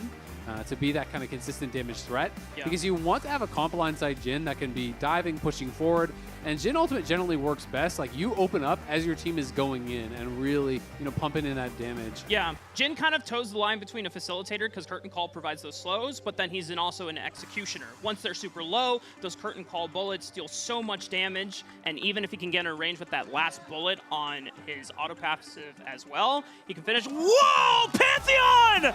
Oh, okay. Now, yes! Is this going to be Pantheon top or Pantheon mid? That is going to be the question here. this might be a Renekton answer. I've never seen this matchup before, but he recently got buffed where his W now does percentage max HP damage. His E also now, when it's empowered, it gives you resistances on the exit and a lot of movement speed. So when you're diving on the ultimate with the Grand Starfall, you go in, you stun someone, empower E, and then you have the resistances and the tankiness to actually get out of a fight and reposition for a second stun. Now, this is going to be really interesting to see, what this Pantheon can get done. I mean, this is very aggressive. They did talk about wanting to have really clear compositions, really easy compositions to play out. Pantheon is such a clear go button. Wait, this is like Jhin mid. This is Jhin mid, I think. It's Pantheon Jhin mid or top. Or Kai'Sa mid. It could be Kai'Sa mid as well, yeah. Yeah. So it's probably Kai'Sa mid, actually. Unless they want to pair it down on bot. But this is interesting. There's a lot of stuns, a lot of ways to apply plasma for the Kai'Sa, and this is a very strong dive comp here. I haven't seen some Jhin mid in solo queue, which is why I was thinking it could be. But we'll see what they do. If they're going to bait me or not, they have to actually make their final trades. We don't know where it's going to go, but I have been seeing some Jhin mid in solo queue. This comp, the Jhin opens up, the Pantheon ults, the Leona goes forward. You see Brand throwing in the ult. Kai'Sa dives in on whoever gets stunned. You're this trying comp to is freaking awesome! And it is Jhin mid, so this is really exciting. I will say, though, if your dive does not go well, you're trying to dive through Zyra plants. You're trying to dive through disengage and whatnot from Ziggs, which is going to be really, really difficult. The counter engage that's available as well from Arel is quite powerful. Renekton's good with counter engage as well. Like, you want to target the Corki, the Ziggs, and the Zyra, but there is great answers for Dig, so I don't think that the compositions are, so one-sided or anything like this. But this is a really spicy comp here from Shopify, and if they can make it work, it's going to be so exciting to see them get their first game win and their first series win. Let's see if they can close it out. To do it off in style with this composition they drafted as well, it would be the revitalization that they need, that their fans need to have any hope for the remainder of the summer split as we head to the Rift for our second game between Shopify Rebellion and Dignitas. Yeah, I'm really curious if this is the first Jhin mid in LCS ever. I want to say it is, but we're going to have the stats team actually check in on that. Jhin has been getting a tiny bit of mid lane play in pro. In all regions combined, there's 5 games this season, so not a lot. And if you're looking at the top 4, if you're looking at the major regions, there's 0 games of Jhin play in mid lane. So it's pretty interesting. Definitely not a common pick. Even if you look all time for Jhin in top regions, it looks like there's 1 game ever of mid Jhin in major regions across all seasons since it's been out. So definitely not getting played a lot, but I have seen it pop up a little bit in solo queue. I will be interested to see how he wants to play it out. He's playing TP, so maybe just looking at it as like, hey, it's just like another farming AD that has a pretty strong lane. And I'm just curious, is this something like specifically as an answer to Corki? Is this something that he is kind of just slotting in as, Lucian, Triss, Corki, whatever, they're all the same? It's going to be interesting to find out here. And this is a really juicy leash there. So they see the invade coming, and Isles actually used his W to help leash this for Spica. So Spica tried to get a really fast level 2. They're going to get the engage. Boogie's in trouble. And they leashed it. Running down to the Ignite. Yeah, well played by Dignitas. They get the level 2 for Spica from the Raptor camp, and now he has that level advantage to start off this red buff's totally fine. Boogie is going to be decelerated on that first clear.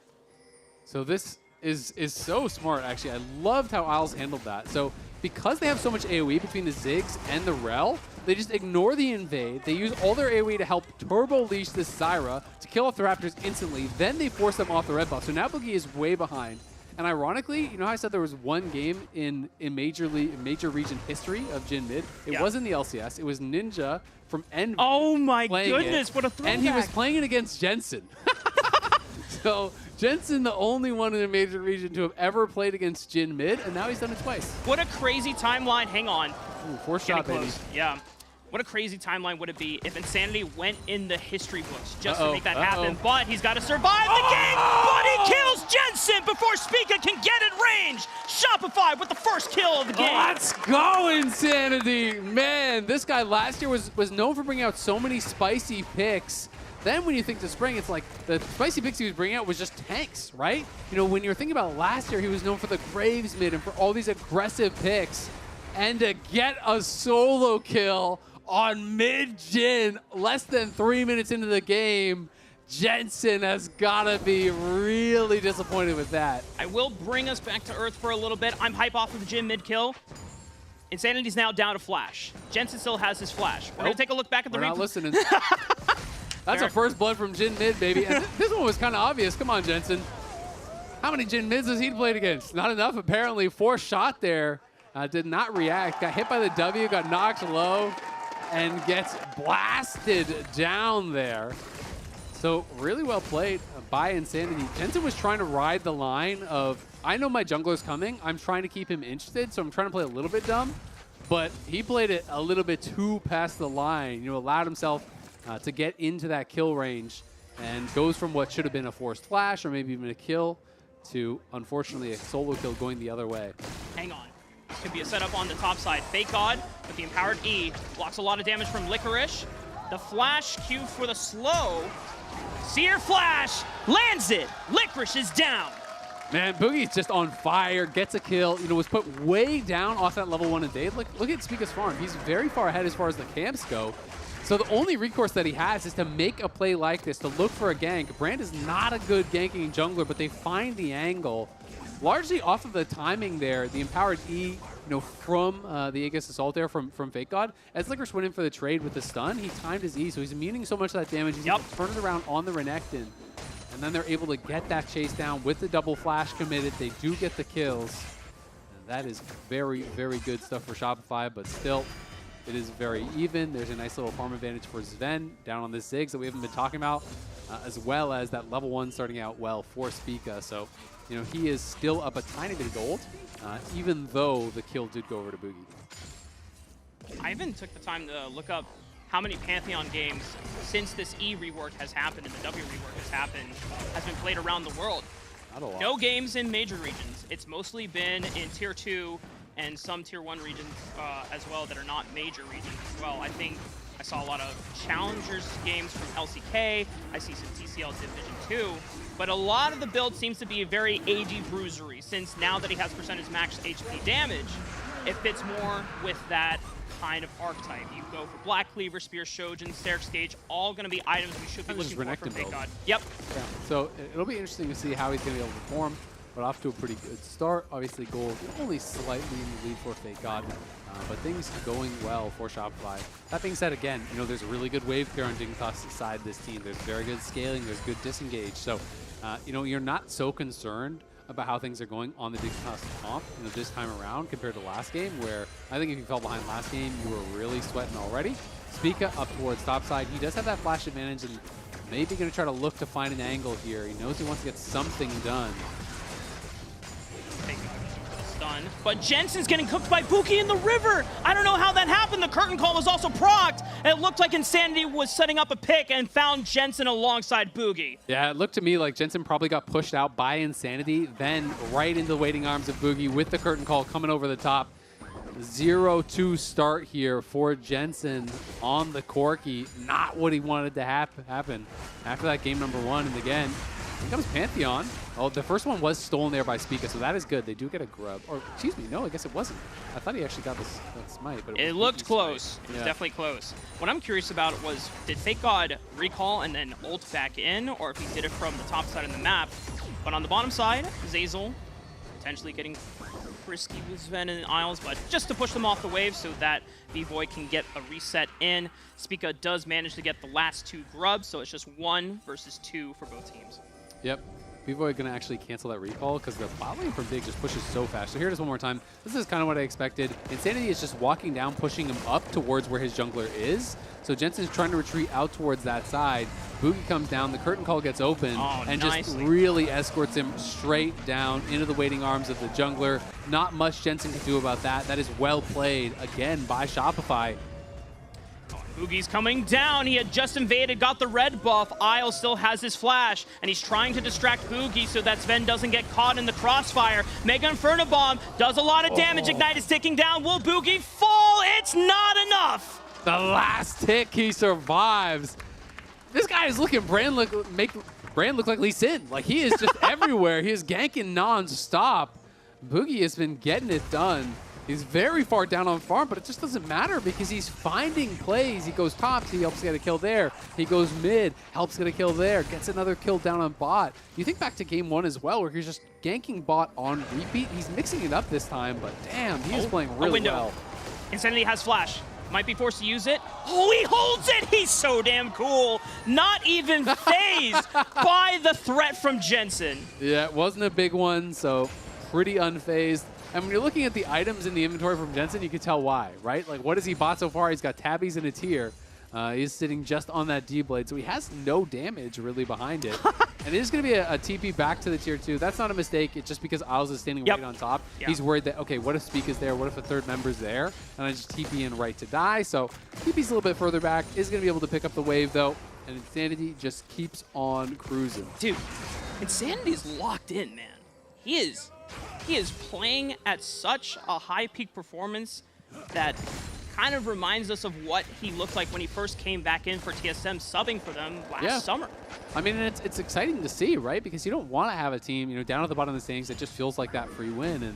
And Shopify is showing us that they are not to be overlooked by these teams. You know, being able to turn a really strong series. And I think after a competitive series against NRG, this series, win or lose today, teams are going to be looking out for Shopify because even if they don't end up making playoffs, this team could really spoil some other teams' playoff chances or you know, mess up you going for a higher seed or whatever. Yeah, if this is the form that they continue playing in, I would not be surprised if the other teams are, like, now just watching this series, they're going to have to be a lot more respectful to the way they play. I know that early on in the season, we heard a lot from scrims saying that Shopify were kind of like on Immortals level where everyone wants to fight them in scrims, but obviously the stage results did not reflect that and was very abysmal for Shopify in the first 3-4 weeks of the season.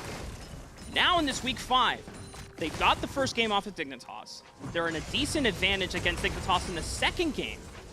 For Dignitas, you're kind of hoping that Spica's farm advantage is going to bring them back into this game. Yeah, he does have that farm advantage. You know, they do obviously have a pretty nice farm advantage in bot lane as well. They did get that kill on Isles, but Sven is up 20 CS, so Sven has been doing a really good job. They also got 2 plates down in bot side, so in the isolated 2v2, Sven and Isles were doing great. Looking for another play here on Jensen. He's got to be careful because if he gets caught, he does not have Merc Treads, so he would get locked down 100-0. They cannot find it, though. So Jensen survives. Isles, he knows they're in the area, though. He's playing with fire a little bit here. He does have flash, and he just uses the crash down. A seer comes out.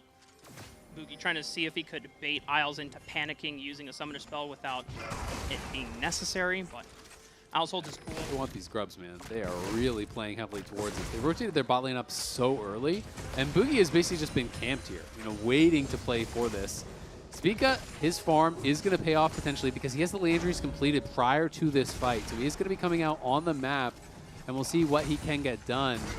Also does have the Elixir of Force, so going to have that extra AP as well. Like, he is very strong compared to Boogie right now. Like, way stronger if he pops that Elixir of Force. Spica knows how tumultuous this fight is going to be. If they don't win this fight, this could be the catalyst that allows Shopify to close out the advantage. Here comes B-Boy with the killer instinct. Curtain Call opens up, provides the slows, but a kill back on to Zazel will be traded by Dignitas. Fake God has already teleported in to join the fray. B-Boy super low, and the rest of Shopify are pushed off the remaining grubs. And that's kind of what I'm talking about with the counter engage. Like, they just found Isles. Isles is not the ideal target. They do go in on him. You know, B-Boy pops the killer instinct, flies in. They look for this aggressive first pick. They are able to get it, but you cannot underestimate the amount of damage that's going to come out of the Zig, that's going to come out of the Zyra as you are trying to pile in on someone else.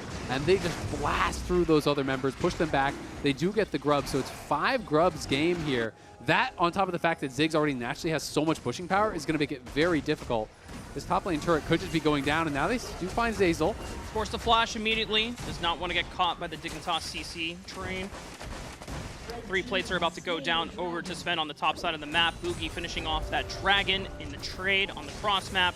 B-Boy's here with Zazel, but 2 versus 3, still not safe enough for them to step up to this turret. And Sven executes it with the satchel. Yep, going to be able to grab that first tower. Very nicely done.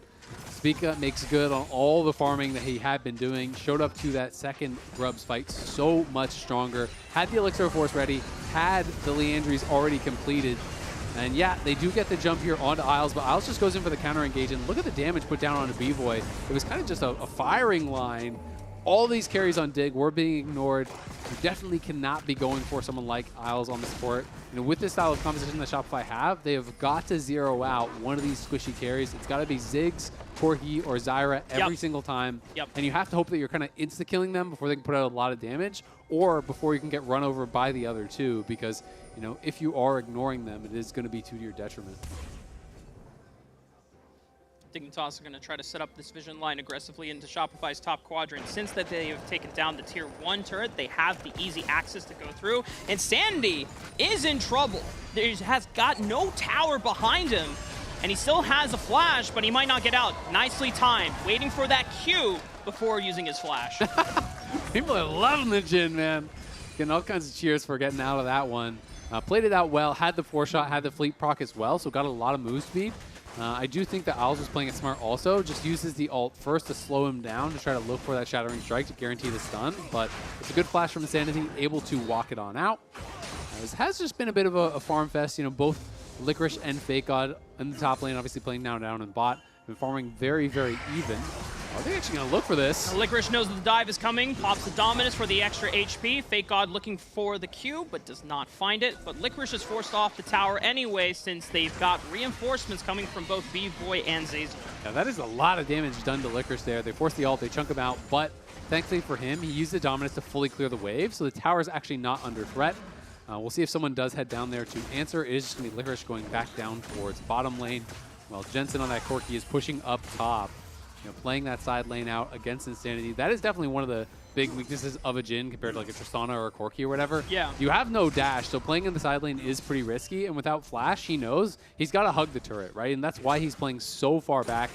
You could see on the minimap he was even hesitant to walk off of the tower to even just farm that wave that was right in front of it. So really has got to play it quite safe over these next couple minutes, at least until that flash is back or he has someone around to support him. First item completed for Fake God should be that Sundered Sky, but Licorice still has a flash. Flashes the Zenith Blade. Yeah, good flash there. That was absolutely needed. He had no ultimate available, and he's got no MR. So if you get stunned up there by the Leona, you're going to get 100-0'd by him and the Brand. Very, very likely, especially with the Pantheon there to follow up. You know, the ulti could have been used to follow, but Dignitas still continuing to just farm it up. Have so much wave clear here in the mid lane. They're posted up with that Ziggs, looking to just kind of play around mid, utilizing the Ziggs for wave control mid. Spica just bounces back and forth, farming as many of these jungle camps as he possibly can to try to continually accelerate himself. And I think Dig is just really going to focus on the objectives. You can see how many wards they actually have around this top side of the map. You know, really building out this heavy line of wards in this section to try to maintain control in that area and seal away as many possible jungle camps. The question will become, though, how can Dignitas shift that vision line over to the bottom side of the map? The third dragon is coming up in the next minute. Shopify already have 2. So if they get that without any contest from Dignitas, they will be on soul point. So Dignitas' first step is to take out the mid tier 1 between the Rift Herald and the Satchel from Ziggs. Now this gives them more control as the map is further opened up into Shopify's jungle. Yeah, and I mean, I think what they're going to do is just utilize the gold that they've gotten off of these couple towers, off of this farming, to try to really set up for a very strong third dragon fight. You know, I do expect them to show up there first. Honestly, whoever has control of the area, it's going to be really difficult for the other team to approach. If Dignitas get there first, walking in through Zyra plants and Corki Poke is tough, but they're looking for a dive here potentially. They got to go fast though, because Isles is coming. Yeah, and Jensen just evaporated the wave. I think Shopify need to call this off. The flash from Jensen to get away from Boogie. Here comes the Mango Inferno Bomb. Boogie flashes it in time. Yeah, it is just a trade of flashes at the end of the day. Jensen handling that pretty well here. They wanted to try to get that pick before the Dragon, but they can't quite do it. And Jensen has TP, so how are they going to move down now for that Dragon? You see pings from both teams coming down towards the Dragon. Boogie maybe had a bit of a buy here he wanted to try to get to. Does do the Krugs before recalling. Does mean he's going to be a bit late to that Dragon, which has already spawned. We can see the TPs now starting to come in. Sven goes right back to mid. They want to play this through mid. They get full prio there. Now they're going to try to move into that bot side river and maintain control here. Boogie looking like he's just heading out towards Raptors, so Shopify has decided, you know what, it's actually too risky. Walking over here as a Brand with no flash against Isles, who does have his flash, would be a pretty guaranteed engage and likely an easy kill onto that Brand. Yeah, and I think they just spent too much time on the top side, and Dignitas did a good job of slowing down their escape path, so they didn't have enough tempo to really get back on the map and challenge for space alongside River. So Dignitas gonna stop Soul Point from being achieved by Shopify, or at least the Dragon that would put them in contention for Soul Point. Jensen and Isles now sieging on the bot tier 2. Fake God doing what he can to slow down that siege, but with Sven arriving, it's the turret destruction all over again as Dignitas continue to accelerate this gold lead. It's so funny watching Ziggs hit a tower and then Jin on the other side at the tower. Jin's flip push leaves a little bit of something to be desired. Not the fastest turret killer. He's doing what he can, man. He's trying his best for sure. But one Ziggs auto seems to be about 4 from Jin, so it's tough out there. Did he just throw Mega Inferno Yep. Bomb? I guess. Threw out the ulti, stopped the recall, had the ward, so Nice. it's also just farming a little bit of first strike gold. He is Yeah. playing first strike on the Ziggs. I'm actually going to check, see how much gold he's gotten from that so far. So 216 gold, so closing on basically what a kill would be. So not too bad at all. Let's see how much Spica has. Spica has almost nothing, 40 gold from the first strike, so hasn't really gotten much from that. You know, on Zyra again, you can go Electro, you can go Comet, you can go Dark Harvest. There are kind of those different options. Obviously, first strike does scale pretty well, but hasn't really been able to poke too much so far this game, so isn't getting that much value from it. Honestly, really all he's done is farm, so he wouldn't get that much from any of them. They did have that one scrap that they were able to, kind of win over by Grubs. Yeah. But that's really been the only fight it feels like Spica's been involved in the entire game. The nice thing, though, is that he has used that Zyra plant power to net so many Grubs from Shopify's graphs. Now, we're getting to the point of the game where Baron is spawning in 20 seconds, and we've all now seen, we have the tape, that Zyra can burn this Baron incredibly fast if you get the plant set up for it. Yeah, Zyra can definitely kill it really fast, but on the other side, Kai'Sa and Brand are also incredible actually burning down the Baron. So both teams do have a fast Baron take. You have to keep eyes on it though for sure, as they're going to look for Isles. Second part of that crash down interrupts the Zenith Blade on the arrival. Nicely done from Dignitas and Shopify just jockeying for position in the river. Yeah, and Spica's almost level 13. He wasn't 2 levels up. Not going to be able to find that. Boogie just hit 11, so now he's just a 1.5 or so right now. But Spica has a big experience advantage, has the 2 items finished a lot faster, so he is very, very strong. And you need to see him continue to walk around the map, just poke with these plants, help them maintain this vision control here around the objectives. You want to get that vision line, and then you want to defend it with plants. Just make it really costly for them to constantly get whittled down.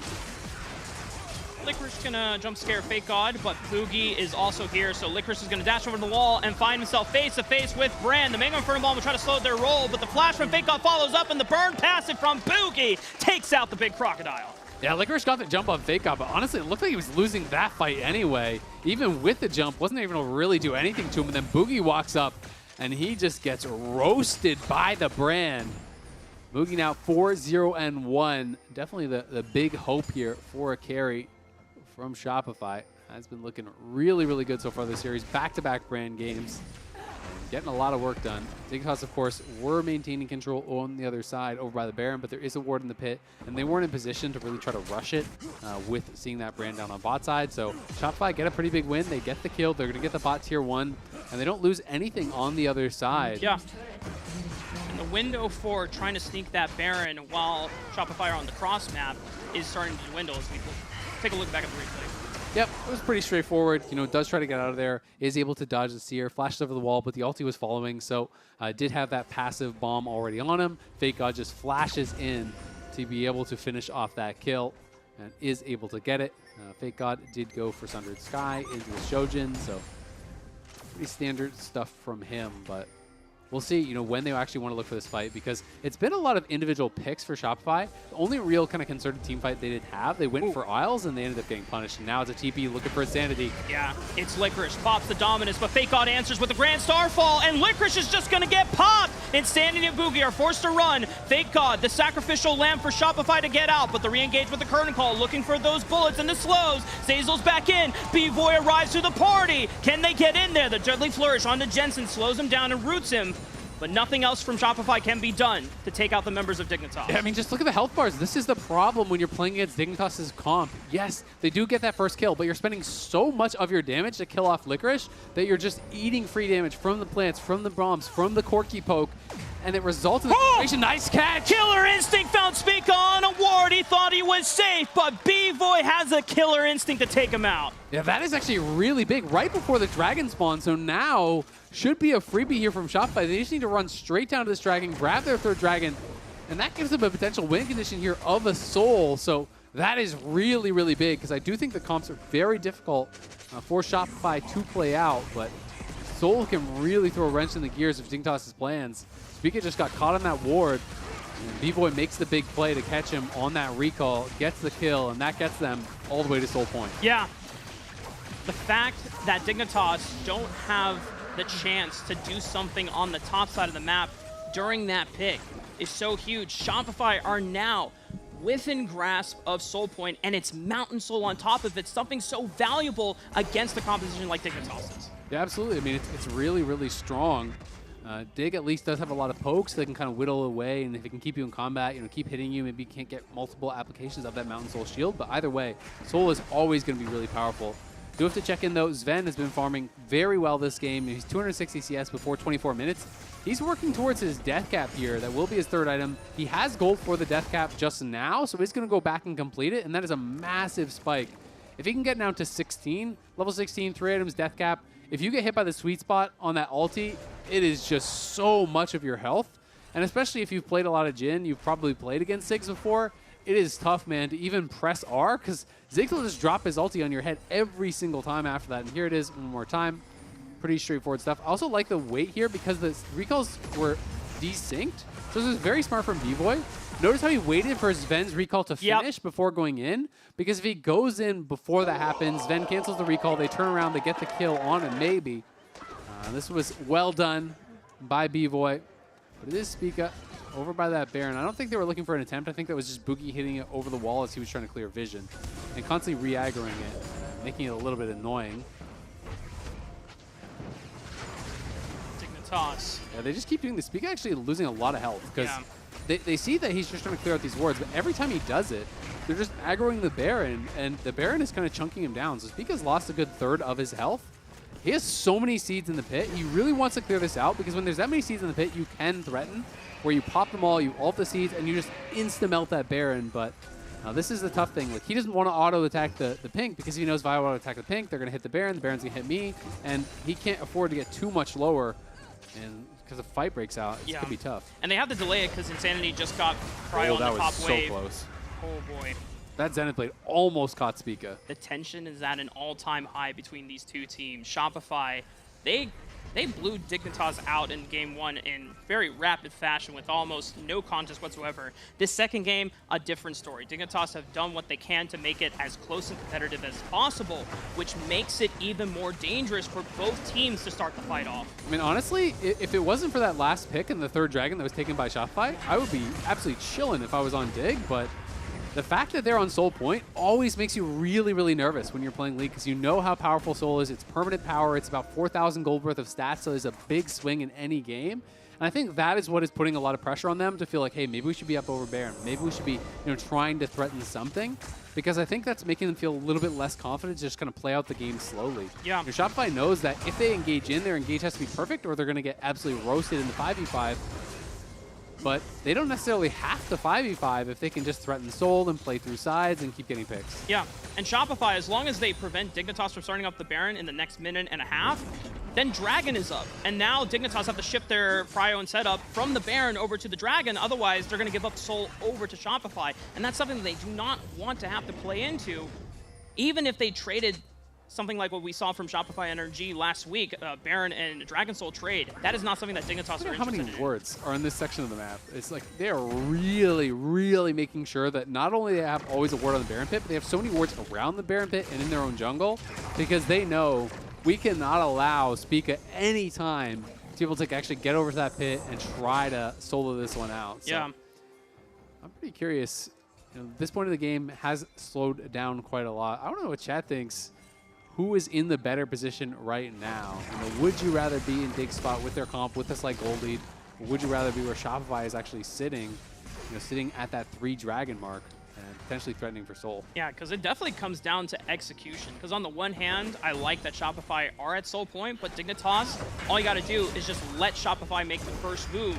and you get the setup first, it's so hard for them to actually burn through all of the minefields and the plants that you have to work your way through. So honestly, I could see arguments for either side, but the Dragon spawn is coming up in 30 seconds.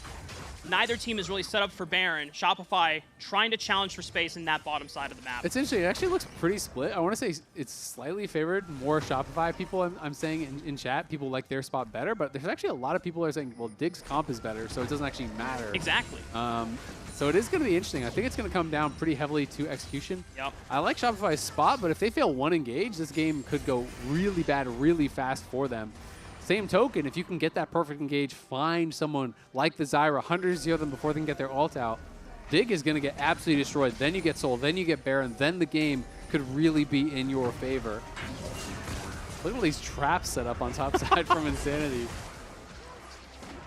Just completely covering that top river entrance, where Shopify trying to fight their way back into the river entrance from the jungle towards mid lane. Spica holding onto it while he can, zoning them off with these plants. But he's got to be careful.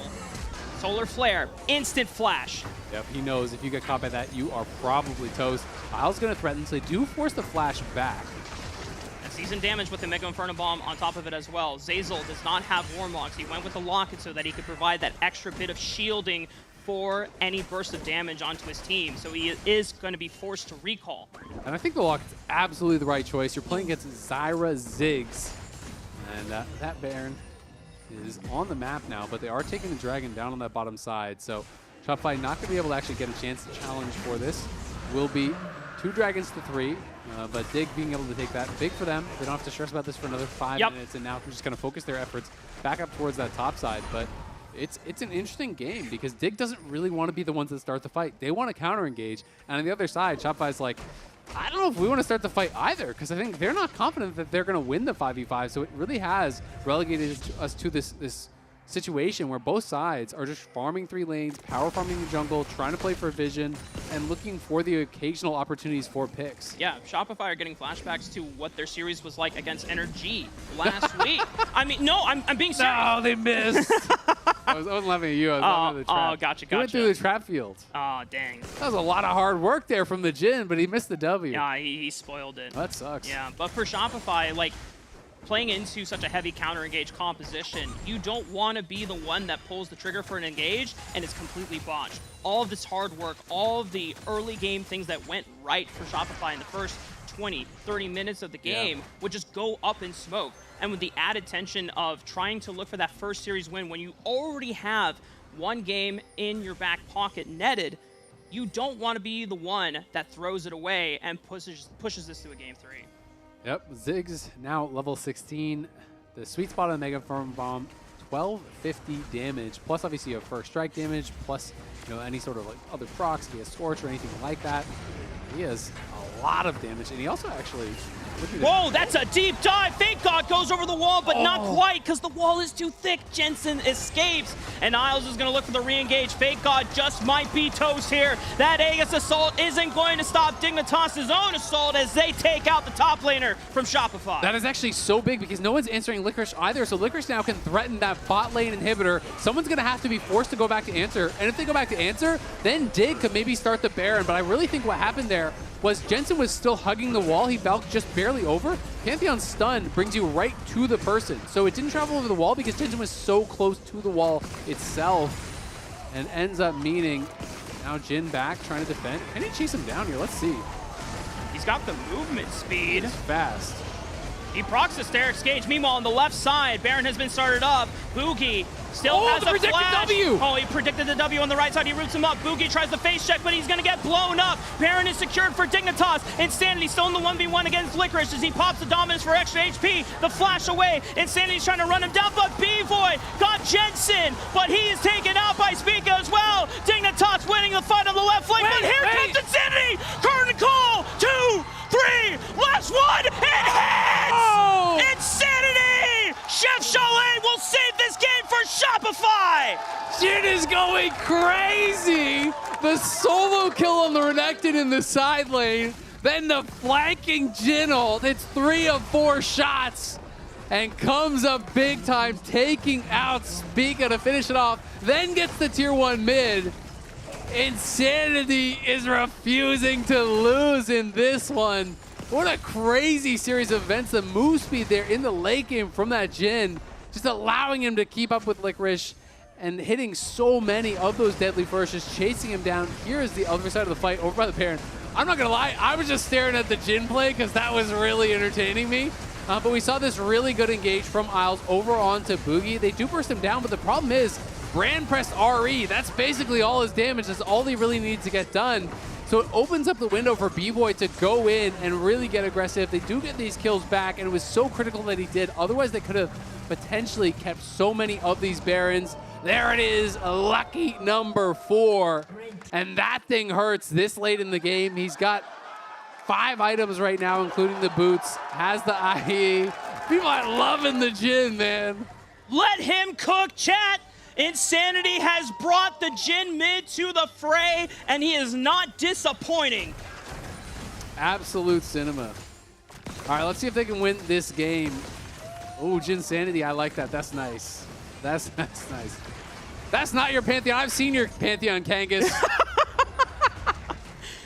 Roasting him live on the LCS broadcast. Shopify getting ready for... Unless he means ulting and dying. Then it is, oh, yeah, that is definitely... Then I take that back. I apologize. 20 seconds on Mountain Soul for Shopify Rebellion. They are the first ones in the river. And even though Dignitas took that Baron, they got fully swept afterwards. So no Baron trade either for Dignitas. They can't do anything to challenge lanes on the top side of the map to get something back. Shopify have full control of the pit. Yeah, Licorice has a pretty good angle here. Mid lane obviously is fully Shopify as the wave is pushing up. Zazel's going to look for a potential flank this is a deep here. Flank. Jensen has flash, Sven does not. Zazel's target is going to be Sven! He's locked down, and Sven is gone! B-Boy in there with the killer instinct! The Pyroclasm, the plants, that's a lot of circles! Thank God leads the charge into the front line, and B-Boy gets one back before he falls. Jensen doing everything he can, but Insanity is ramping up the bullets, and he's gonna look for Spica next! Let me hear you, Arena! 2! Deadly Flourish! He's winding up the last bullet, and it looks like it's just going to be... He doesn't even need Boogie! Okay, I see you, Insanity, I see you. Styling on them, finishing them off with the ulti, but what a great engage there from Zazel. Gave Sven no chance to react. Flash Q immediately onto the Ziggs there. One of those prime targets. He has no Zonias, he has no cleanse, he has no flash. Look at this engage. No hesitation, instant stun. The follow-up stun is right there from Fake God. The ulti over the top as well from Zazel. And B-Boy's in that backline, and B-Boy as well has the Sonya, so he buys time. And during that time, Boogie is wreaking havoc on the brand. Gets a massive ulti across multiple members. And then Insanity. This Jhin is getting so much more done than I ever expected that it would. He couldn't finish him off with a 4-shot, but who cares because he has the ulti. He grabs the kill. 5-0-4 now here for Insanity, working on that final item. The way that this series was playing out, Isaac, I thought that the nightmare for Dignitas was going to be the boogeyman on this brand, but it is Jhin Sanity. Him and Boogie have done such a great job of keeping Shopify's chances in this game, salvaging so many plays, and now with Mountain Soul picked up, they have everything they need to close this game out. I mean, Boogie has just been such a difference maker. It looks like a completely different squad since he came in. Competitive series last week, now on the precipice here of 2-0ing Dignitas after not winning a single game before that in the split. Dig really not wanting to go down here. They need this series win for their playoff positioning here. Going to try as best as they possibly can to fight back. It is still definitely possible for Dig to take this one, but Mountain Soul are going to make things a lot more difficult. There's a lot of squishy members though, so Mountain Soul, you're not going to be everything, and you have a lot of pokes, so you have the ability to potentially just poke them out, you know, with the Zyra, with the Ziggs, with the Corki, and try to mitigate a lot of what that Mountain Soul is doing. You know, you don't want that kind of 100-0 play as Dig. You want to be able to take it slow, and they still have the ability to do that if they can mark these engages that Shopify is looking for, because when it goes well, it's going to go so well for their comp. But if someone had been on the side marking Zazel and preventing him from getting in, it could have been a completely different fight. almost 40 minutes into the game, 17 to 9 kills. The average game time for Shopify is going crazy. Yep. Ever since Boogie came in, has been far more competitive. Closer looks from Shopify. Last week ended in disappointment, coming up short against NRG.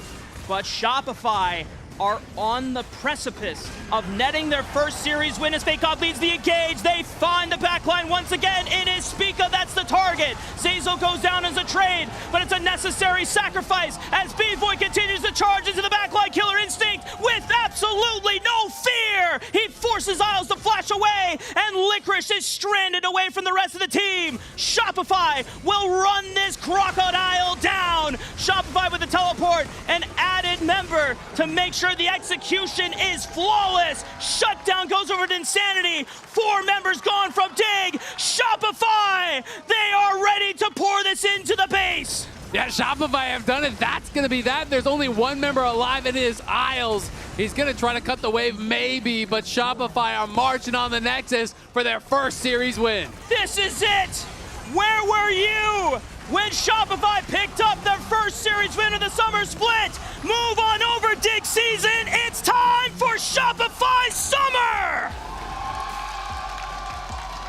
Man, what a way to do it for Shopify. Not only do they get their first win, not only do they get their first series win, they do it with Jin mid. A massive performance here from Insanity.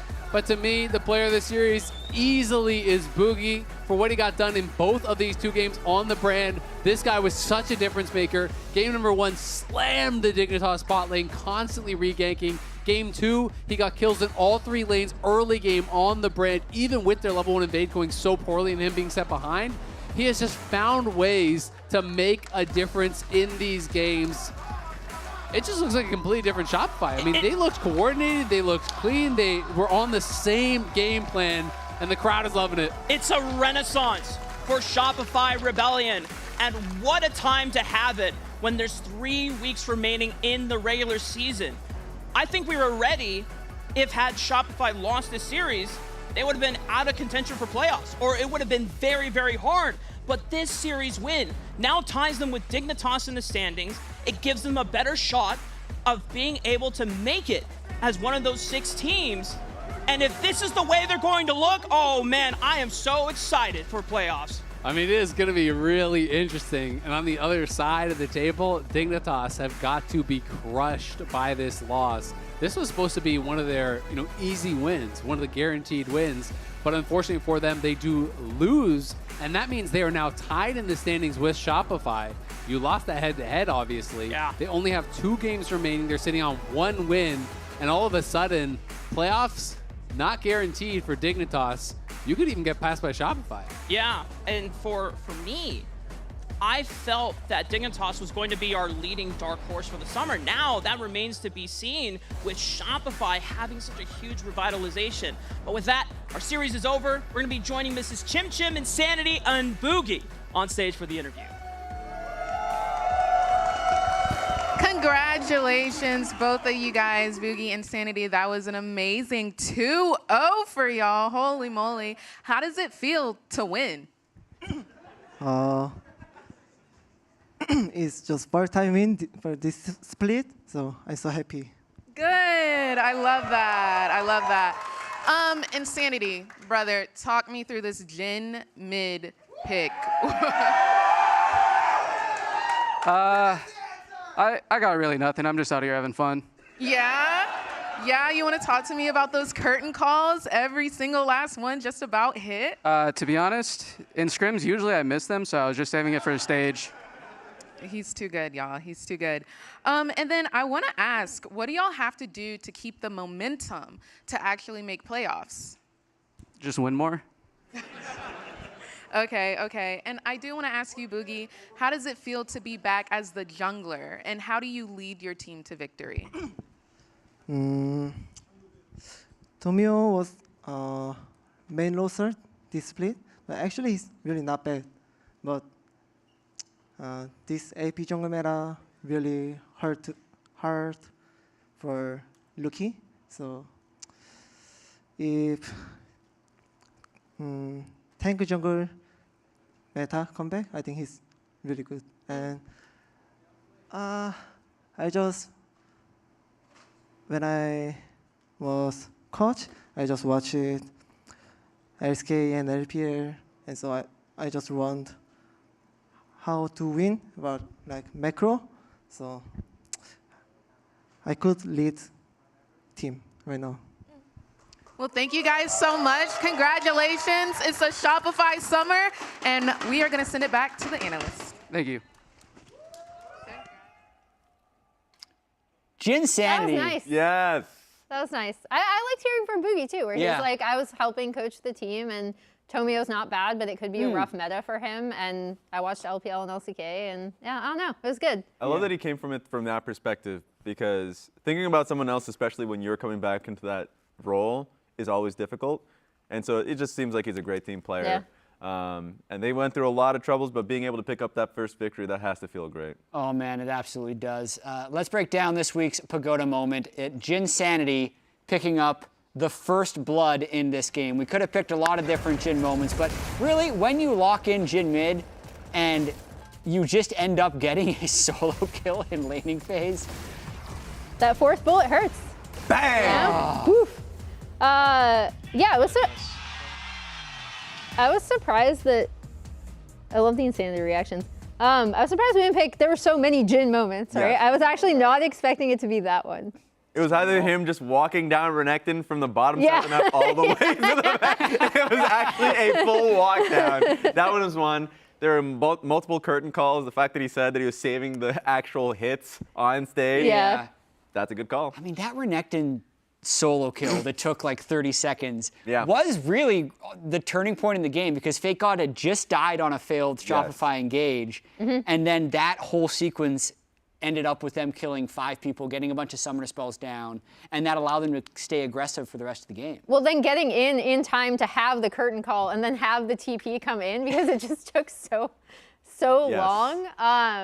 And the big difference in terms of Shopify, in addition to like how interesting this draft is and how well I think Insanity has been playing pretty well in lane, like overall, we kind of reviewed it with APA when he was on all the way back in week 3, is that they just look so much more coordinated in the early game. Like they just look like they have a game plan. And I think that comes from Buki. Yeah, I'm also hearing that the first win for Shopify wasn't the only thing at stake today, so we're going to check that out. Oh. I don't really believe that. We're going to look. Okay. If you want some hope, Shopify fans, Boogie's back in, everything's going to be different. I'm completely wrong.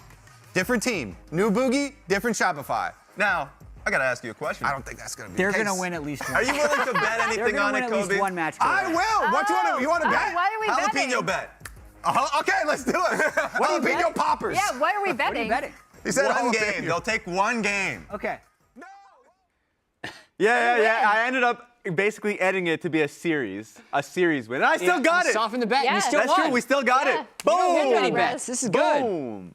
So thankfully, I think we even edited But it. I mean, to- jalapeno popper. Yeah. It's a That's jalapeno. the tamest thing. Yeah. We're not doing That's poppers. a treat that people pay money for at restaurants. Yeah, we're not doing poppers. I still believe that a popper would have killed me. What? I'm just putting that out there. I haven't had one. You but- ate a habanero on broadcast. and I died. You're still here. Mild ones with rats. That one was tough. So thankfully now it's going to be all on Kobe to eat that jalapeno or jalapeno popper. I'm just going to give it up to him on that one because he ended up taking the L. Is he worried about cholesterol? Like, what is Yeah, I don't know what he's what worried is the about. drawback? Yeah, I I'm would not- just take the jalapeno. It's if he is like it's Yeah. less calories Yep. and it's spicier. I'll eat a jalapeno It's something with Kobe. really They're hot. not even that Yes. spicy. It's going to be something hot. That's Something the only hot. way it makes sense. Exactly. Much like the gameplay coming in from Shopify Rebellion. So congratulations, guys, for that other win. That's a dub. Yeah, absolutely. Player of the series for Who- today as who well. is it? I'm not sure, actually. I voted Boogie. Yeah. I voted We'll see if Insanity. Insanity wins. It's Boogie Damn. Let's go. and Berserker for today. Let's check out the highlights to see how these guys won their players of the series. Another 4-game double 2-0 day. Just not the double 2-0s that we would have expected. Here's Series 1. It also didn't necessarily feel like a double 2-0 day. This first game from C9 versus NRG was actually quite close. I did like a lot of things I saw from NRG in this. As we see, I believe this is the game losing team fight, sadly, where it's like, it's so close, right? It really was. And their early game looked a lot better. They were a lot more proactive. This Let's not look was at this travesty. one. Roll the tape to the next series. Triple kill for Oh, Berserker God. level 1. This is like you do this in scrims and then you just remake the game. Yeah, because it feels bad at that point. Even if you do end up getting the kill on Lucian somehow, like your team is going to die no matter what. And then we didn't show this one, but then of course Tristana looks for another play because she has an advantage on Tristana, so tries to jump under turret, but then support is there. So you die both times. It was a tragic game. Yeah. Series 2 here, this was the Boogie show in game 1 on the brand because he really seemed to run the map, broke open the bot lane really easily in this game. And then game 2, if Shopify didn't close this out, it's like they win one game and immediately slam Pantheon Jhin. How embarrassing of a loss that would be, but they absolutely pulled it out. It was such an insane game. I'm pulling up the chat right now. I gotta know between the people in the chat if they believe it's Insanity or Boogie that got, like, who was the more influential of the series? I was gonna say, are you trying to take away? Yes, of the series. Are you trying to make a case for Jinsanity? What? Is this the one game that overpowers the series? Okay. You're trying to do that technically for the first game as well for Boogie. Boogie had 2 good games, to be fair. Yeah, 2. Yeah. He had 2 really one good games. astronomical Jhin performance. It was pretty great. How many people agree with you? We'll see. There's a bit of a if delay. Insanity Boogie had won, I wouldn't have been. I wouldn't have been unhappy. Yeah, I wouldn't. Yeah, that's fair. He had I a good. wouldn't be He upset had a good either. Zeri game in game 1 too. It's actually a complete mix. It's a complete mix. Okay, and that's with. Mix. Yes. That's with you trying to poison Yeah, the you well. are trying. Yeah, I was to trying get my hard. Jhin. I was trying my it's hard. Boogie. So I respect you guys for putting out your. Now Boogie is actually just overpowering Let's the go. vote. Let's go, chat. Okay, that's Good fair. job, chat. The fair and balanced chat out there. Shut Raz down. That's it for us. Fair and balanced. That's it for us here from the LCS Lounge. We'll be back tomorrow, normal time, 4 p.m. Eastern, 1 Pacific. And for now, let's send it over to the LCS Challengers. See you over there. Take it easy, guys. Have fun. Okay. No flash on Azir. No flash on Azir. Flash in Italy. We can fight, guys. Yeah, you guys should try. I'm arrowing here. Nice. No flash, Italy. No flash. Italy first. I will TP soon. Arrow, bro. I will TP soon. I will TP soon. Just no flash. She jumped. Look me. Look Ash. Ash no flash. Cannon's in. Look, Cannon no flash. We can finish that. No flash. Keep fighting. Twist has flash. Jhin no flash. I'm okay. Raw will die. Kill Jhin, no flash. We can speed you. I'm leaving. Yo, still chill, okay? Still chill. If you guys make time, we're gonna ace them, okay? You guys don't have to die. We're slowly coming. We're mega. I think you guys just win. Yeah, I think we just win. Then it's coming. He has flash? Yeah, he has. So I'm gonna hold I can reach. My bad. GG. There's some boost in there, kinda. Keep fighting, guys! Yeah, I'm looking. I have E in 2. Shit, they have nothing. Yeah, okay. Lily has 1. I have flash done in 2. I'm gonna flash done. Yep, I'm looking. We can maybe end. The first win! Shopify's back, man! Shopify! They got their first win. Let's go. In the history books just to make that happen, but he's got to survive the game, but he kills Jensen before Spica can get in range. Free damage from the plants, from the bombs, from the Corky poke, and it results in the situation. Nice catch. Killer Instinct found Spica on a wall. He's locked down, and Sven is gone. B-Boy in there with the Killer Instinct. The Pyroclasm, the plants, that's a lot of circles. Thank God leads the charge into the front line, and B-Boy gets one. He's winding up the last bullet, and it looks like it's just going to be, this is it. Where were you when Shopify picked up their first series win of the summer split? Move on over, Dig Season. It's time for Shopify Summer!